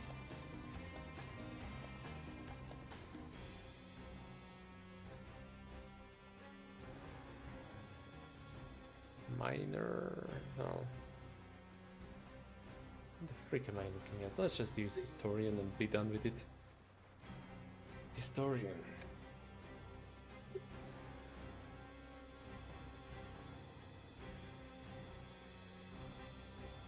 Okay. recall, recall a lot of lore and can't get bored by it. Let's just do it. It's not like I'm gonna come up with something better for the historic agent. You can tell. You can keep telling so much lore that it bores almost anyone. Makes them ignore what you do. Yeah, I guess that works somewhat. Historian. Okay, we got historian. Earthlike still has nothing. I am mostly tempted to just make Earthlike a blank NPC. That could maybe work. Now, lie detector. Is this gonna be a better fit for sci-fi, fairy tale, or Earthlike? Part of me says fairy tale because, oh, fairy tale creatures, they know a little more than they let you know, but I don't know. Is it easy to lie to sci-fi people? Who knows? Either way, sci-fi will need to share something with either fairy tale or Wild West. Sci-fi and Wild West. Just some kind of shooty gun. Yeah, okay, let's do it. No. No, because that's similar to the dangerous one. And we already have that a bunch.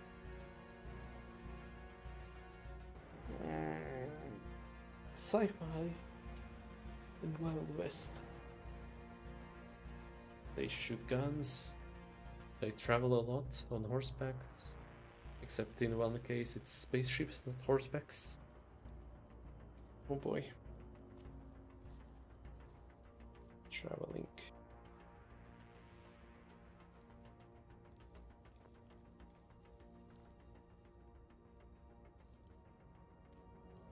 Traveler. Sci-fi and Wild West.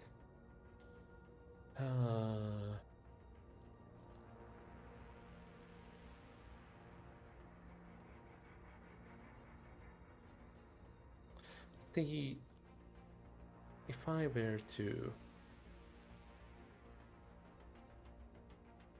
Yeah, okay, no. I need to put lie detector into the fairy tale creature.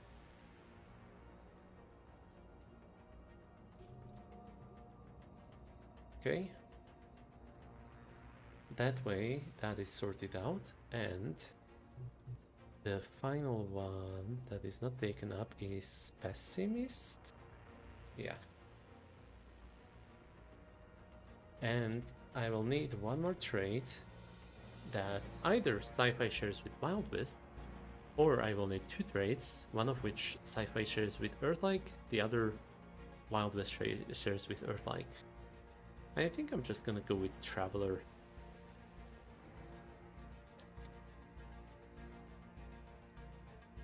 Nah, I don't know. I am this close though. I am this close to figuring it out. Traveler. Do I want clients to have a preference as to which dimension they are gonna be in? Because let's just say that I have drawn 3 cards. 2 of them are my estate, hearts and acorns, and the third one is planets.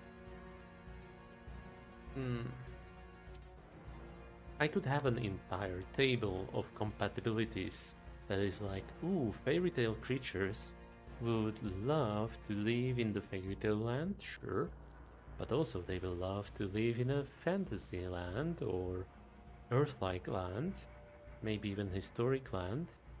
That could work, but it would make things so much more complicated. So much more. And I don't really think I can afford that.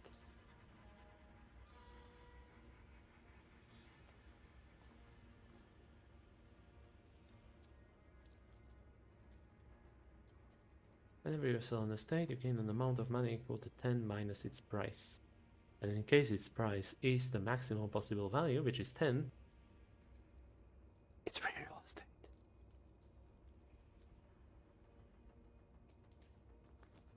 Yeah.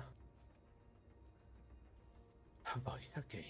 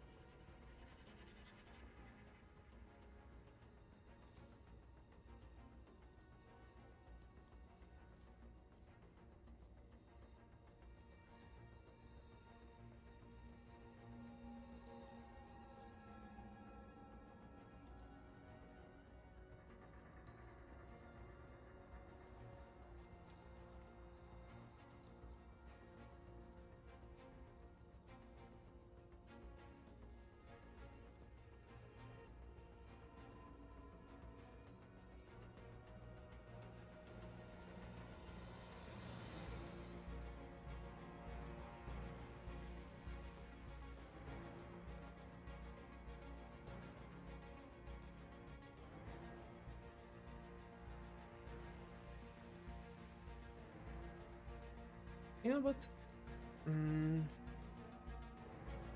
You don't earn money if you are a real estate agent. You just help someone sell the estate. Whenever you manage to sell an estate on your offer, from your offer, you gain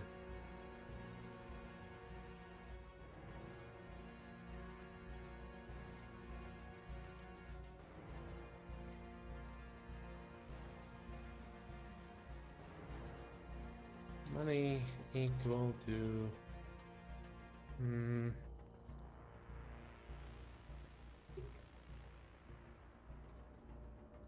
11 minus price. You can, yeah.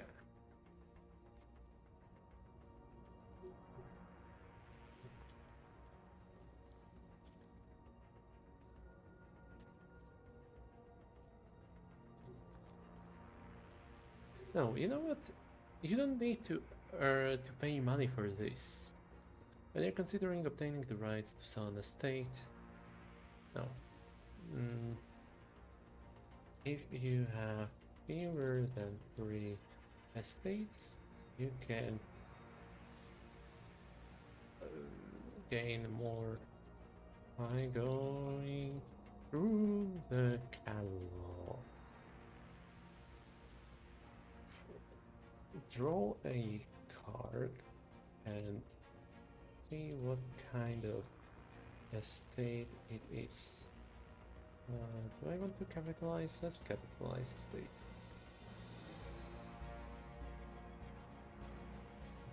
Based on what kind of estate it is, you can either choose to discard it or keep it and draw the other card, or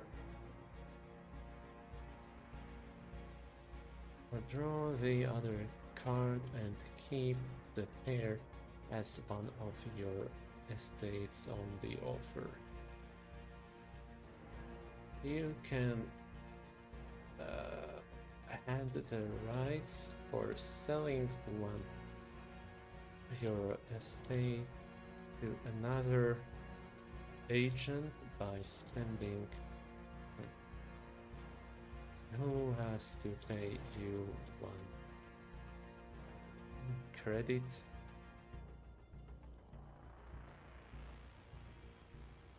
Furthermore, you can draw 2 cards, 3 pairs of cards when you encounter an NPC agent and try to purchase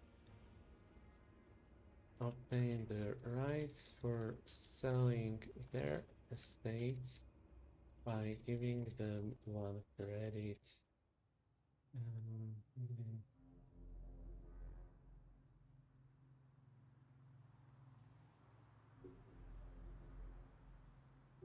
there we go. Oh boy, it's getting worthy. But that's part of the game. I still need a post-apocalyptic trait. And my legs are starting to hurt from all this sitting. It's fine, I will get through it. I just need one more trait that sci-fi and Wild West guys have in common. Okay, time to stretch my legs a little. And maybe stretch my whole body, I guess.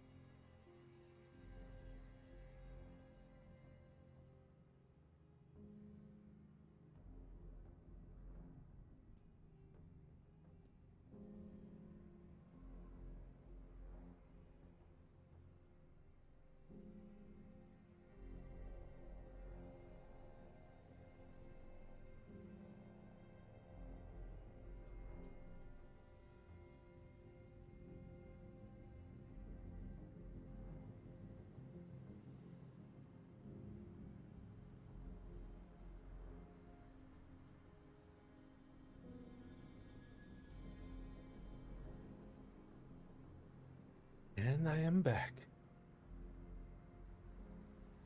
I feel like taking a little bit of a break, though I cannot afford to make too long of a break.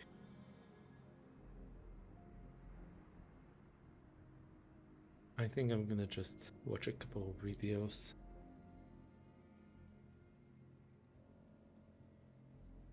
And you're gonna watch them with me.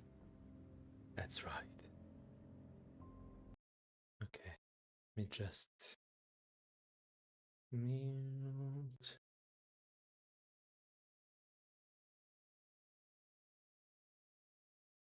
Wait, how do I do this? Okay. Let's full screen this, minimize, and let's do this. Whoa, what a cool mountain! How did you get here? This is my secret mountaintop, where I brew my secret ale. Wizard ale, made fresh on the mountain by me and my army of little owls. Hey! We brew it and it's good and it's delicious and it's made of hops that we collect from the prairies, the distant prairies in the woods. How's it taste? Try some. It won't hurt you, but it may turn you more powerful and muscular. My body! Wizard beer, made fresh on the mountaintop by me and all of my owls from hops that they've coming to a tavern near you, except it won't because it's secret. Whoa, what a cool mountain! How did you get here? This is my secret mountaintop, where I brew my secret ale. Wizard ale, made fresh on the mountain by me and my army of diesel owls. We brew it and it's good, it's delicious, and it's made of hops that we collect from the prairies, of distant prairies in the woods. Wait, hold on. I think he has a version without the dubbing also. Is it here? I don't see it here. I know it was on Twitter, but let's see here.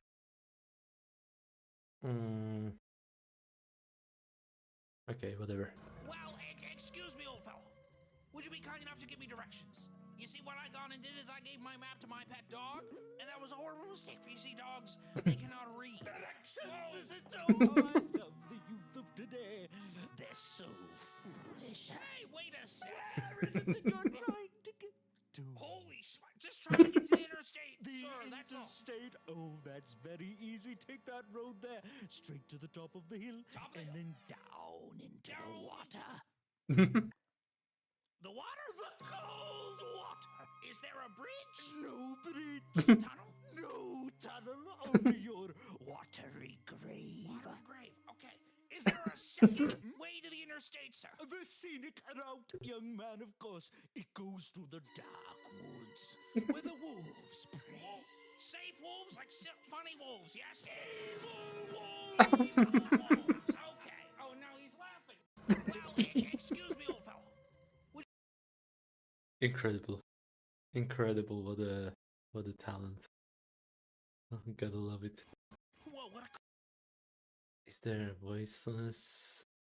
I like how it's his secret lair, but he immediately approaches the stranger and reveals all of his secrets unprompted. We brought it, it's good and it's delicious.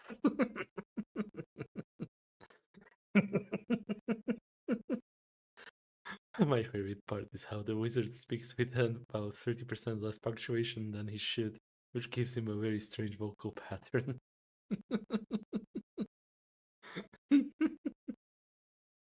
Okay, it's made of hops. It maybe if I look up Worthy Kids Twitter, maybe Wizard Beer. No, not pink. Except it was me and my army of these lovers. Whoa, what a cool... Is there... No. Oh, that's gonna be quite a long scroll.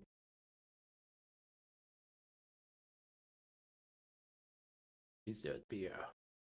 Oh, finally. Okay. It's time for me to show my talent before I get back to work. Some people were asking for a voiceless version to make dubs, so here it is. Without the voices sidechaining the music, it's quite loud, so be sure to squash it back down. Whoa, what a cool mountain. How did you get here? This is my secret mountaintop, where I brew my secret ale.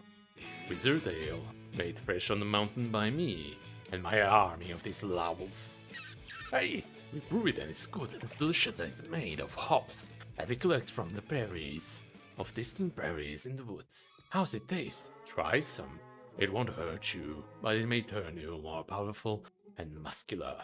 Oh, my body! Wizard beer, made fresh on the mountaintop by me and all of my owls from Hopsef. Coming to a tavern near you, except it won't because it's secret. Okay, okay, okay. That's enough of that. Now then, I think what I'm gonna do is indeed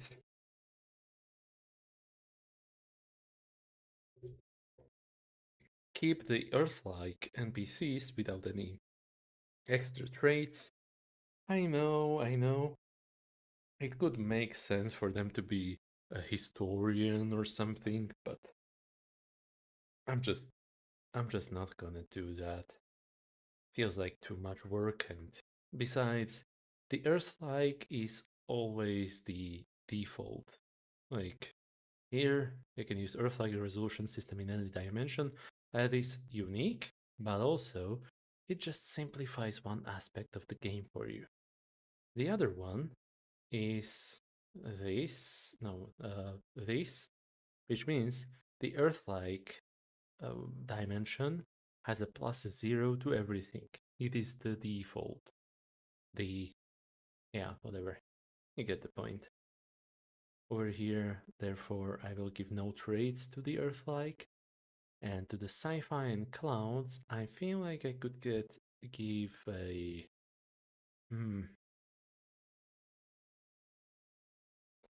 reputation, maybe? That could be interesting. Like saying they have a sort of reputation that comes along with them. Also, we'll only need one more. And I don't know how to do column dividers, so that's a bummer. Hmm.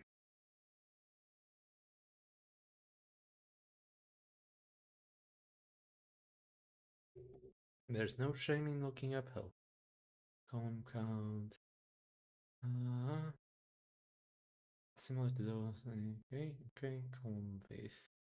Column count. How to divide text into column layout. Column count. Mastering CSS column count. Usage method. Common practices. Best practices.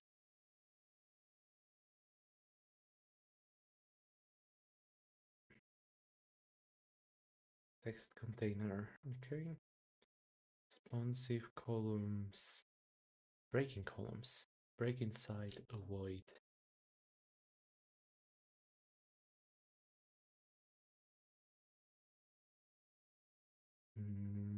That's this one. That did not work. CSS break inside. Hold on. Something else caught my attention for a moment.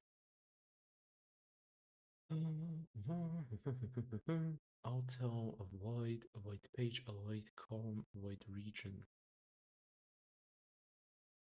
Okay, let's try all of them. Avoid page, column.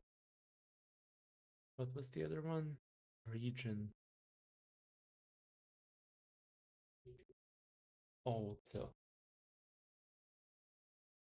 Hmm.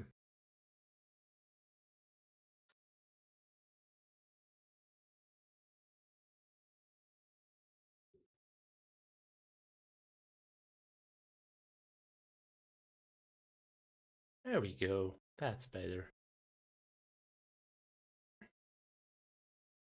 Okay, final trade. I am so close.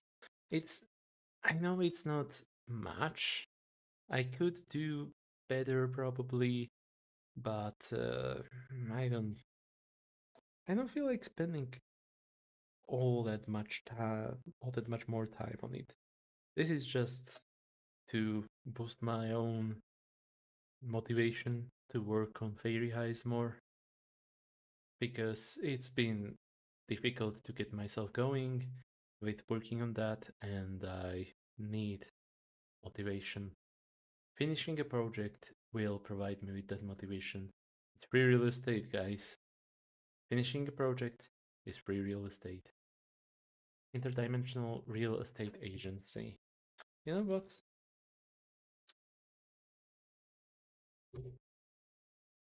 Let's go old school. Sure, I could open up ChatGPT and ask it, hey, give me names for an interdimensional real estate agency. But how about just doing this? I don't know if it's gonna work. Company names, mansion names, real estate. Oh, that's the thing I googled. Karma Limited, Bridge Corp, Buzz Electrics, Cabarrus, Thunderbeat, Bill Wheels, Marble Wheels, and their reductions. Really? Oh, Hercule Entertainment.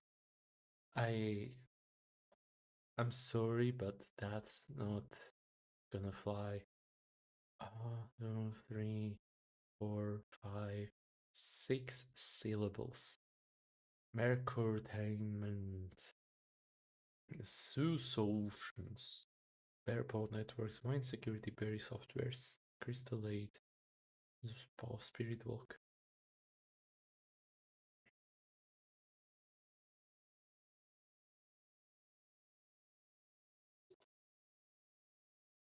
Okay, dimension names. Let's see what this is gonna give me.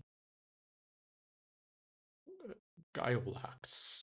The Eben Dimension. Solar Dimension. The Ruin Dimension. The Immortal Dimension. The Dream Dimension. La Dimensión Severa. La Dimensión Dorada. La Dimensión Blanche. What the hell am I doing? Okay, this is just gonna give me uh, either nonsense or uh, a word dimension, which I cannot really use for a name of a real estate agency.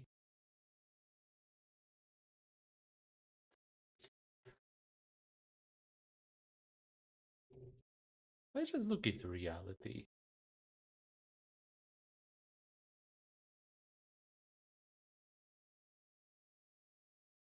Realtor.com.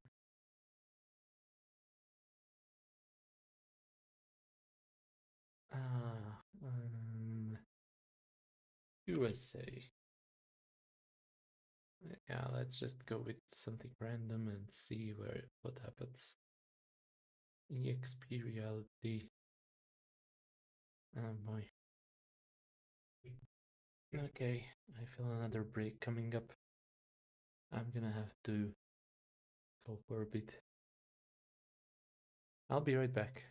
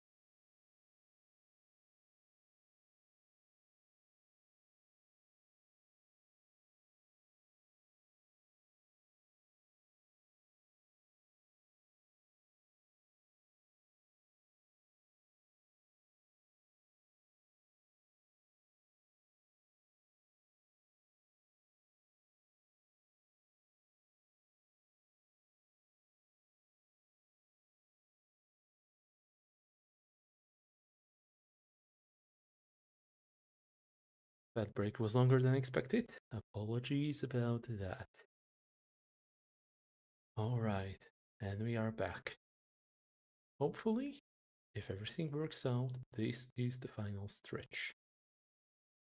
Now, we don't need all that much. What we need is, first of all, to turn on some good music. I feel like doing something.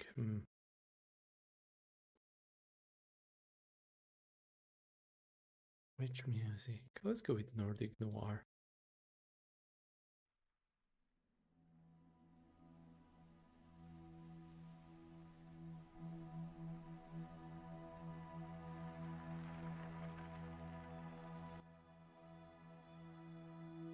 Okay, is this audible? Oh, it's good enough. Okay.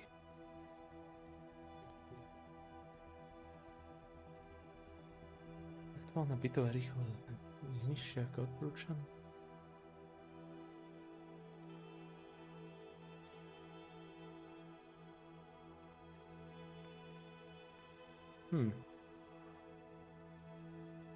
Okay. Hold on, let me just check that.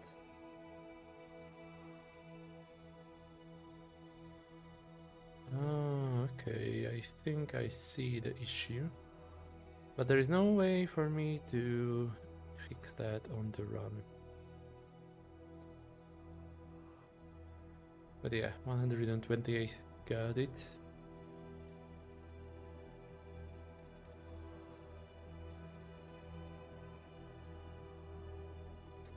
Okay, okay. And soon we are back. Okay. Now, I need one more trait for the sci-fi and Wild West guy. I'm thinking...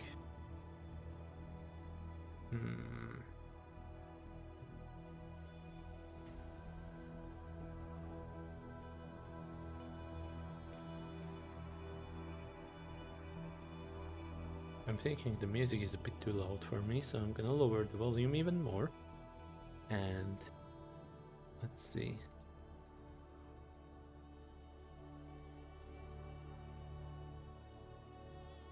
I am running low on ideas.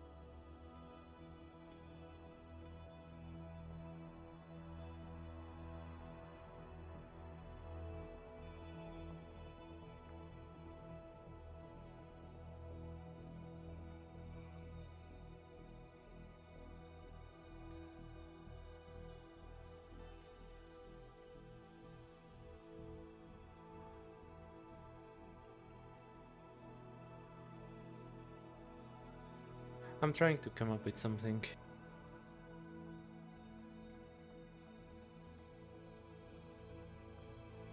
Anything to add?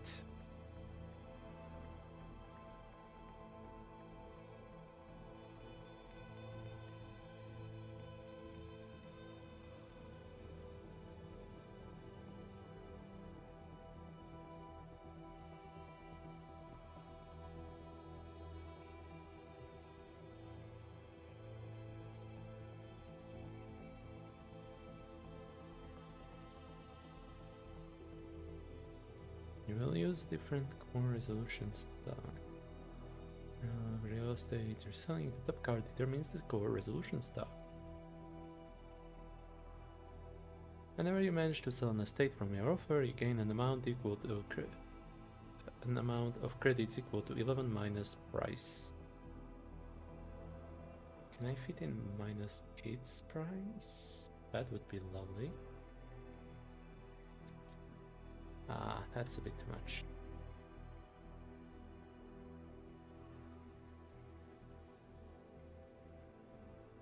Whenever you sell an estate from your offer, you gain an amount of credits equal to 11 minus its price.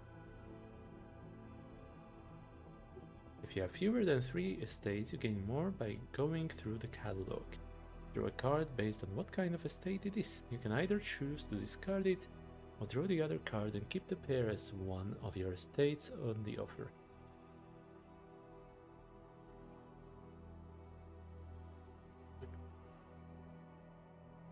You can hand the rights for selling your estate to another agent, who has to pay you 1 credit. Furthermore, you can draw 3 pairs of cards when you encounter an NPC agent and try to obtain the right for selling their estate by giving them 1 credit. Let's also start with 0 credits. Or maybe like 5 credits.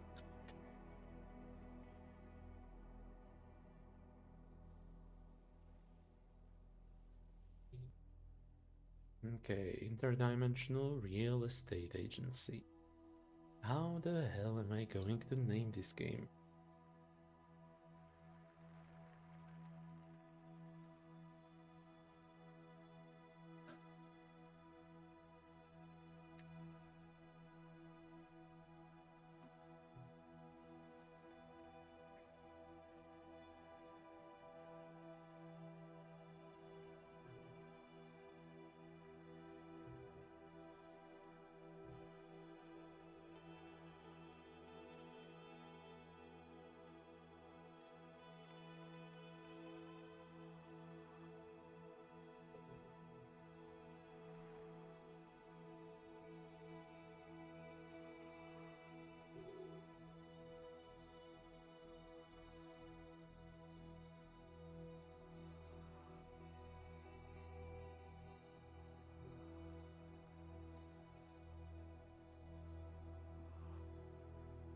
Right, that's a bit of a clarification because travelers and hunters could mess with this, and I did not want to detail all the cards, especially talismans and such. That would be a mess. Maybe. Okay, here's an idea.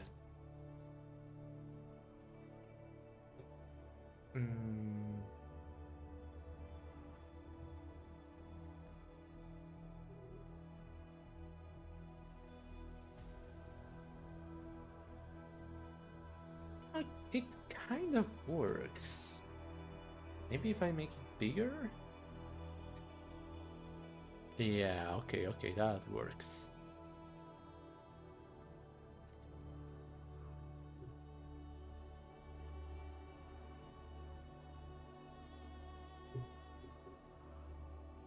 Okay. Oh boy, for freak's sake. Okay.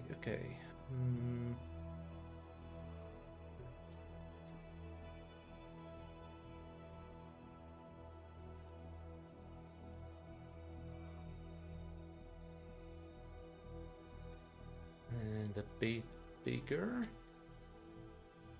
Oh no. Okay. Not centered.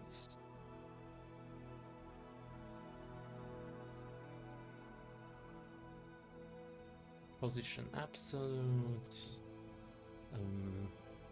Left auto. Right auto. Okay, that doesn't do anything, so 0 pixels. Right, 0 pixels.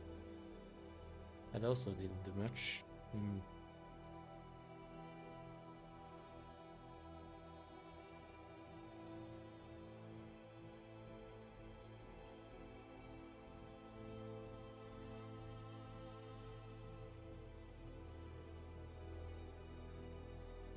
Top, auto, bottom, auto. Or maybe it's not 0 pixels, just a 0. No, it's not. Okay. CSS, center, absolute. Position, image.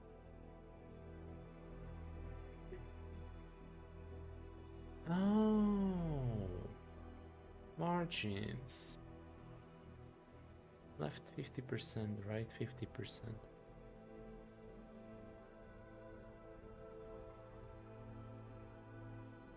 Okay, let's give that a go. 50%. 50%. No. 0%. 0%. 10%. 10%. 5%. 5. It seems like the right one isn't doing anything. I don't know why.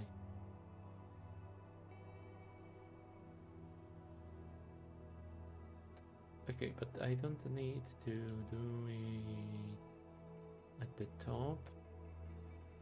Let's just do bottom and 0 and pixels.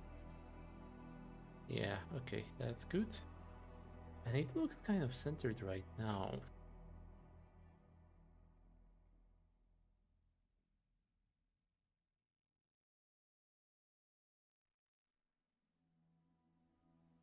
Okay, I guess not. Right, plan B. What is plan B? Okay, not 50%, but like 75%? 80%? Okay. Now if left is gonna be 10, left is gonna be 5. Oh, that's height. Okay, and that means I can afford 90%, 95%. That's better. 2.5. All right. It's not looking much interdimensionally, but honestly, this is mostly an experiment to see if I can make a game in one stream. A challenge to myself.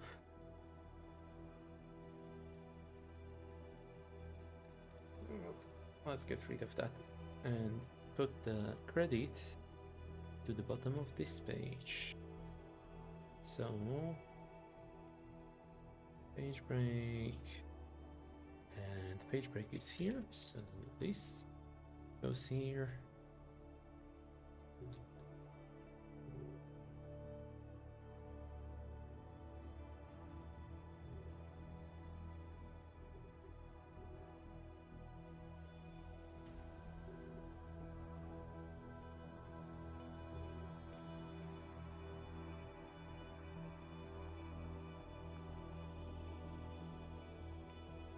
Oh boy.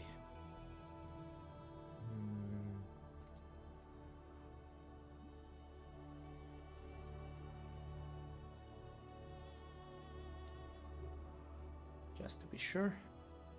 Okay, and now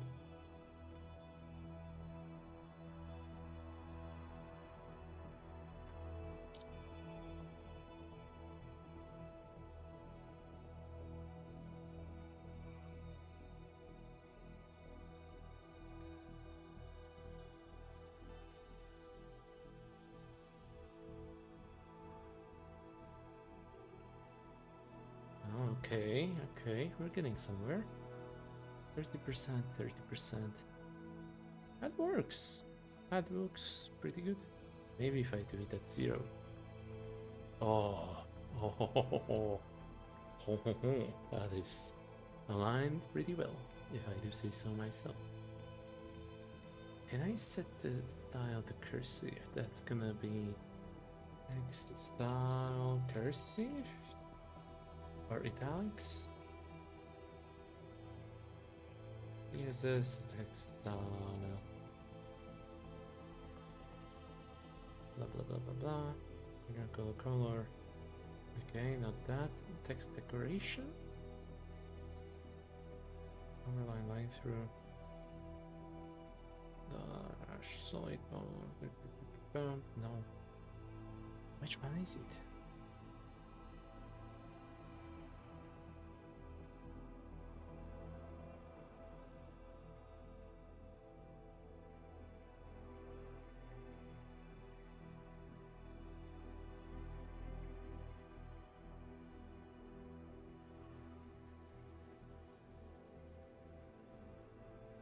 Capitalize, lowercase, uppercase.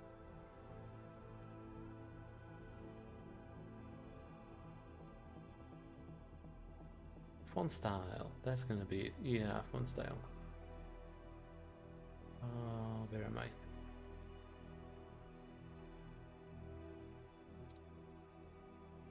Font style italics? Is that work? Ah, italic. There we go. There it is. Okay. A hurrah.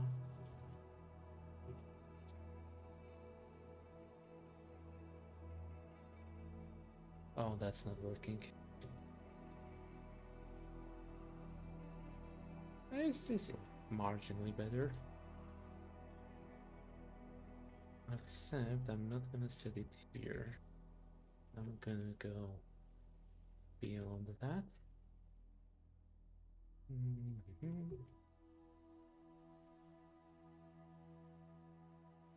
There it is. Alright. At least it feels like blueprints. I wonder if there's anything like CSS blueprint background.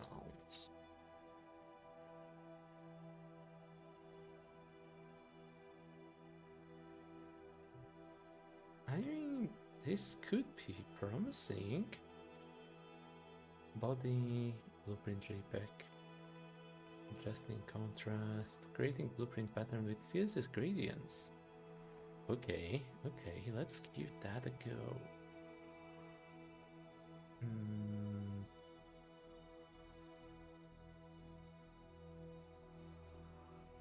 Did they do anything? Background linear.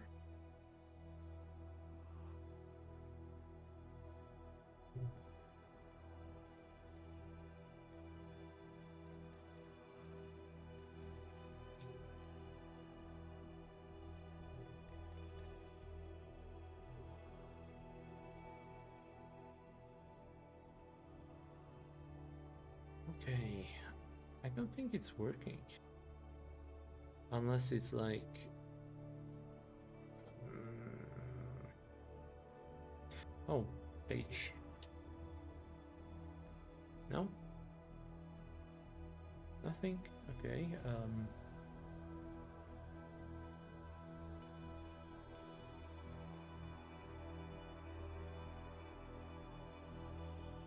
okay, it's weird. Background size. This is not written proper, I think.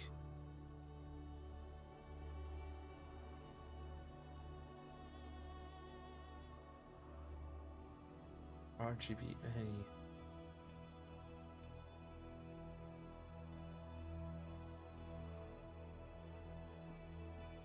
Let's just try to make the alpha, I assume, a little less.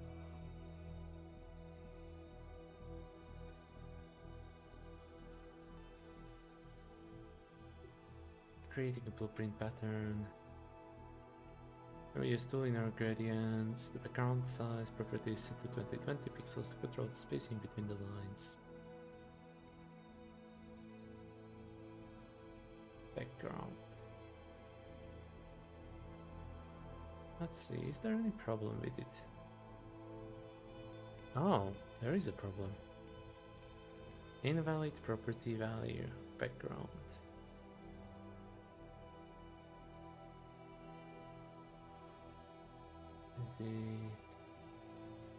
Yeah, it is separated by a comma.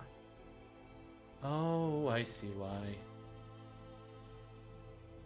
Oh wow, that is awful. It does what it says on the tin, which is nice, but I think I will need something more like this. So let's see if I can emulate that.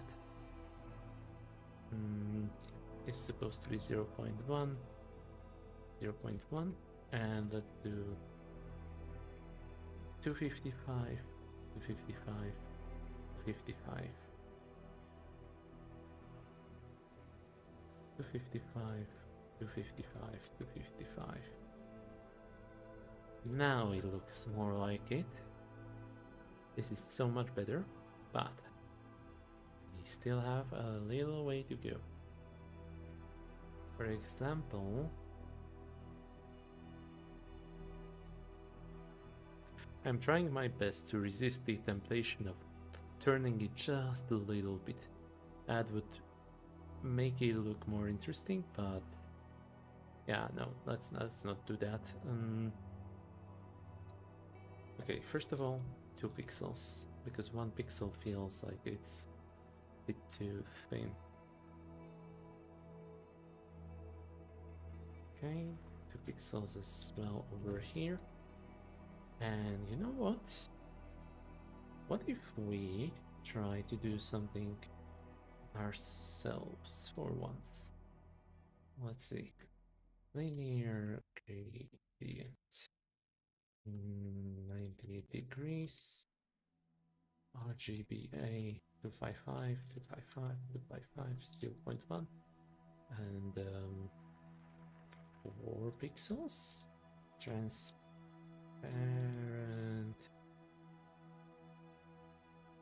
2 pixels. Wait, no, that's just... Oh boy. Background size 20 pixels. Oh.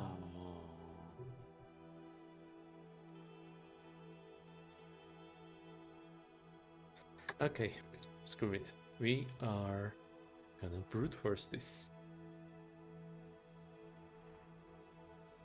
Wait, why did it disappear?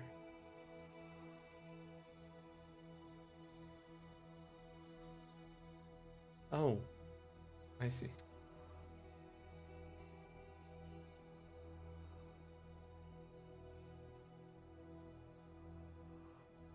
Now, this will be our base, our foundation.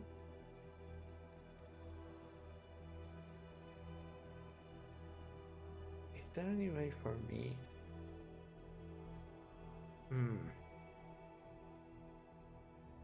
To offset them? CSS, linear gradient, offset. Oh wait, of course. I will just need to do the transparent thingy, I think. Let's give that a go.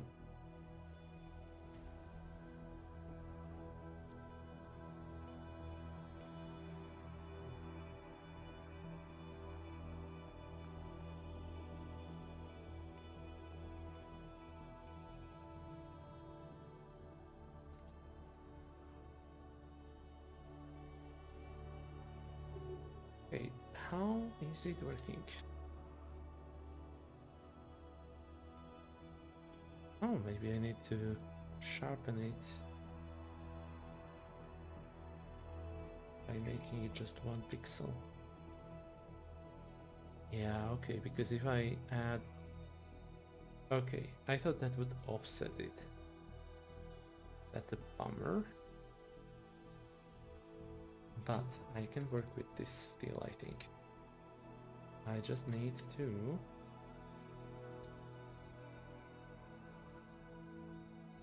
do a bunch of this.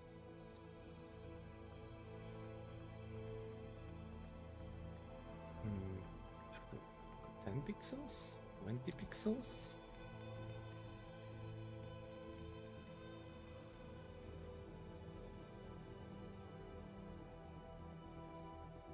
Hmm.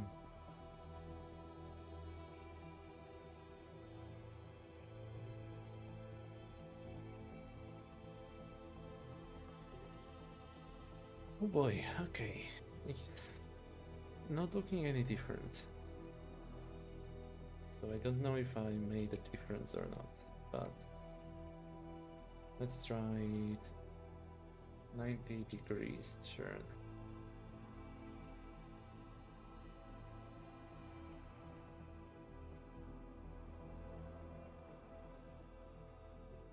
CSS blueprint pattern. Oh, oh, that's framework. CSS patterns gallery. There we go. Okay, okay. I like the look of this. Perfect. Background color 269.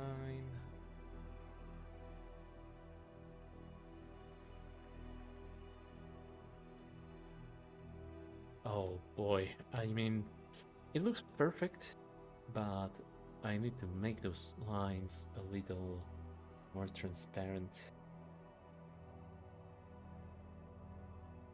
How will I do this?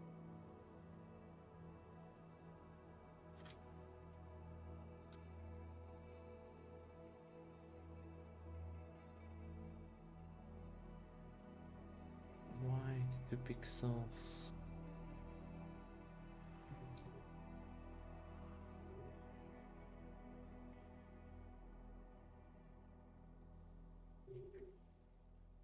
And this white same.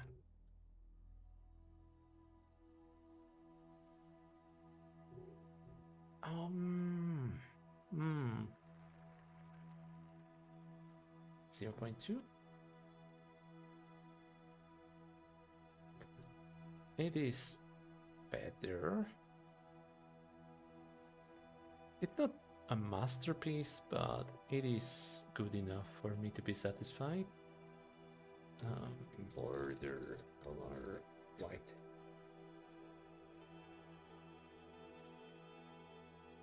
Did that do anything?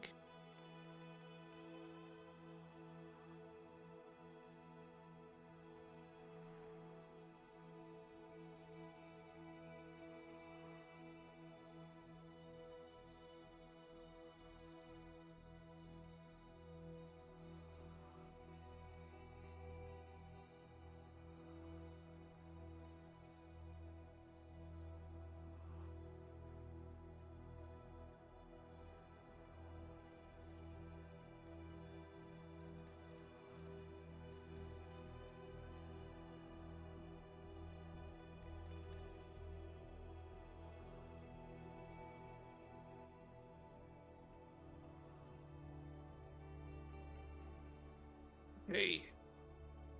Wow. A whole different look. I'm gonna move my microphone a little.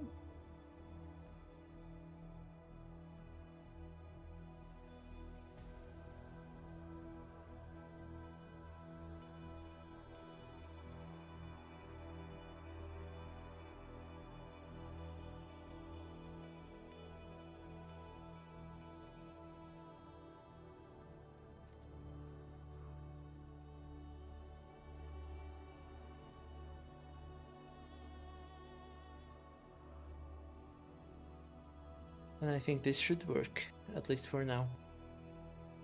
Changed my pose again. Let's see. We only post-apocalyptic 1.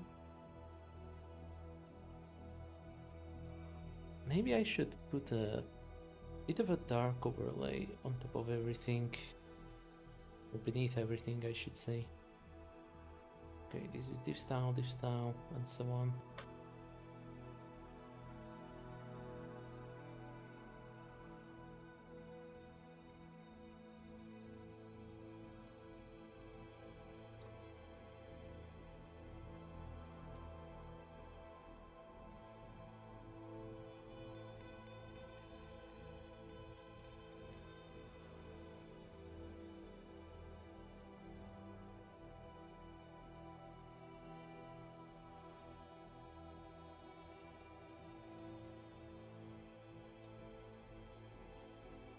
Oh, that's a bit too small. 90%? That's still small. 95? Oh wait, that's because I did not move the top. 5%. There we go. 5%. 90. 80. Somewhat better. Let's see.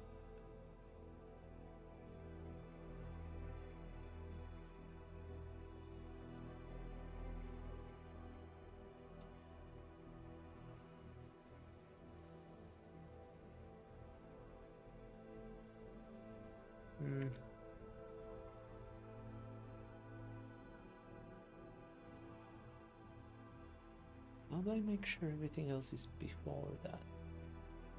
Set index.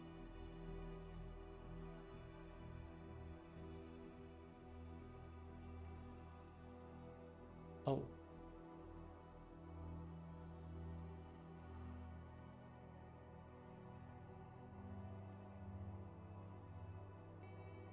Oh, why isn't this working? Is it this? No.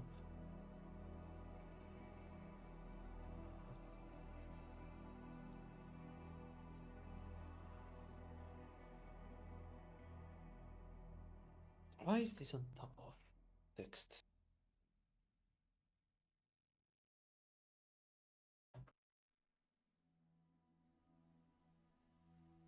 No, not that.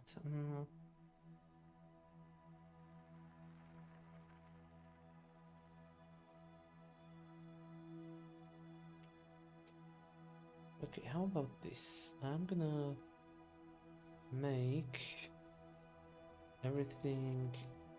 I'm gonna wrap everything in the div block with a z index of 2. No, still nothing. No.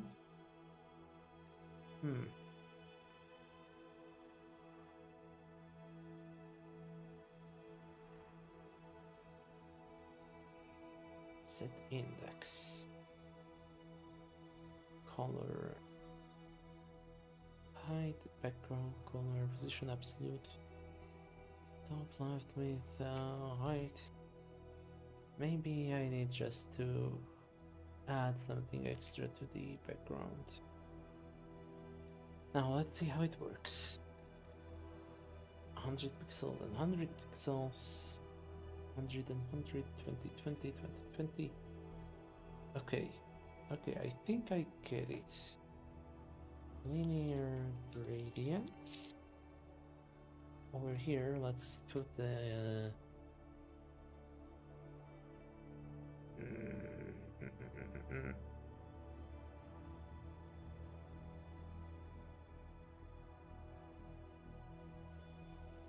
how the heck do I make it?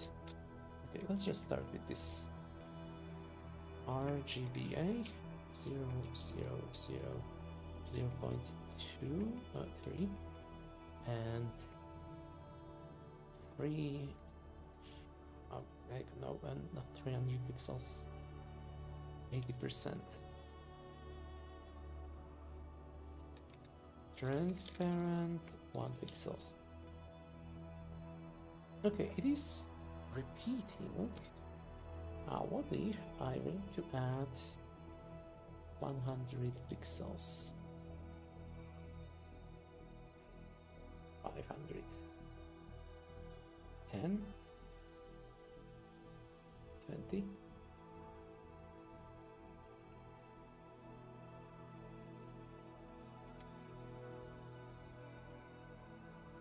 Okay, okay.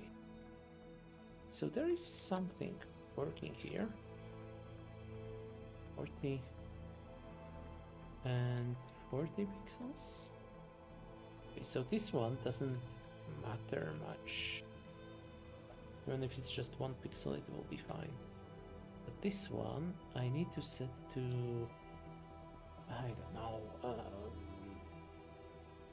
what if instead of pixels I used 20%? Okay, okay. 100%. Okay, now we are cooking.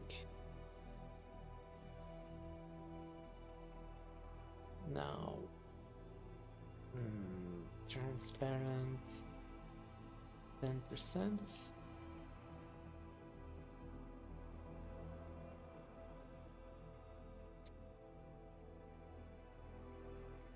Transparent 1 pixel. Oh boy.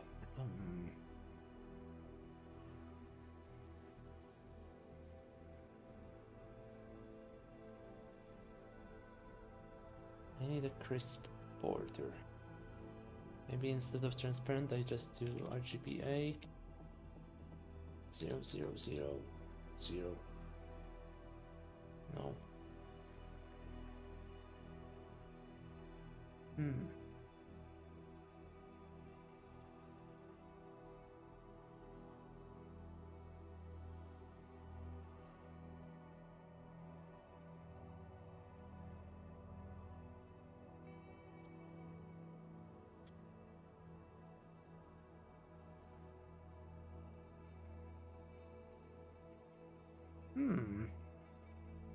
That is strange. Really, really strange. I need this to go further down. 90%, but 90. And transparent 5%, 10%, 1 pixel.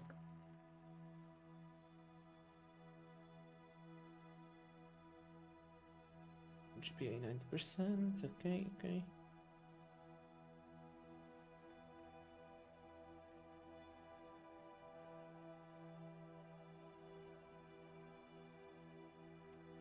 Why isn't this working? Wait, is it... Do I need to set this to like 5%? That's not it. Also, I need to figure out how to make it less wide, how to make it narrower.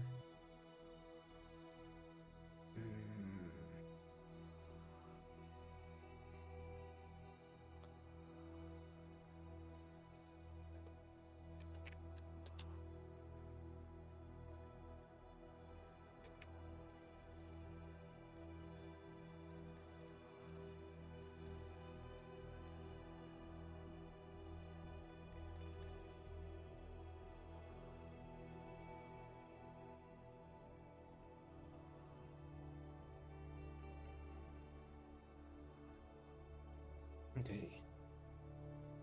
It's going down there.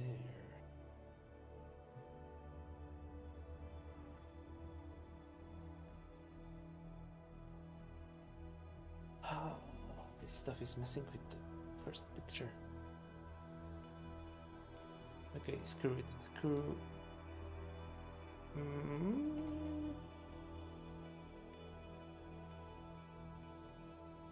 Screw that part. Let's just try to make up a name and finish the final details so this can be finished. Historian. Oh yeah, some trait for that. Column break. Column count 2. Column gap 10 pixels. Oh no.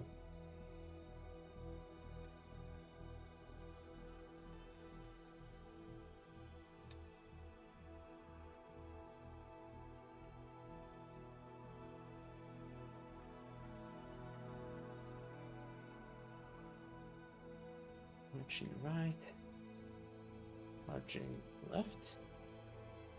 Okay, so margin right should work. Why isn't it working? Maybe because of this?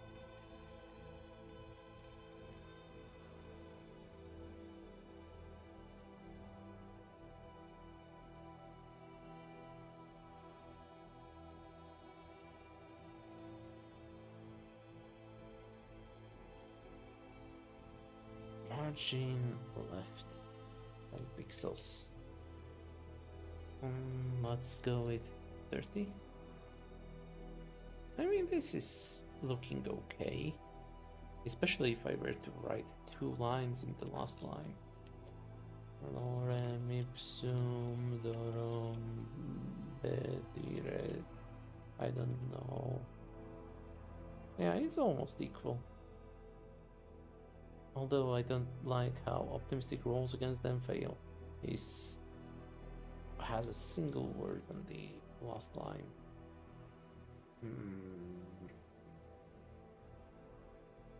20, 10, 15. I guess this works. But why does the other one work?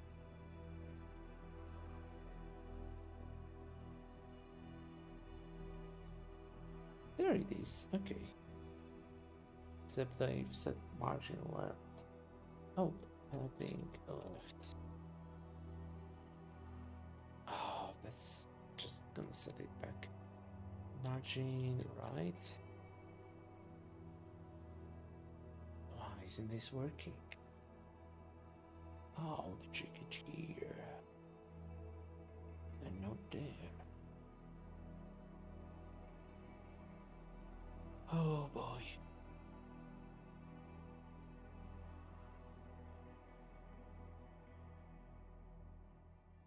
I guess the words are just too wide. Dangerous.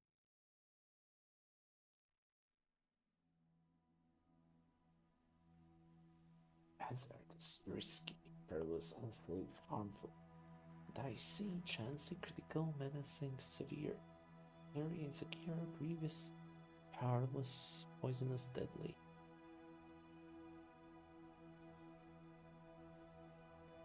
Lethal.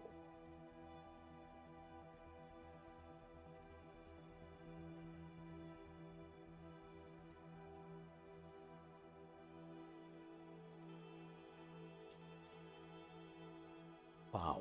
Okay, that improved it a lot. Good. Also, let's switch up the track. It's been a while since I did that. Thieves Guild? Sure, why not? It's not fitting this stream at all, but that doesn't matter. What matters is whether I will finish this challenge or not. And I know I can. Just gotta come up with a couple last things and then a couple of details.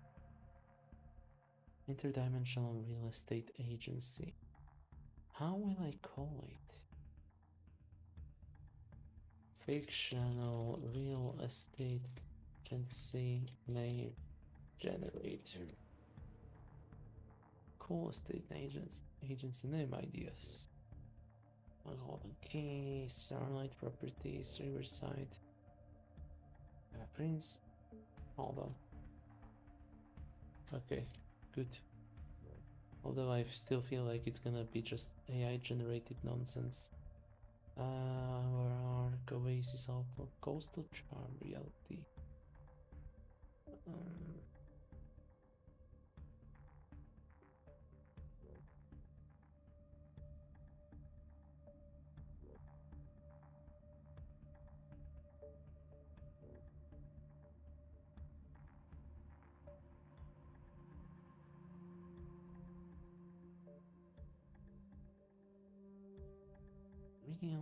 Realty.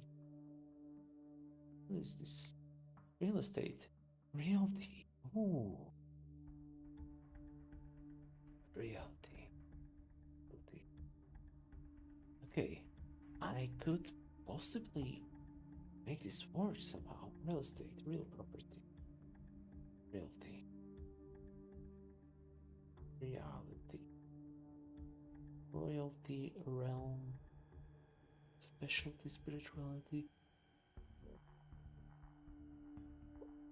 Reality. Realize. Realtor. Realtor. Okay. Okay. It's for real estate. I forgot I had that open. Realize, realignment.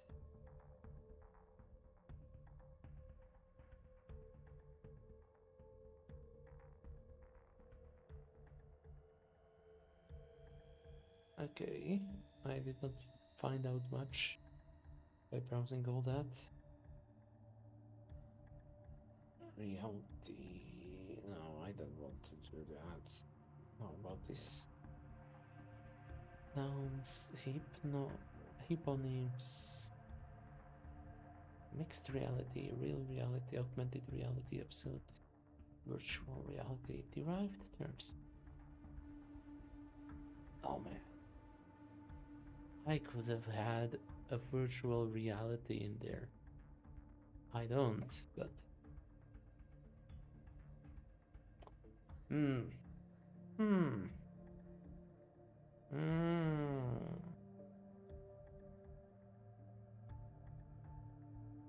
Okay, never mind. Not now. Realize, realty, related terms. Okay, realia. What is this?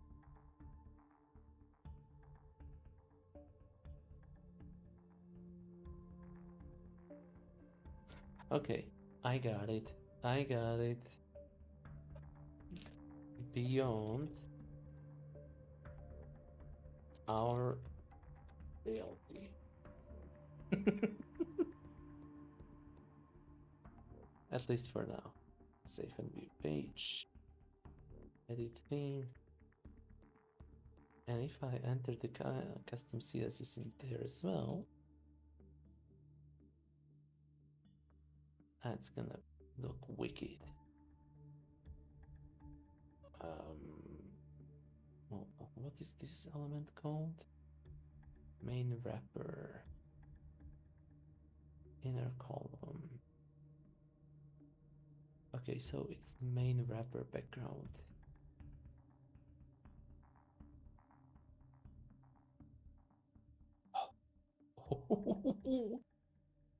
Okay, okay.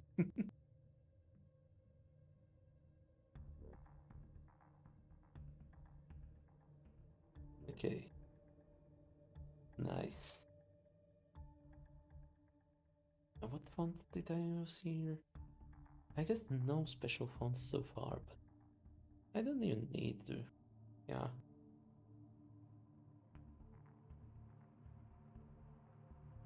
Oh, but this color is off.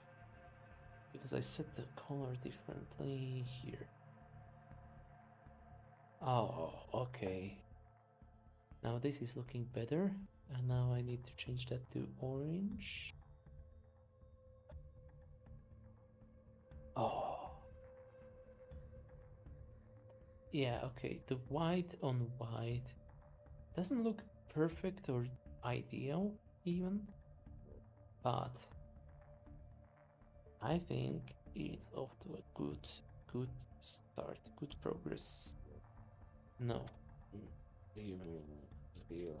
Let's give it one more go.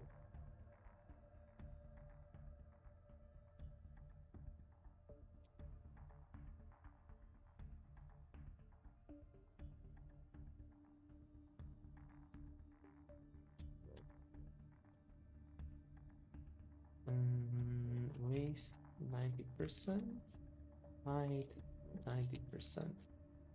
Oh, it darkens the text as well. Set index -1, 1, 0. Yeah, I don't know.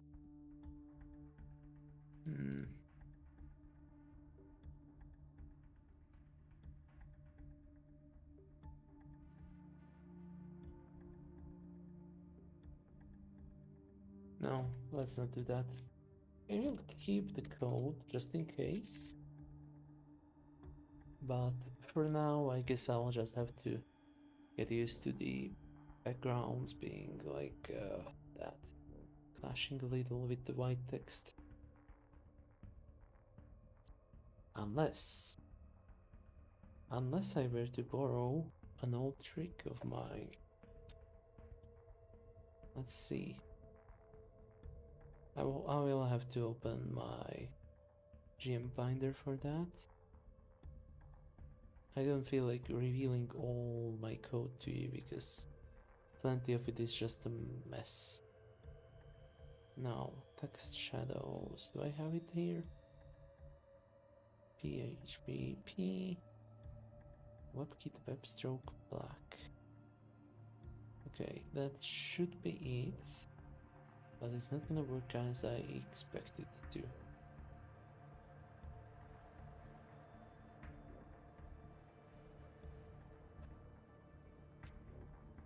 Color, no, not this.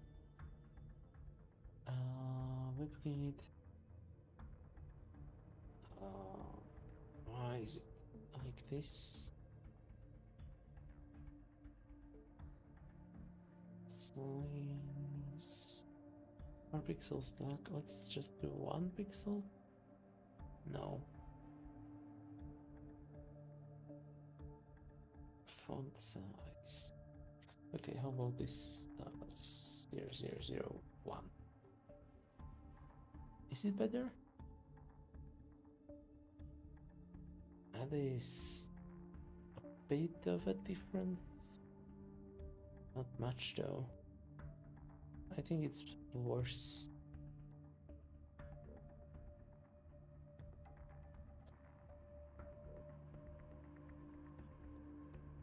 What?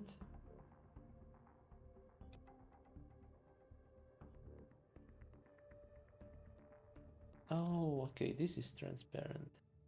Yeah, but whatever. I don't think that is helping much, and this is only making things a little worse. This maybe too. Color, web stroke, text stroke, I mean. Other spacing. And child.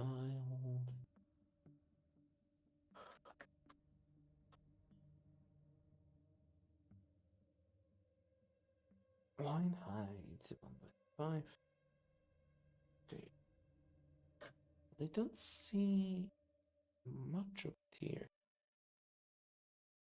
Paint order stroke fill. Paint order stroke fill.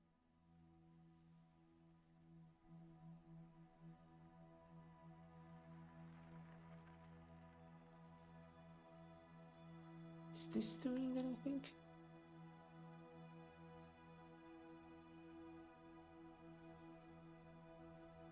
I mean, it looks a little bit better.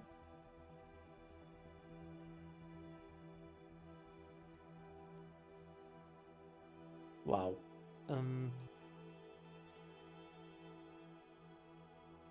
Let's just keep it at number 2. Yeah, that looks like it has an outline. Looks pretty good, okay. Looks a little hits my eyes a little bit, but overall I think that's an improvement.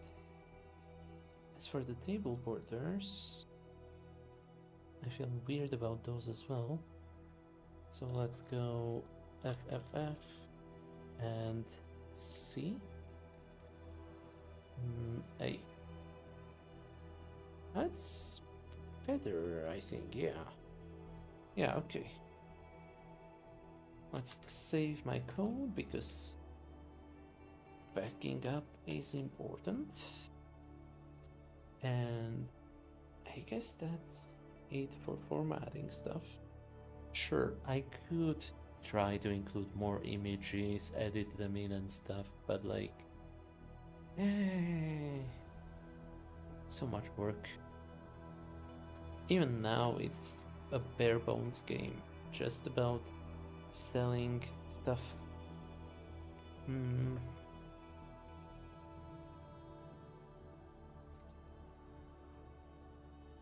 I don't even have any ways of spending that money yet, other than getting more real estate.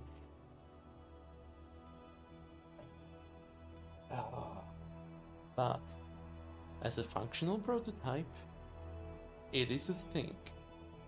It is a thing that could, in theory, be played. Now I just need to figure out the last couple of details, and I should be gold.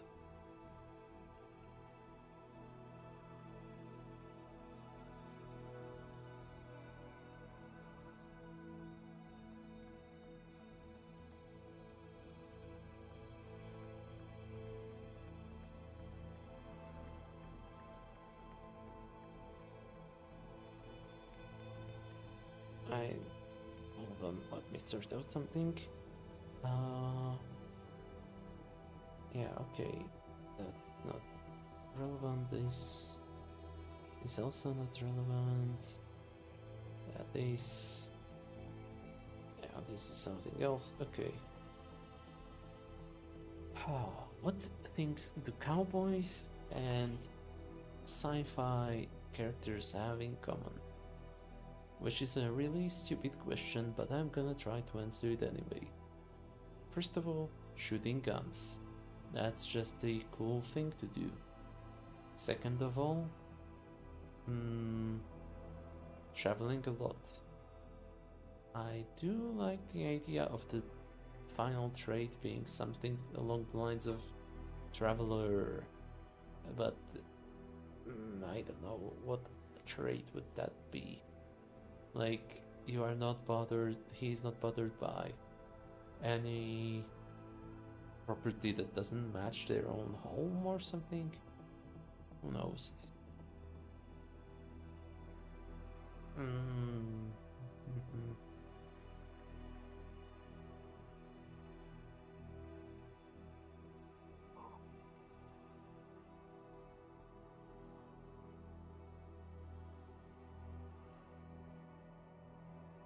But the more I think about it, the more I feel like the historical Western would be just medieval times, but played out in a Western style.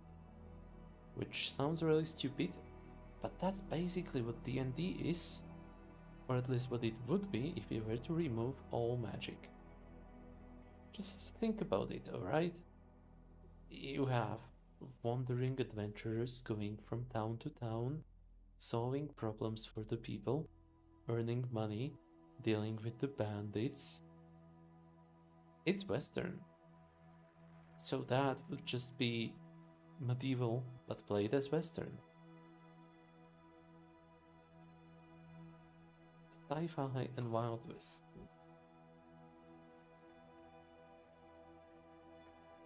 More water.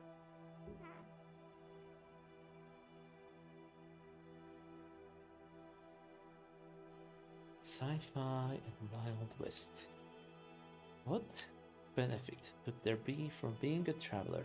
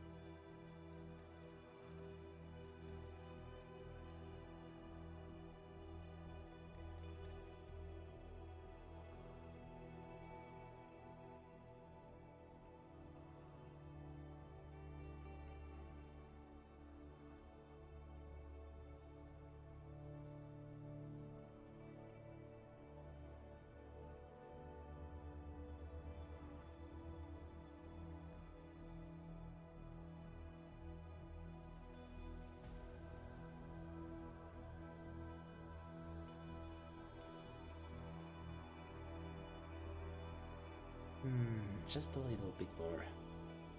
What's this gonna be?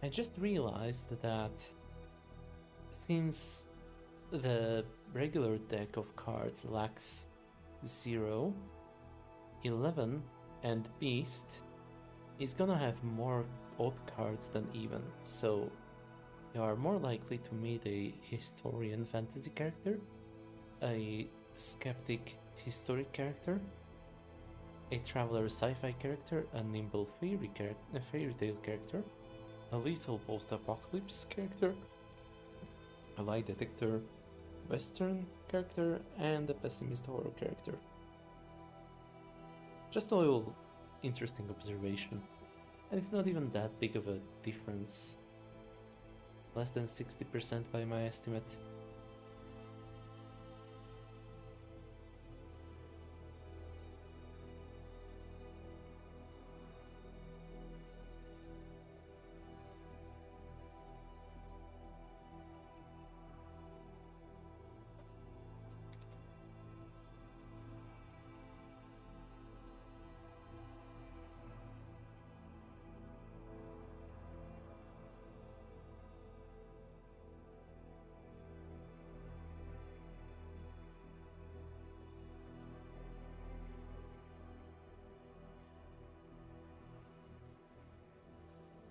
traveler. Draw 2 cards for the estate they found elsewhere that they're comparing your estates to. It's not much, but it is fine, and besides, look at that. The tables have equal height. I am so happy about that part. Okay, so that's that. Post-apocalyptic trait for our agent. Now that's gonna be a bit more complicated.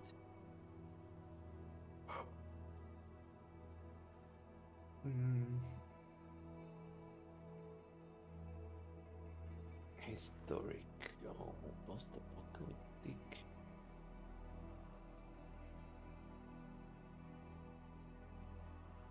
Still, the thing that comes to my mind is scavenging. Finding extra loot or something.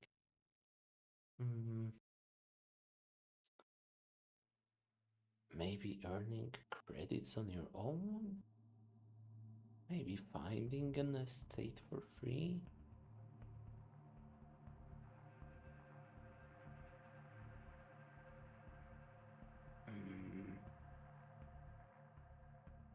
Maybe something to do with negative cost or positive cost estates.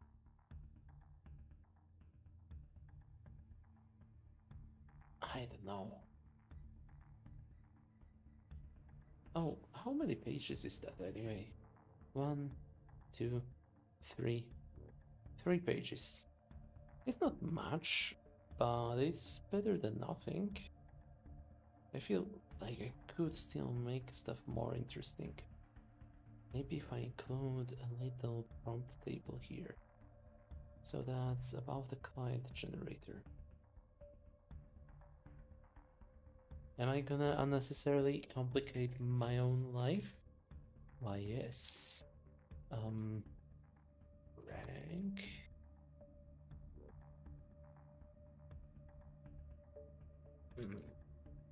Suit. Condition. Suits, conditions.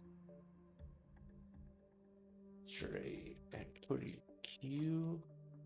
Curiosity.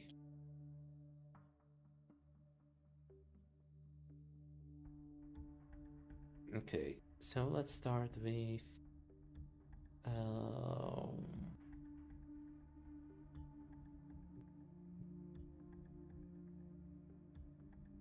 oh boy, that's gonna be a pretty short table.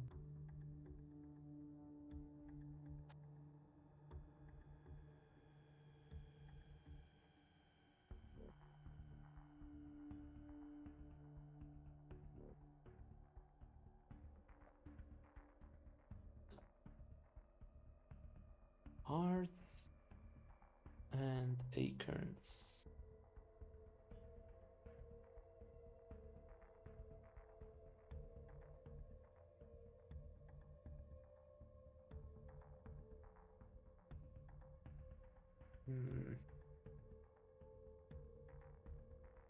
-2 to condition, +2 to neighborhood. Oh, both of them have a neighborhood bonus. So let's just do like 8 or B or Jack of hearts or acorns. It's gonna make for a really fun neighborhood. Something neighborhood related. Keep adding words until you hit the limit. Wow. Okay, I can fit quite a bit in there. That's good to know. Let's see the highest benefit of something else. Condition. We have +2 condition in sci-fi and +1 condition in both historic and post-apocalypse. So post-apocalypse and sci-fi are a nice mix. Sci-fi is spades, lands, and what else does apply to condition? 4,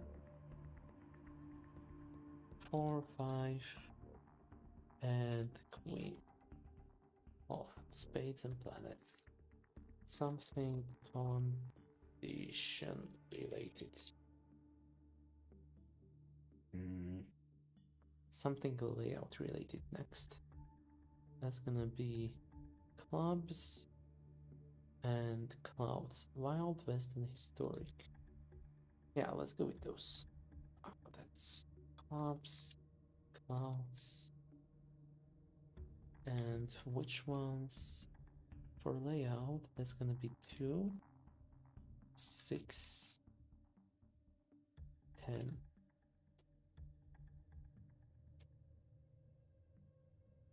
Something layout related.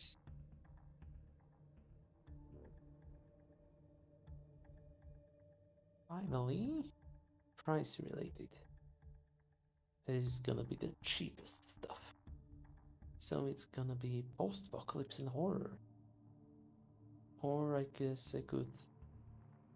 No, there is no other +1 there. What the heck?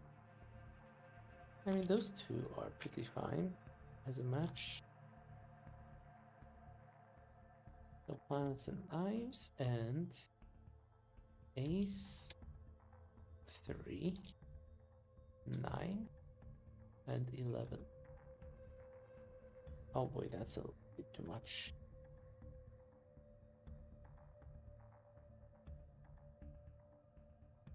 Is there anything else that has 2 3s? Yes, layout. Layout has a 3 on a 10 as well.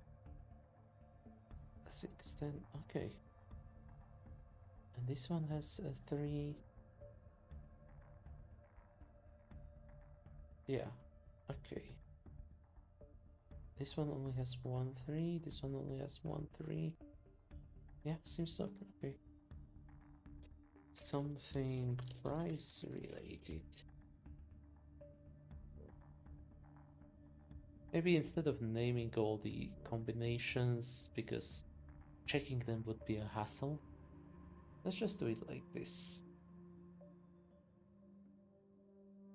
Neighborhood greater than 4.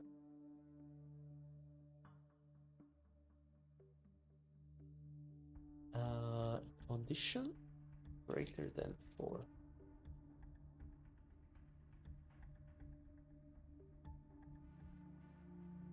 Layout greater than 4.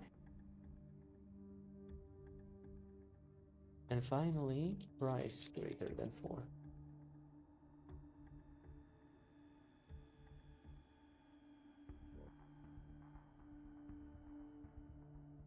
Oh, and let's also do neighborhood less than 1. And condition, no, less than 0.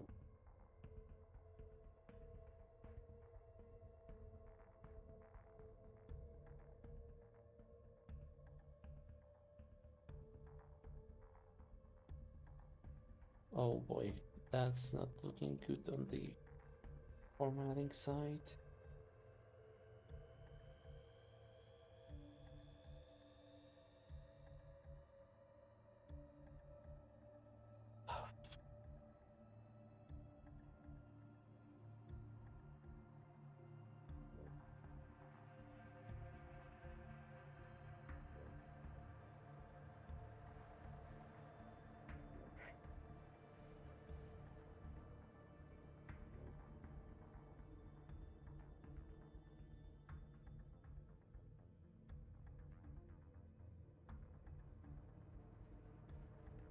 Oh wait, I just noticed something.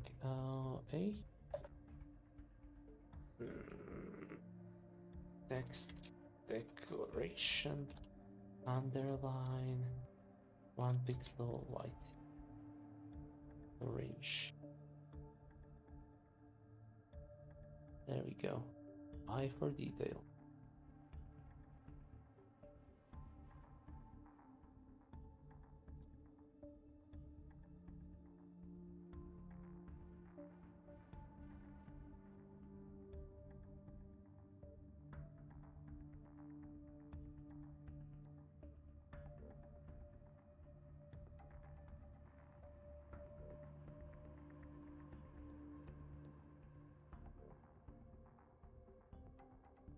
Hmm.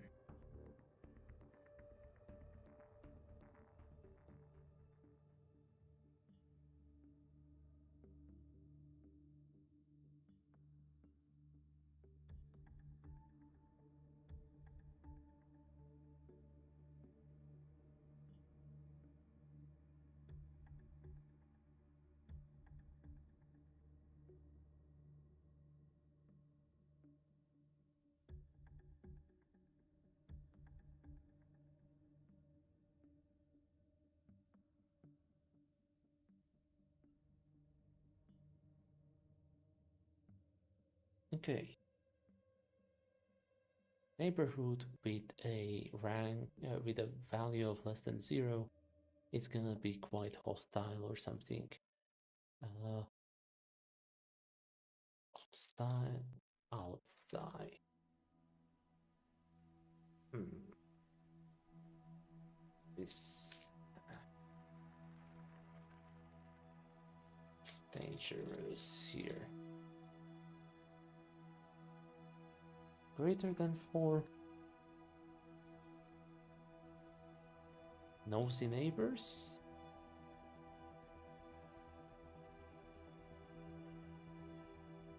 Condition less than 0. Lots of fixing to do. Positive.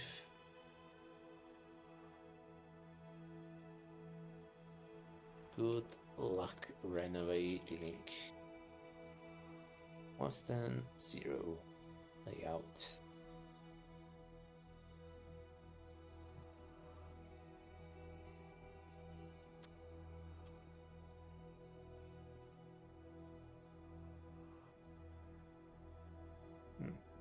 Price less than 0. Expensive luxury. Gonna have to take out the loan.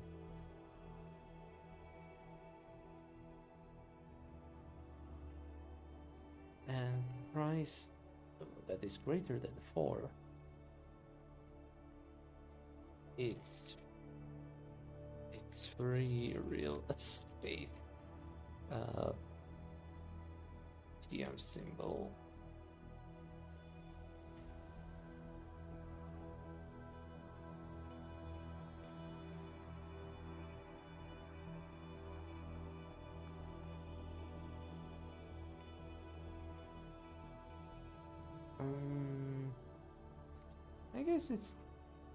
I guess the outlines are helping it a tiny bit.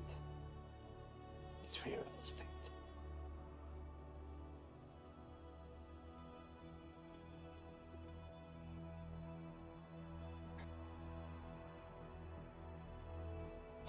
Layout.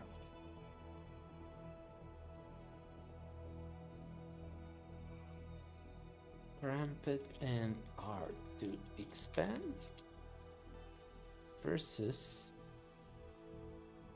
you could get lost here. That's working. That's working really good. An estate could also be described in extreme cases. An estate be described with as follows.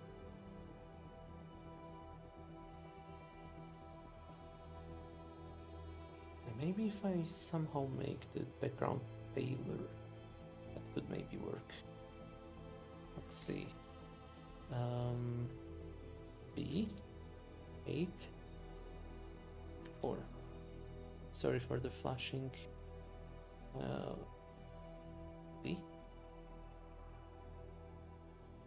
A, and was this one gonna be 6? It's different. But it's not anymore the background paper thingy. 2, 6, 9.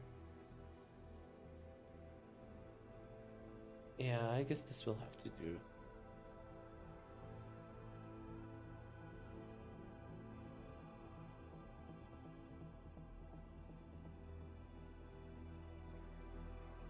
boy. Okay, I think I cannot avoid it anymore. Let me just check everything. Okay, these tables are complete. This is complete. These are complete. This is complete. This is complete. Earnings. Whenever I sell an estate from your owner, gain an amount of credits equal to 11 minus its price.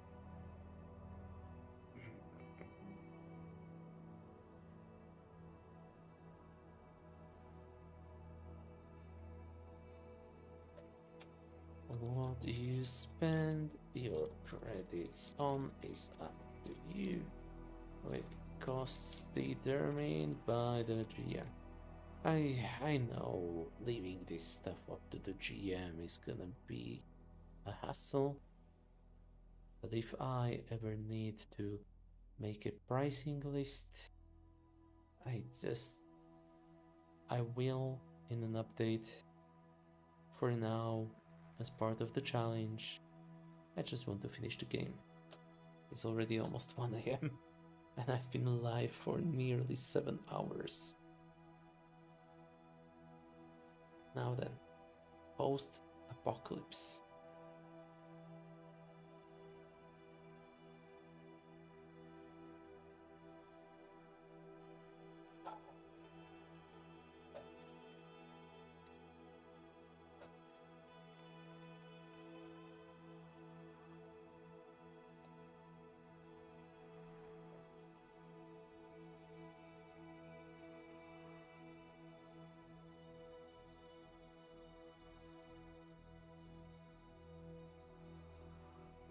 When you make the agent pick either condition or layout,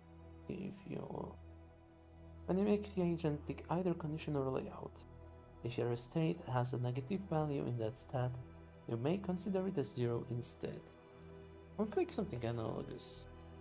When you make the agent pick either question mark or question mark, if your estate has a value greater than 4 in that stat, you may consider it a 4 instead. Yeah, okay, I guess this works.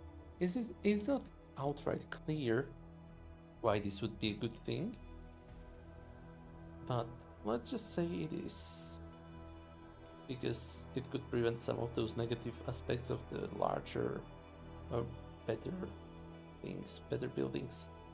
You can understand animals that don't want to hurt you and issue them commands and command them.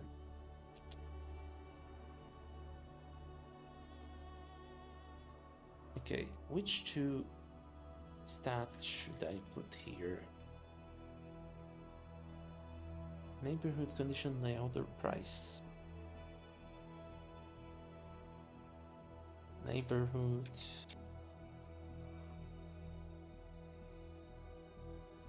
And I feel like trying to do the other one, which was not covered yet. Condition, layout, price. Can they lower the price? No, wait, can they make it pricier? Absolutely. Okay. I think that's it.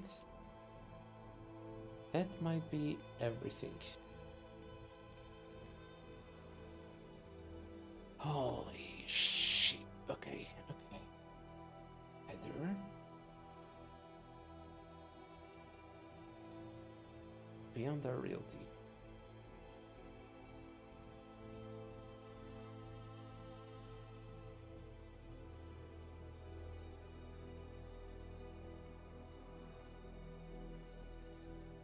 Okay, I need a different music track because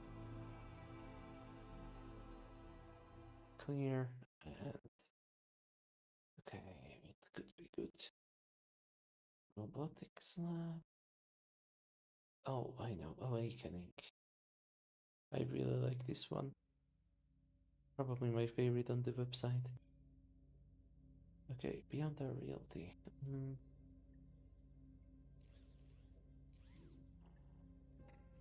Or just Reality Beyond Reality.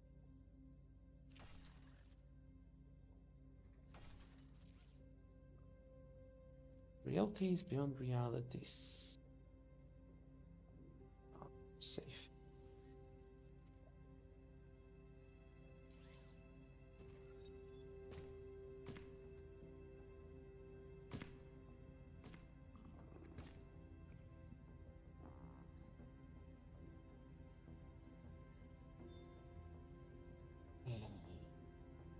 Bigger.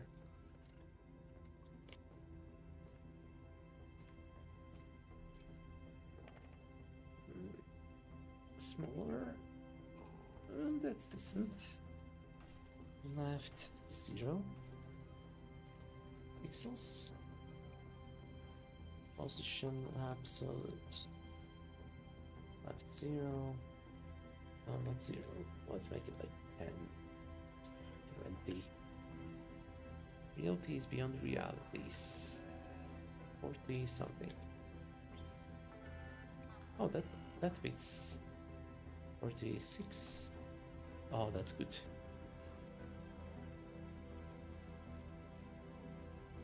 Oh wait, what if I were to instead say 95%? Hello?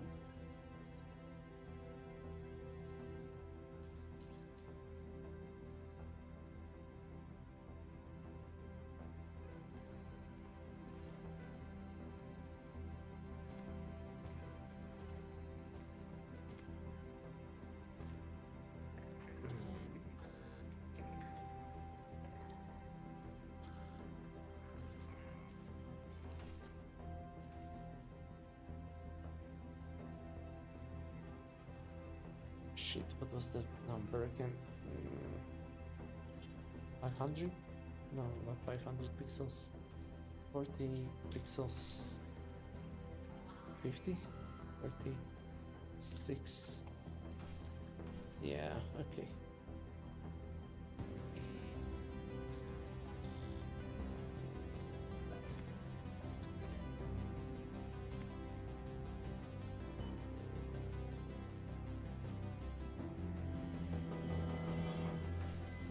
Left to right. Yeah, that should center it. Why is it not centered?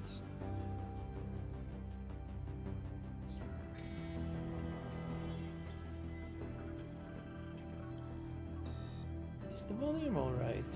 Or is it just... Okay, yeah, it is loud. Oh, because the audio did not update. Man, I'm not sure if that's just because I'm using Linux or because it's gotten worse somehow. Probably Linux, but who knows. Okay. Realities beyond realities. I need to center it. Left 0%. Oh no, wait, that's the image.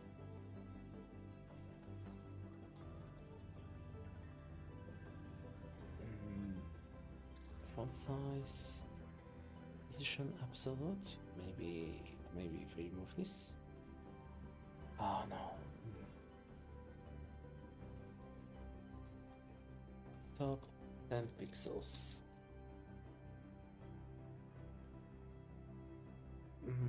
20, 30.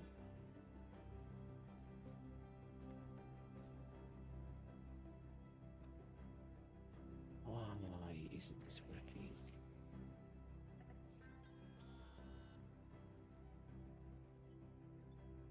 Okay, let's have a look here.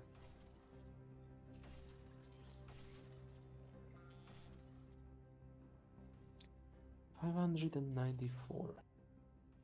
$594. The whole thing is wide. 94, 504. 594. 594. 594. Okay, 594. 600. 3 pixels.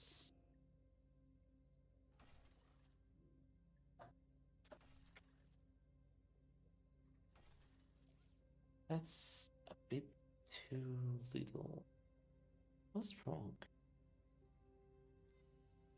It's supposed to be... Oh, because that's the width. 597.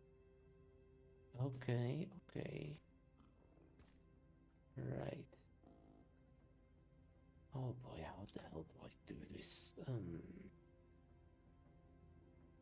I guess I'm just gonna have to rely on estimating. Or center, left, right, up.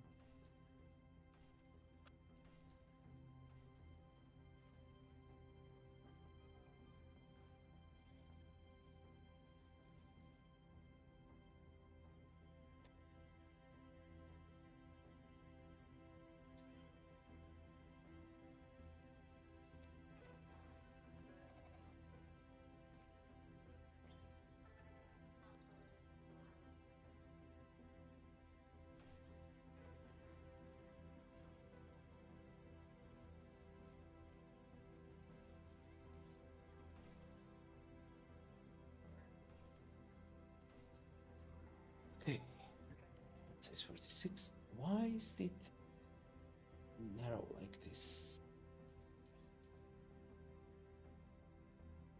Is it trying to be squeezed? Margin top 0.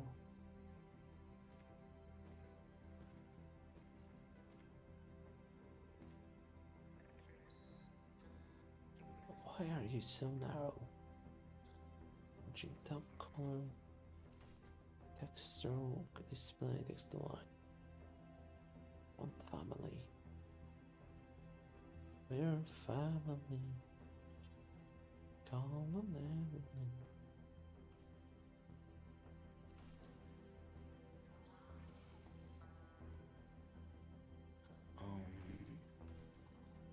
I like this. Why is it the whole?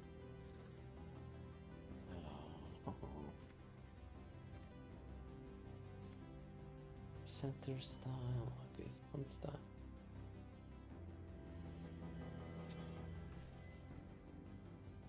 Okay, screw it.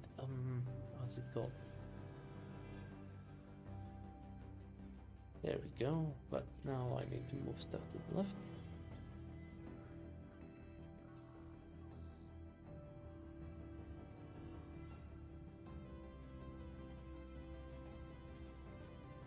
Actually, no. Let's make the font smaller.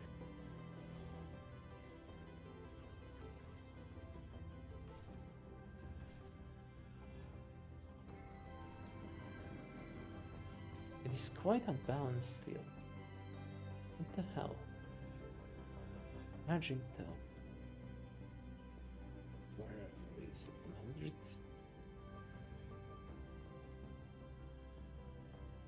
Still unbalanced. Font size 40 pixels. Why isn't this working? With 100%. Margin top.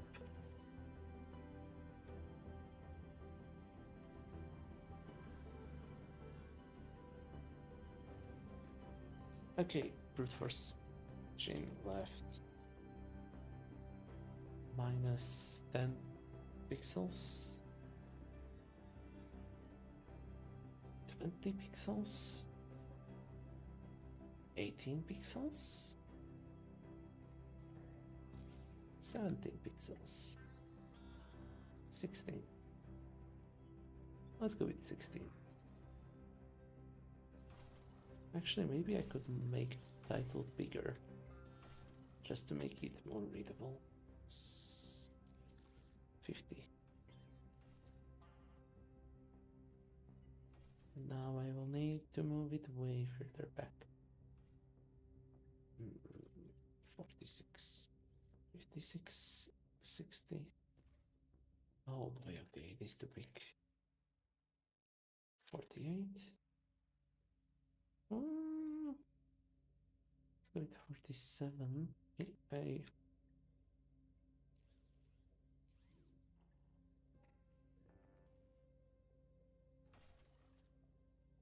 Okay, like this. And margin left is 60. Yeah, okay, this works. Margin top 90, no, 50. I wonder if I could like stretch those letters out. Ah, no, let's not do that. Realities beyond real, realities beyond realities, and this title also should be that.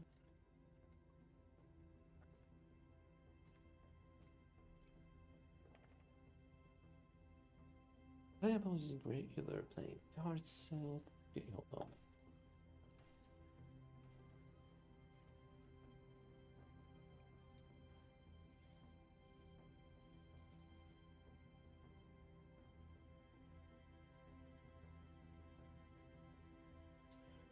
There we go. It's a little bit better. Not by much, but it is what it is. Maybe I need to remove the margin block start, margin block, margin end.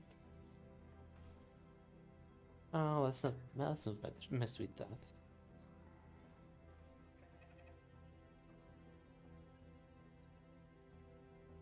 Okay. One last read through. Realities beyond realities. Reliable using regular playing cards or a hack deck. Use only single suited cards. Agent. Name your agent, decide which dimension they are from, and distribute values -1, +0, and +1 among their stats. Deceptive, distract the client, downplay the flaws. Honest, open description of flaws, realist approach. Optimistic, flaws as upside, highlight the possibilities.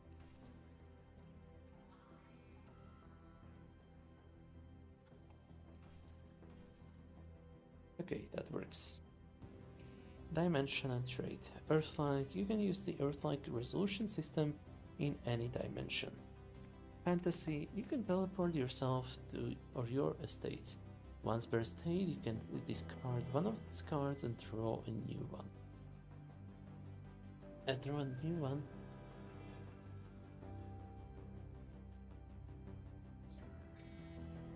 To see where it is. It teleports. Historic, you can keep telling so much. Oh, maybe I need a synonym for it. Historic. Momentous, historical, important, significant, memorable, traditional, ancient, unforgettable, remarkable, vintage. Oh, vintage, antique, impressive, vital, faithful, history, historic.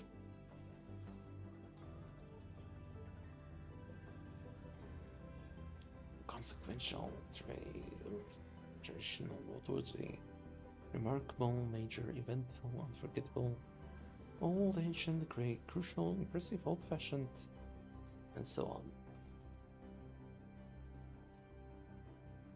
7-hour mark has been reached.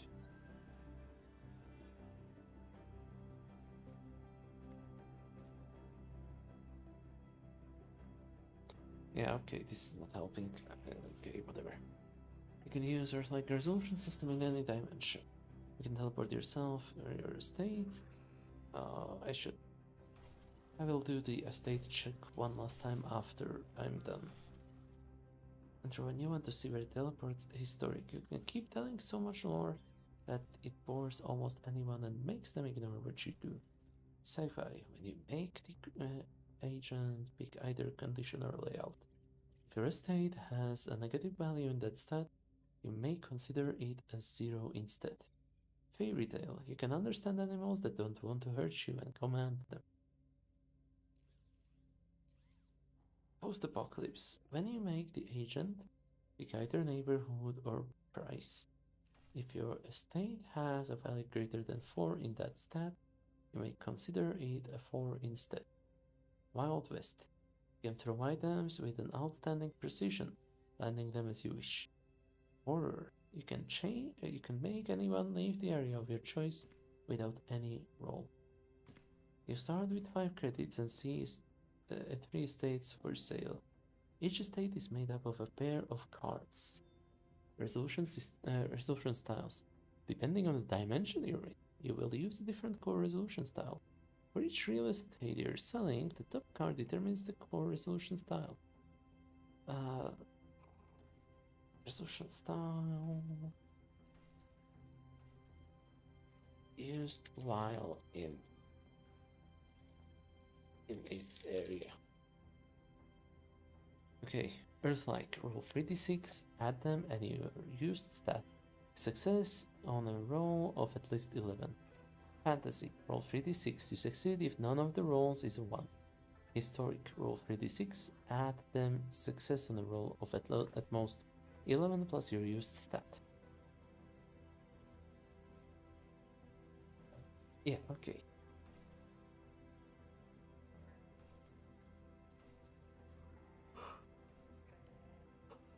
Sci-fi, roll 3d6 and subtract the lowest roll from the highest.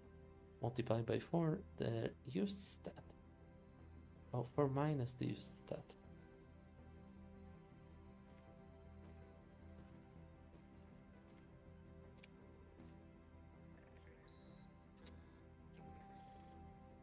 Success on a result of at least 11. A fairy tale, roll 3d6, but multiply them. Success on a roll of at least 11.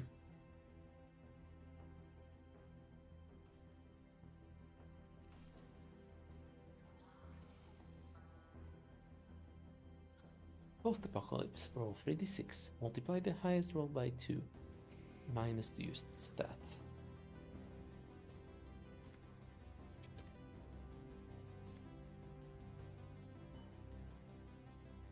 Discard the rest. Success on a roll with most 11. Wild West, roll 3d6, reroll any number of them once. You may apply your used stat to one dice result. Success if they form a straight. Horror. Roll 3d6. Reroll any number of them once. You must apply your used stat to one dice result. Success if at least 2 of them match. Excellent. Earnings. Whenever you sell an estate from your offer, you gain an amount of credits equal to 11 minus its price.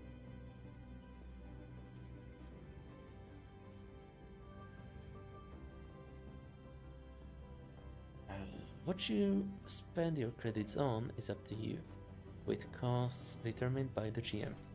Real estate generator. You have fewer than 3 estates. You can gain more by going through the catalog. Draw a card based on what kind of estate it is. You can either choose to discard it or draw the other card and keep the pair as one of your estates on their offer. You can hand the rights for selling your estate to another agent who has to pay you 1 credit. Furthermore, you can draw 3 pairs of cards when you encounter an NPC agent and try to obtain the rights for selling their estates by giving them 1 credit.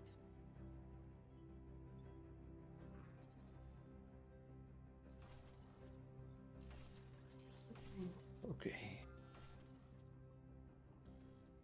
4, 4, 1, 3, 4, 3, 1, 1, 3, 1, 2, 1, 4, 1, 3, 1, 3, 1, 2, 1, 3, 1, 2, 1, 1, 1, 2, 1, 1, 1, 1, 1. If you draw the same suit, add the bonuses just once.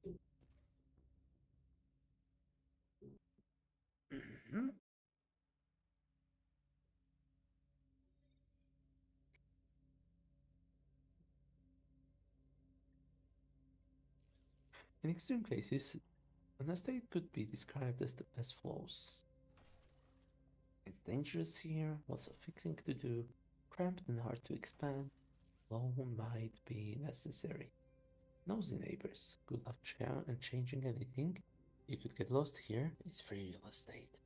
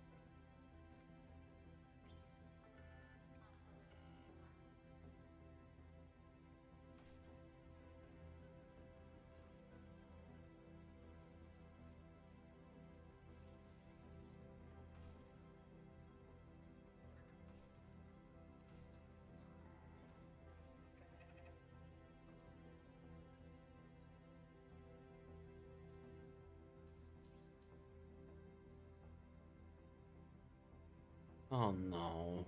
Hmm.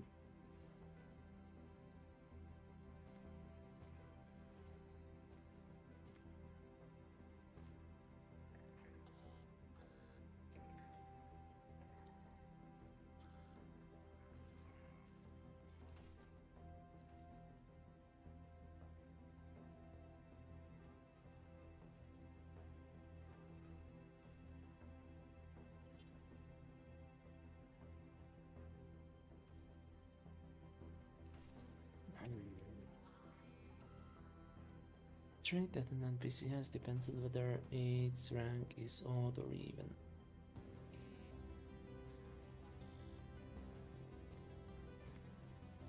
Okay.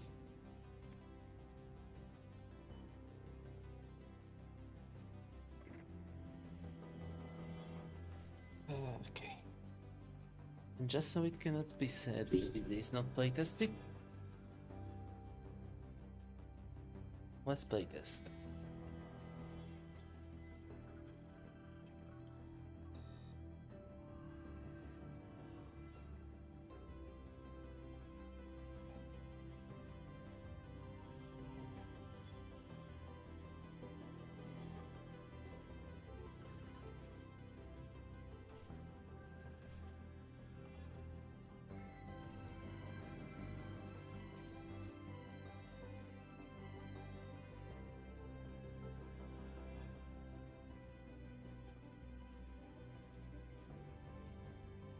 Now then, hold on, one more thing.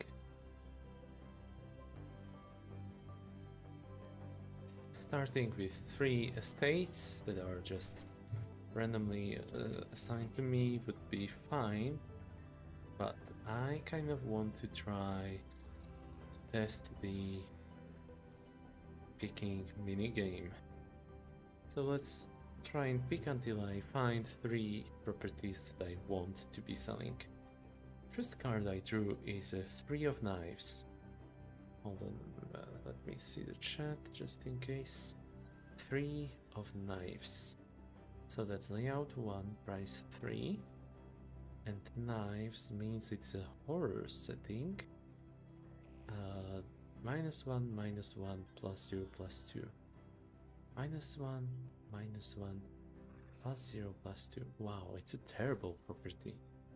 That means it's got, it's dangerous, it's got lots of fixing to do, and what's more, it is really affordable. It's free real estate, basically.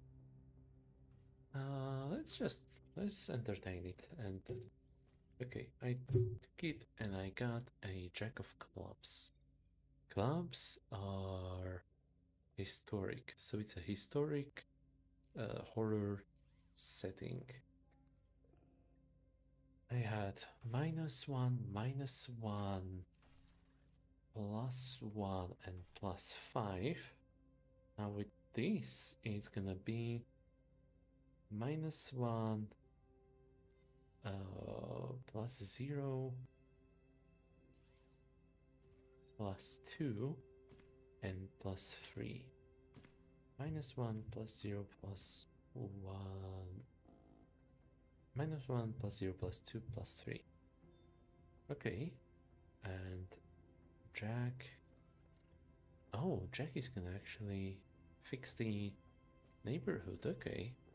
It's a good thing I detonated then.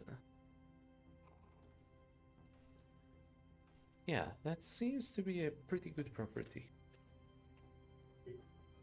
Let's see what next. What's the next thing I got? It's another slasher. I'm just gonna skip on it and flip another card. 3 of Acres. That's gonna be a fairy tale. Plus 2, minus 1, minus 1. And 3, that's...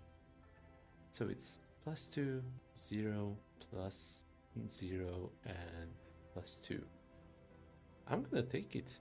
Seems like a very mediocre place for now. And I drew a 7 of Hearts. Hearts are fantasy, so it's not only a fairy tale location, it's a fantasy location.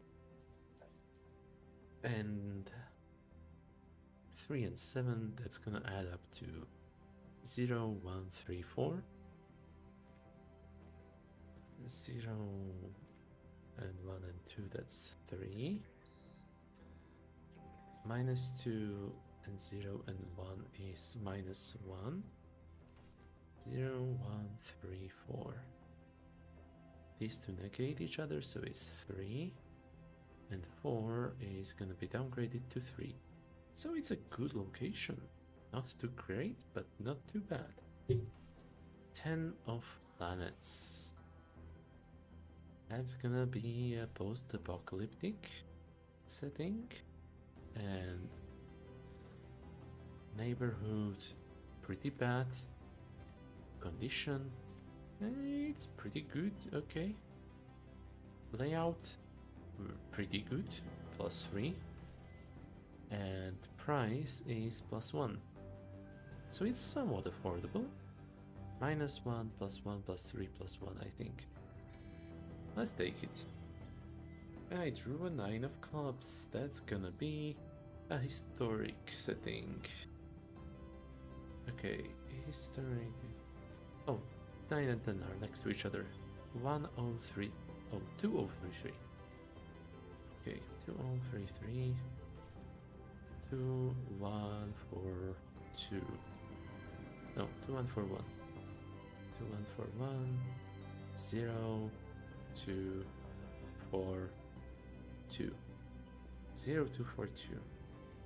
Yeah, pretty good location as well. Okay. Let's draw our first customer. It's gonna be 6 of knives. That means it's a horror resident who is pretty lethal. If I make him mad, my character dies. That's just the rules. Now, first of all, he's gonna ask me about... Actually, I need to figure out which location he would like to go to first. Let's try to give him the last one. 9 and 10. 2033.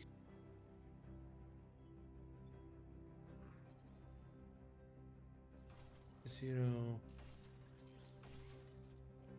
2, 4,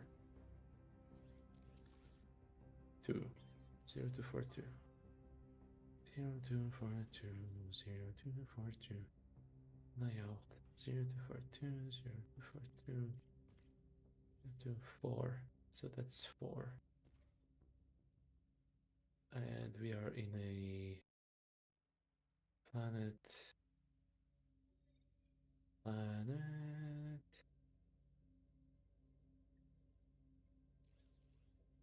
That's post-apocalyptic, so I am rolling 3d6 and multiplying the highest roll by 2 minus the used stat, discarding the rest. I'm gonna use my Oh shit, I did not distribute my stats. I guess I'll just have them in the order which they are listed. Deceptive is gonna be +1, honest is gonna be +0, optimistic is gonna be -1. So let's try to be deceptive about it. +1. Roll 3d6. Multiply the highest roll by 1. That's a 5. And it is certainly not higher than 11, so he is satisfied by that. Next up, after I lay out, he checks the neighborhood. That's gonna be a +0. I don't know how I'm factoring this in. Oh boy. I could in theory add or subtract them from the difficulty.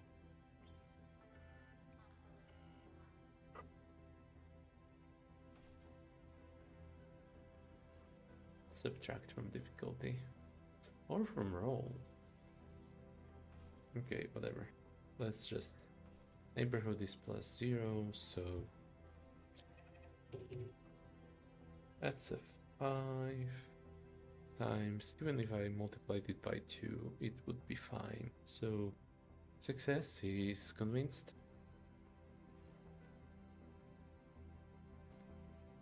Finally, he will check the condition, which is 2. 5 times even 1, even 2, that should be in a clear. He's got the property, hooray! And I got myself a coin. And every time you get it right, you get a pound. Okay. So...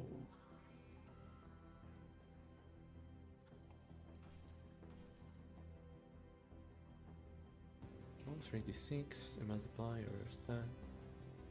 And dice result. Success if at least 2 of them match.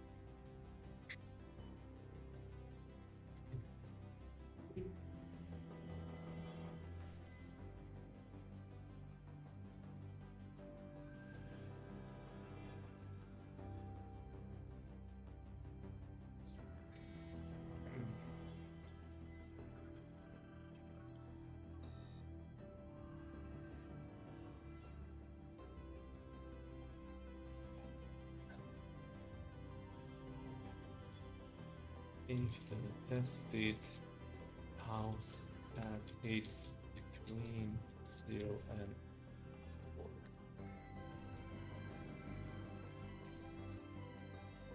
If the tested house that is between 0 and 4.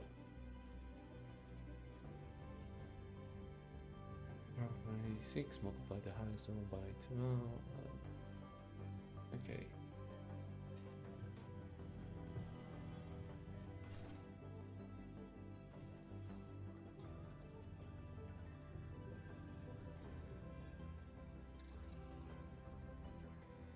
Trouble, problem, predicament, complication, quandary. Snack dilemma, H obstacle. Like pickle, hindrance, hardship, mess, adversity, obstruction, milestone, trial.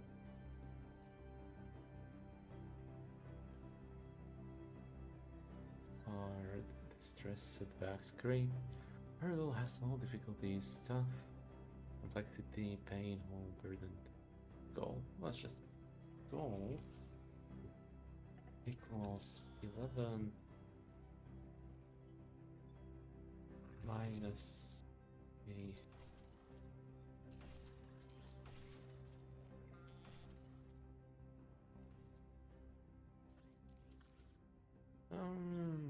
mhm. 11. You may add or subtract 2 if the tested house stat is between 0 and 4. I'm just gonna do it like this.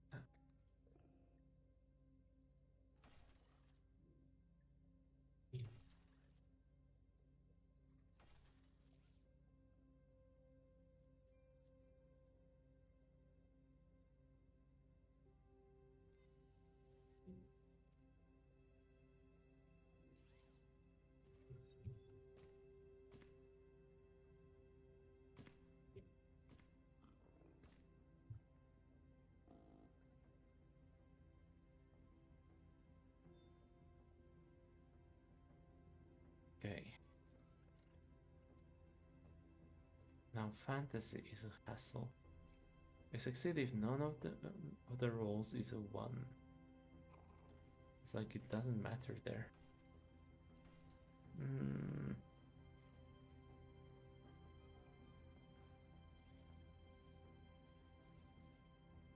It's fine. It's just part of the challenge, I guess. The rolls is a 1. If the tested house that is not between 0 and 4, you must reroll 2 of 2 dice that did not roll a 1. Okay, I guess that's it.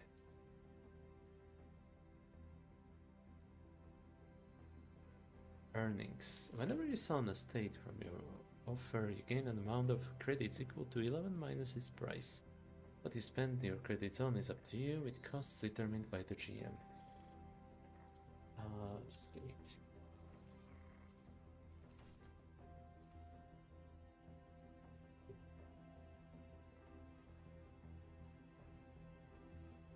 Real estate.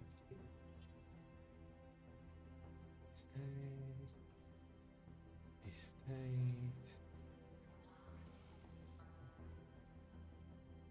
Okay, I'm gonna keep that one lowercase because it's a meme reference.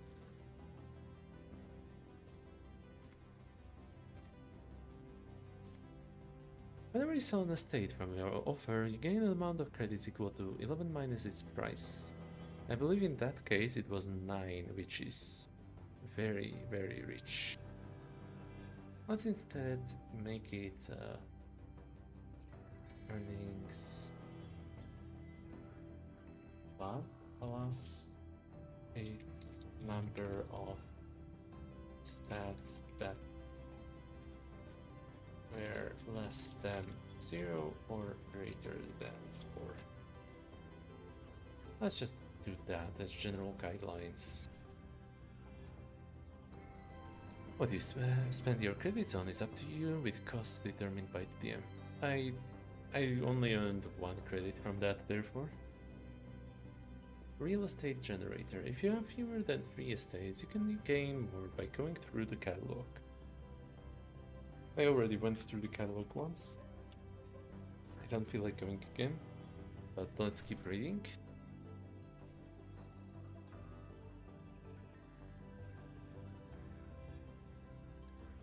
Draw a card. Based on what kind of estate it is, you can either choose to discard it or draw the other card and keep the pair as one of your estates on the offer. You can hand the rights for selling your estate to another agent who has to pay you 1 credit. Furthermore, you can draw 3 pairs of cards when you encounter an NPC agent and try to obtain the rights for selling their estates by giving them 1 credit. I am not gonna do that. I could do that, but it would take a lot of evaluation, and I don't know if that's worth it right now.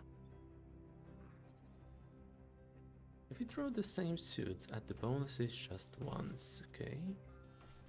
Neighborhood, conditional layout price, neighborhood, conditional layout price, Earthquake fantasy, history, sci-fi, fairy tale, post-apocalypse, Wild West horror, dimension.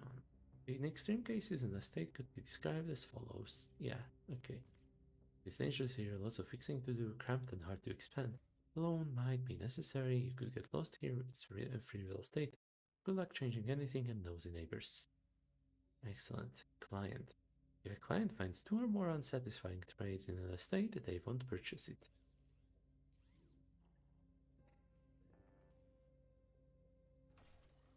The trade that an NPC has depends on whether its rank is odd or even. I just drew a beast that's an even rank, and it's spades. Therefore, it's a... Wait, east even. It's a pessimist. Oh boy. I should probably not know that ahead of time, but the DM would know. Okay, honesty is +0 for me anyway, so I would do the whatever the deception was, I think. I'm gonna try to select the fairy tale one. Because a sci-fi traveler in a fairy tale land. Actually, no, let's tell it to. Let's tell them the horror one. So that's 3 and Jack. 0013 2101. That means it's a total of 2114. 2114. 2114. 2 2 2 2. Oh. And finally 1104. 1104. That's not that bad. I mean, I could pretty much succeed on anything there. And it's a horror one. Roll 3d6. Reroll any numbers, number of them once the test its house stat is between 0 and 4, which it is. You multiply your used stats to one dice result. I use the +1, so it's gonna be 4 + 1 is 5. They succeed if at least 2 of them match, which the other 2 number ones are. That's good. And this is a test of price. Time. Now it's time to test the layout. There's a match. Let's also test the condition. Oh, I can add 1 to number 4 and that's a pair, okay. And finally, the neighborhood. I can add 1 to number 4. I can get a pair of 5s. Hooray, victory. The house is sold. Okay. If client finds they will purchase it, the right an NPC has depends on whether its rank is odd or even. Earth-like, fantasy, history, nimble, historic, skeptic, and historian, sci-fi, traveler, pessimist, fairy tale, nimble, light detector, post-apocalypse, lethal, skeptic, Wild West, lie detector, traveler, horror, pessimist, lethal. Deceptive rolls against them fail, honest rolls against them fail, optimistic rolls against them fail. They can squeeze anywhere, they can slay you if extremely unsatisfied with your services. They recall a lot of lore and can't get bored by it. Draw 2 cards for the estate they found elsewhere that they're comparing your estates to. Yeah, that works.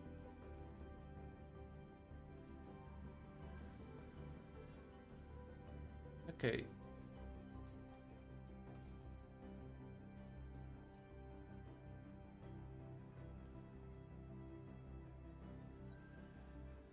Why is it looking like this? Why?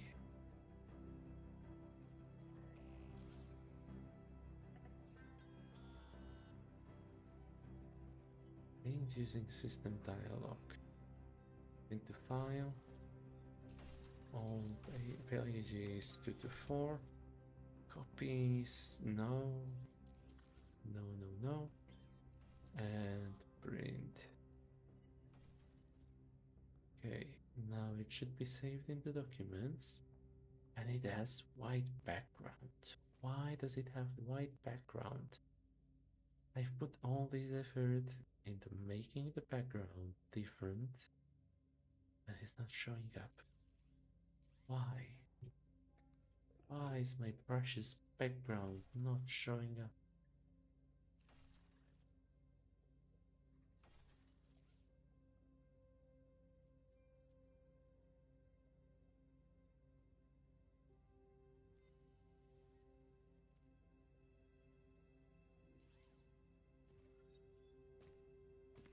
I don't know.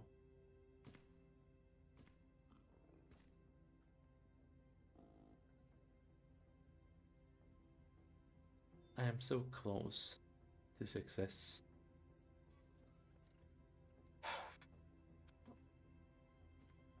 I cannot give it up now.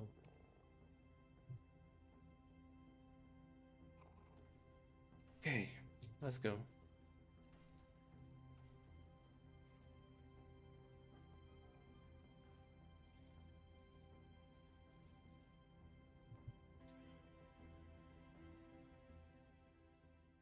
I need a different song for this superhero.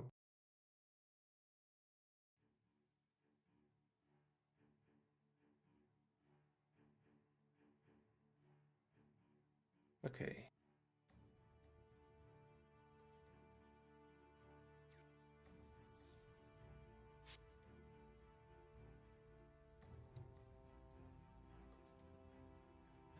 Hello, Jim Binder, my old friend. I thought I would get to leave you behind, and yet here we are, once again.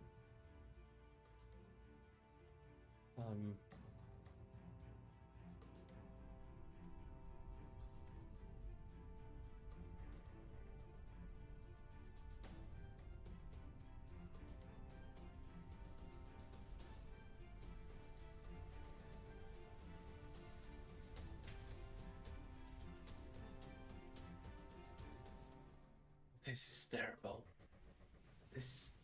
I hate this. I hate this so much. No, no, I cannot. That's not how I'm gonna do it. I don't know yet how, but that's not gonna work. Okay.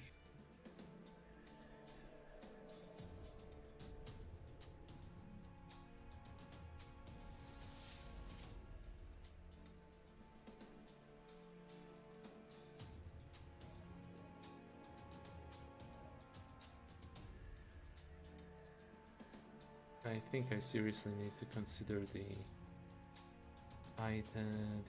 file which is used for exporting stuff.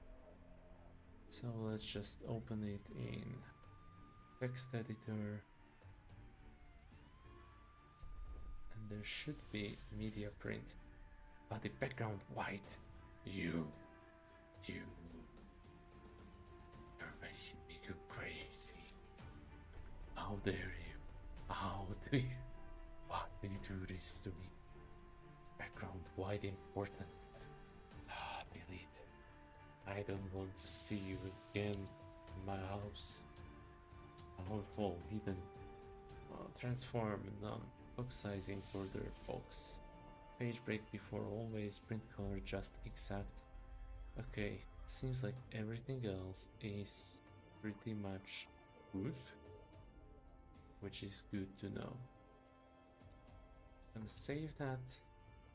Gonna copy this out and paste. Print. Okay. The first page is messed up. This page is also messed up.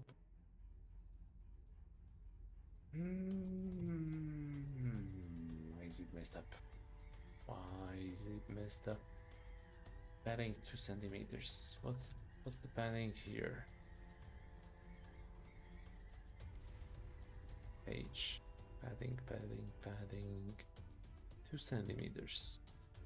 That looks pretty much identical, except it's a little messed up because I had that in that outside. There we go, that one. So padding, yeah, that seems fine. So what's causing this? Width, height, 21, 29.7, I think 2 centimeters, margin 0 auto. Overflow hidden. Transform none. Transform. Box sizing, border box.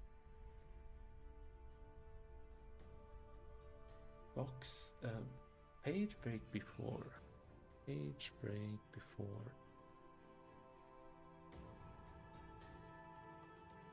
Print color adjust. Web print to cool adjust. Page size A4, margin 0. Page break before auto.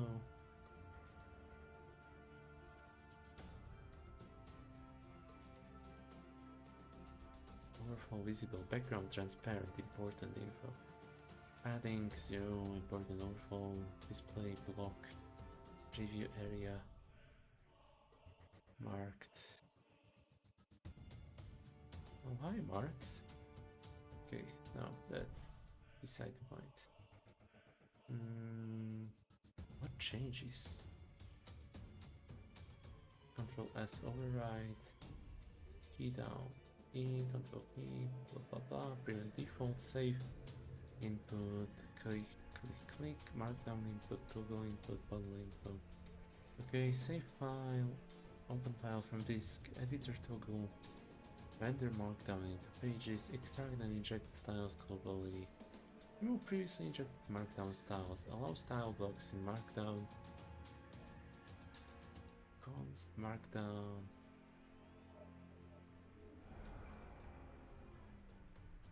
Okay.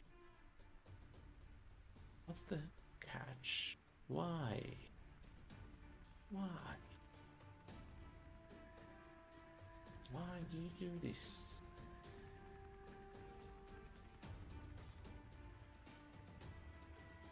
Why is this like this? I should not be doing bug fixing at 2 AM, but here I am. And if I don't do it now, I might never do it at all. Or I mean, I could in theory do it tomorrow in the morning, but do I want to really end the stream here? Say that I failed? The game is pretty much finished, so I did not fail in theory. It's just...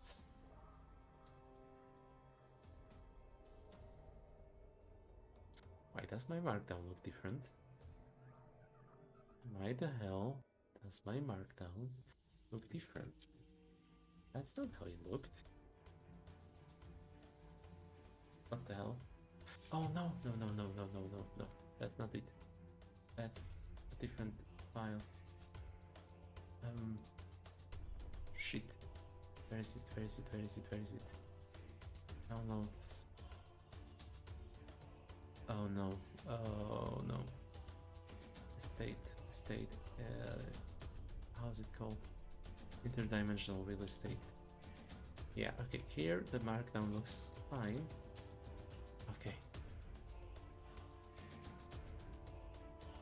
But here it's messed up. And I don't know why. And if I turn to the vase, thing heist, yeah, HTML, open with Kate. Now, why? Media print, body margin 0, toggle to the button, open file button, save file button, display none, important, preview pane, padding 0, all visible, background transparent, display block. I'm gonna have to switch music because I don't feel like listening to this all the time. Let's go with... Crap, what do I go with? Monster Attack, Luca, Lucha Libre, Highway, or procedural.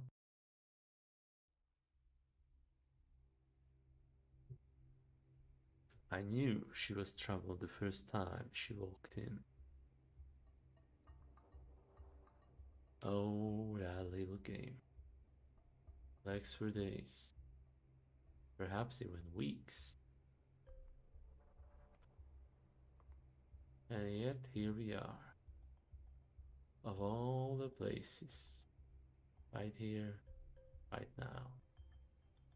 Let's just try to command the width and height. Maybe that's the thing that changes.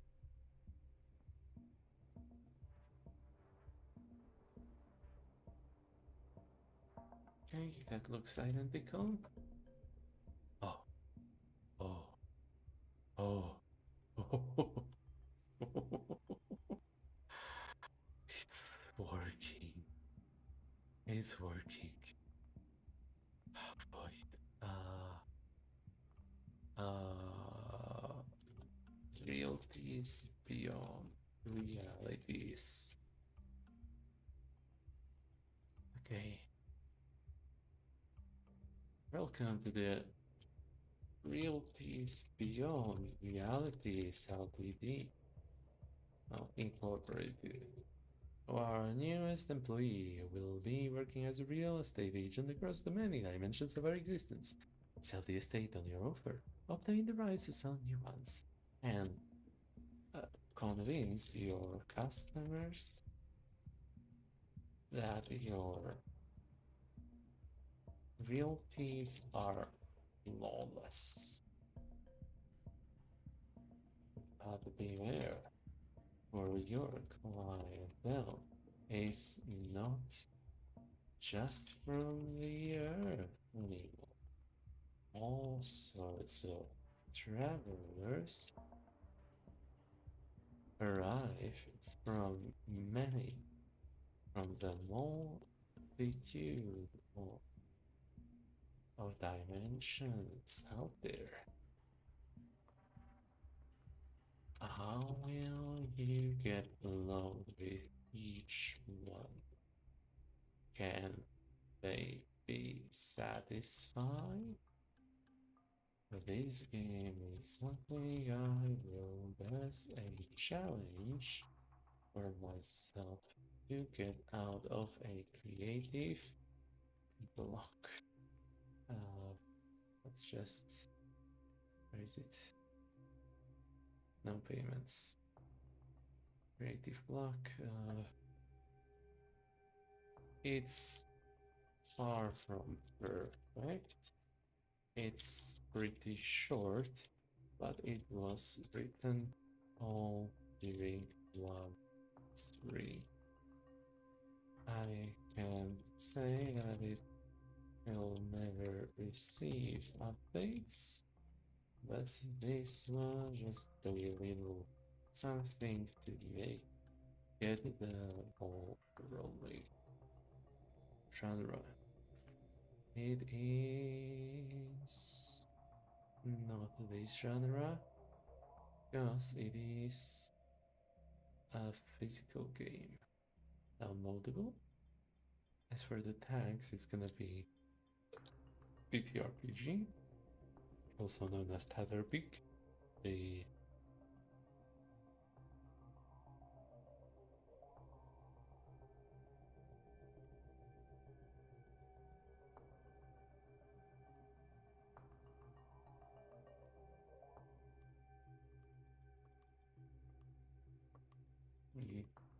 no, I need to sneeze.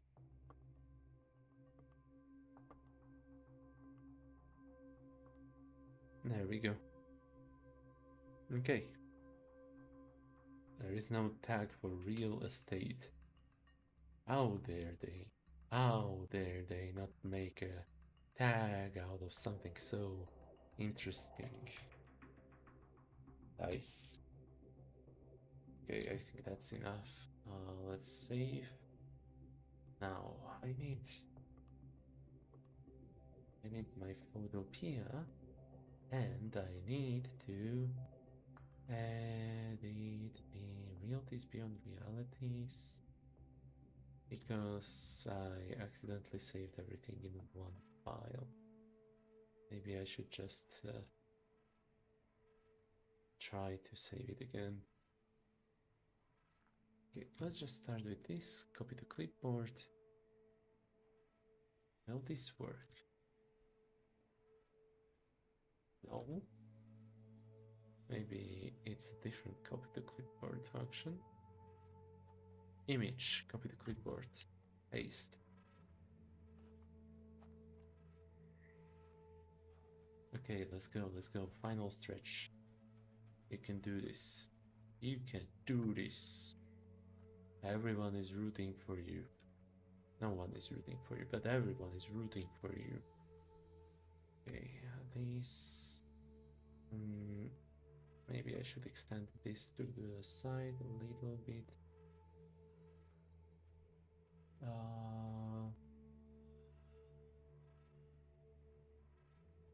Or maybe not. Screw it. Let's just cut out the crop.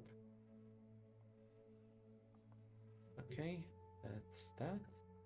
And now I need to scale it. Image size 500, no, 600 by 531, 560 by 98. Okay, how about this? There we go. Realties beyond realities.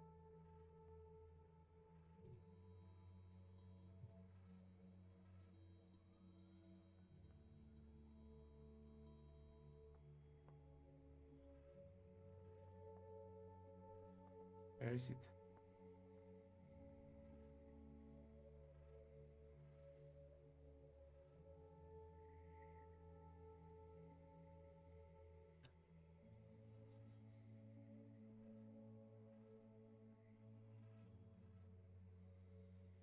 Remember cover.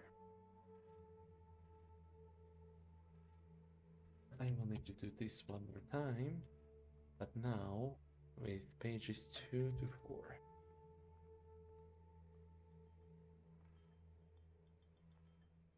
Everything seems to be in order. Realties beyond realities. Override. And now, how big is it? Half a gigabyte.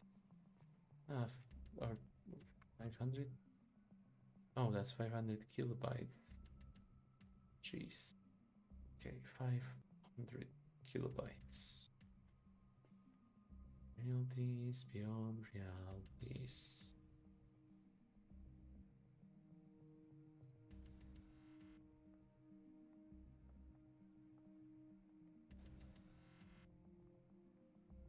There we go.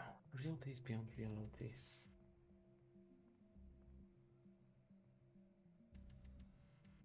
No, I'm not gonna change it. Yeah.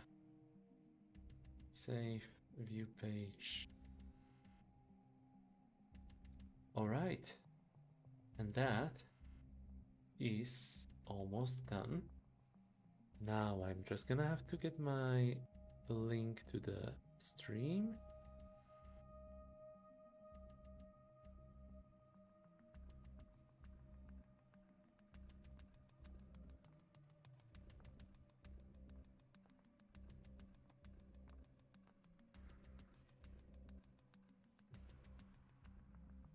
I found myself to get out of a creative block. It's far from perfect. It's pretty short, but it was written all during one stream.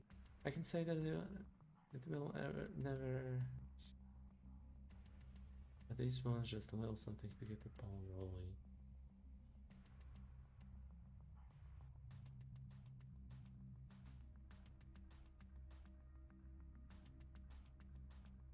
But this will never receive updates. This was just a little something to get the ball rolling. Thank you for patience and have a nice day. Save. And finally, save.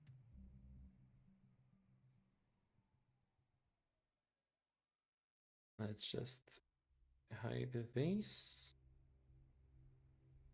and this, I guess, as well as this. And now it's time for me to share links in a couple of places. At least here. And I guess that's it for today. Thank you all for being here, for witnessing this stuff. And I hope that this is something that will help me get back up to my speed in developing the games that I actually want to make. It's been a lovely evening. It's been lovely nearly 8 hours. And I think I'm gonna go have a sleep now. Yeah. Thank you all so much. And bye.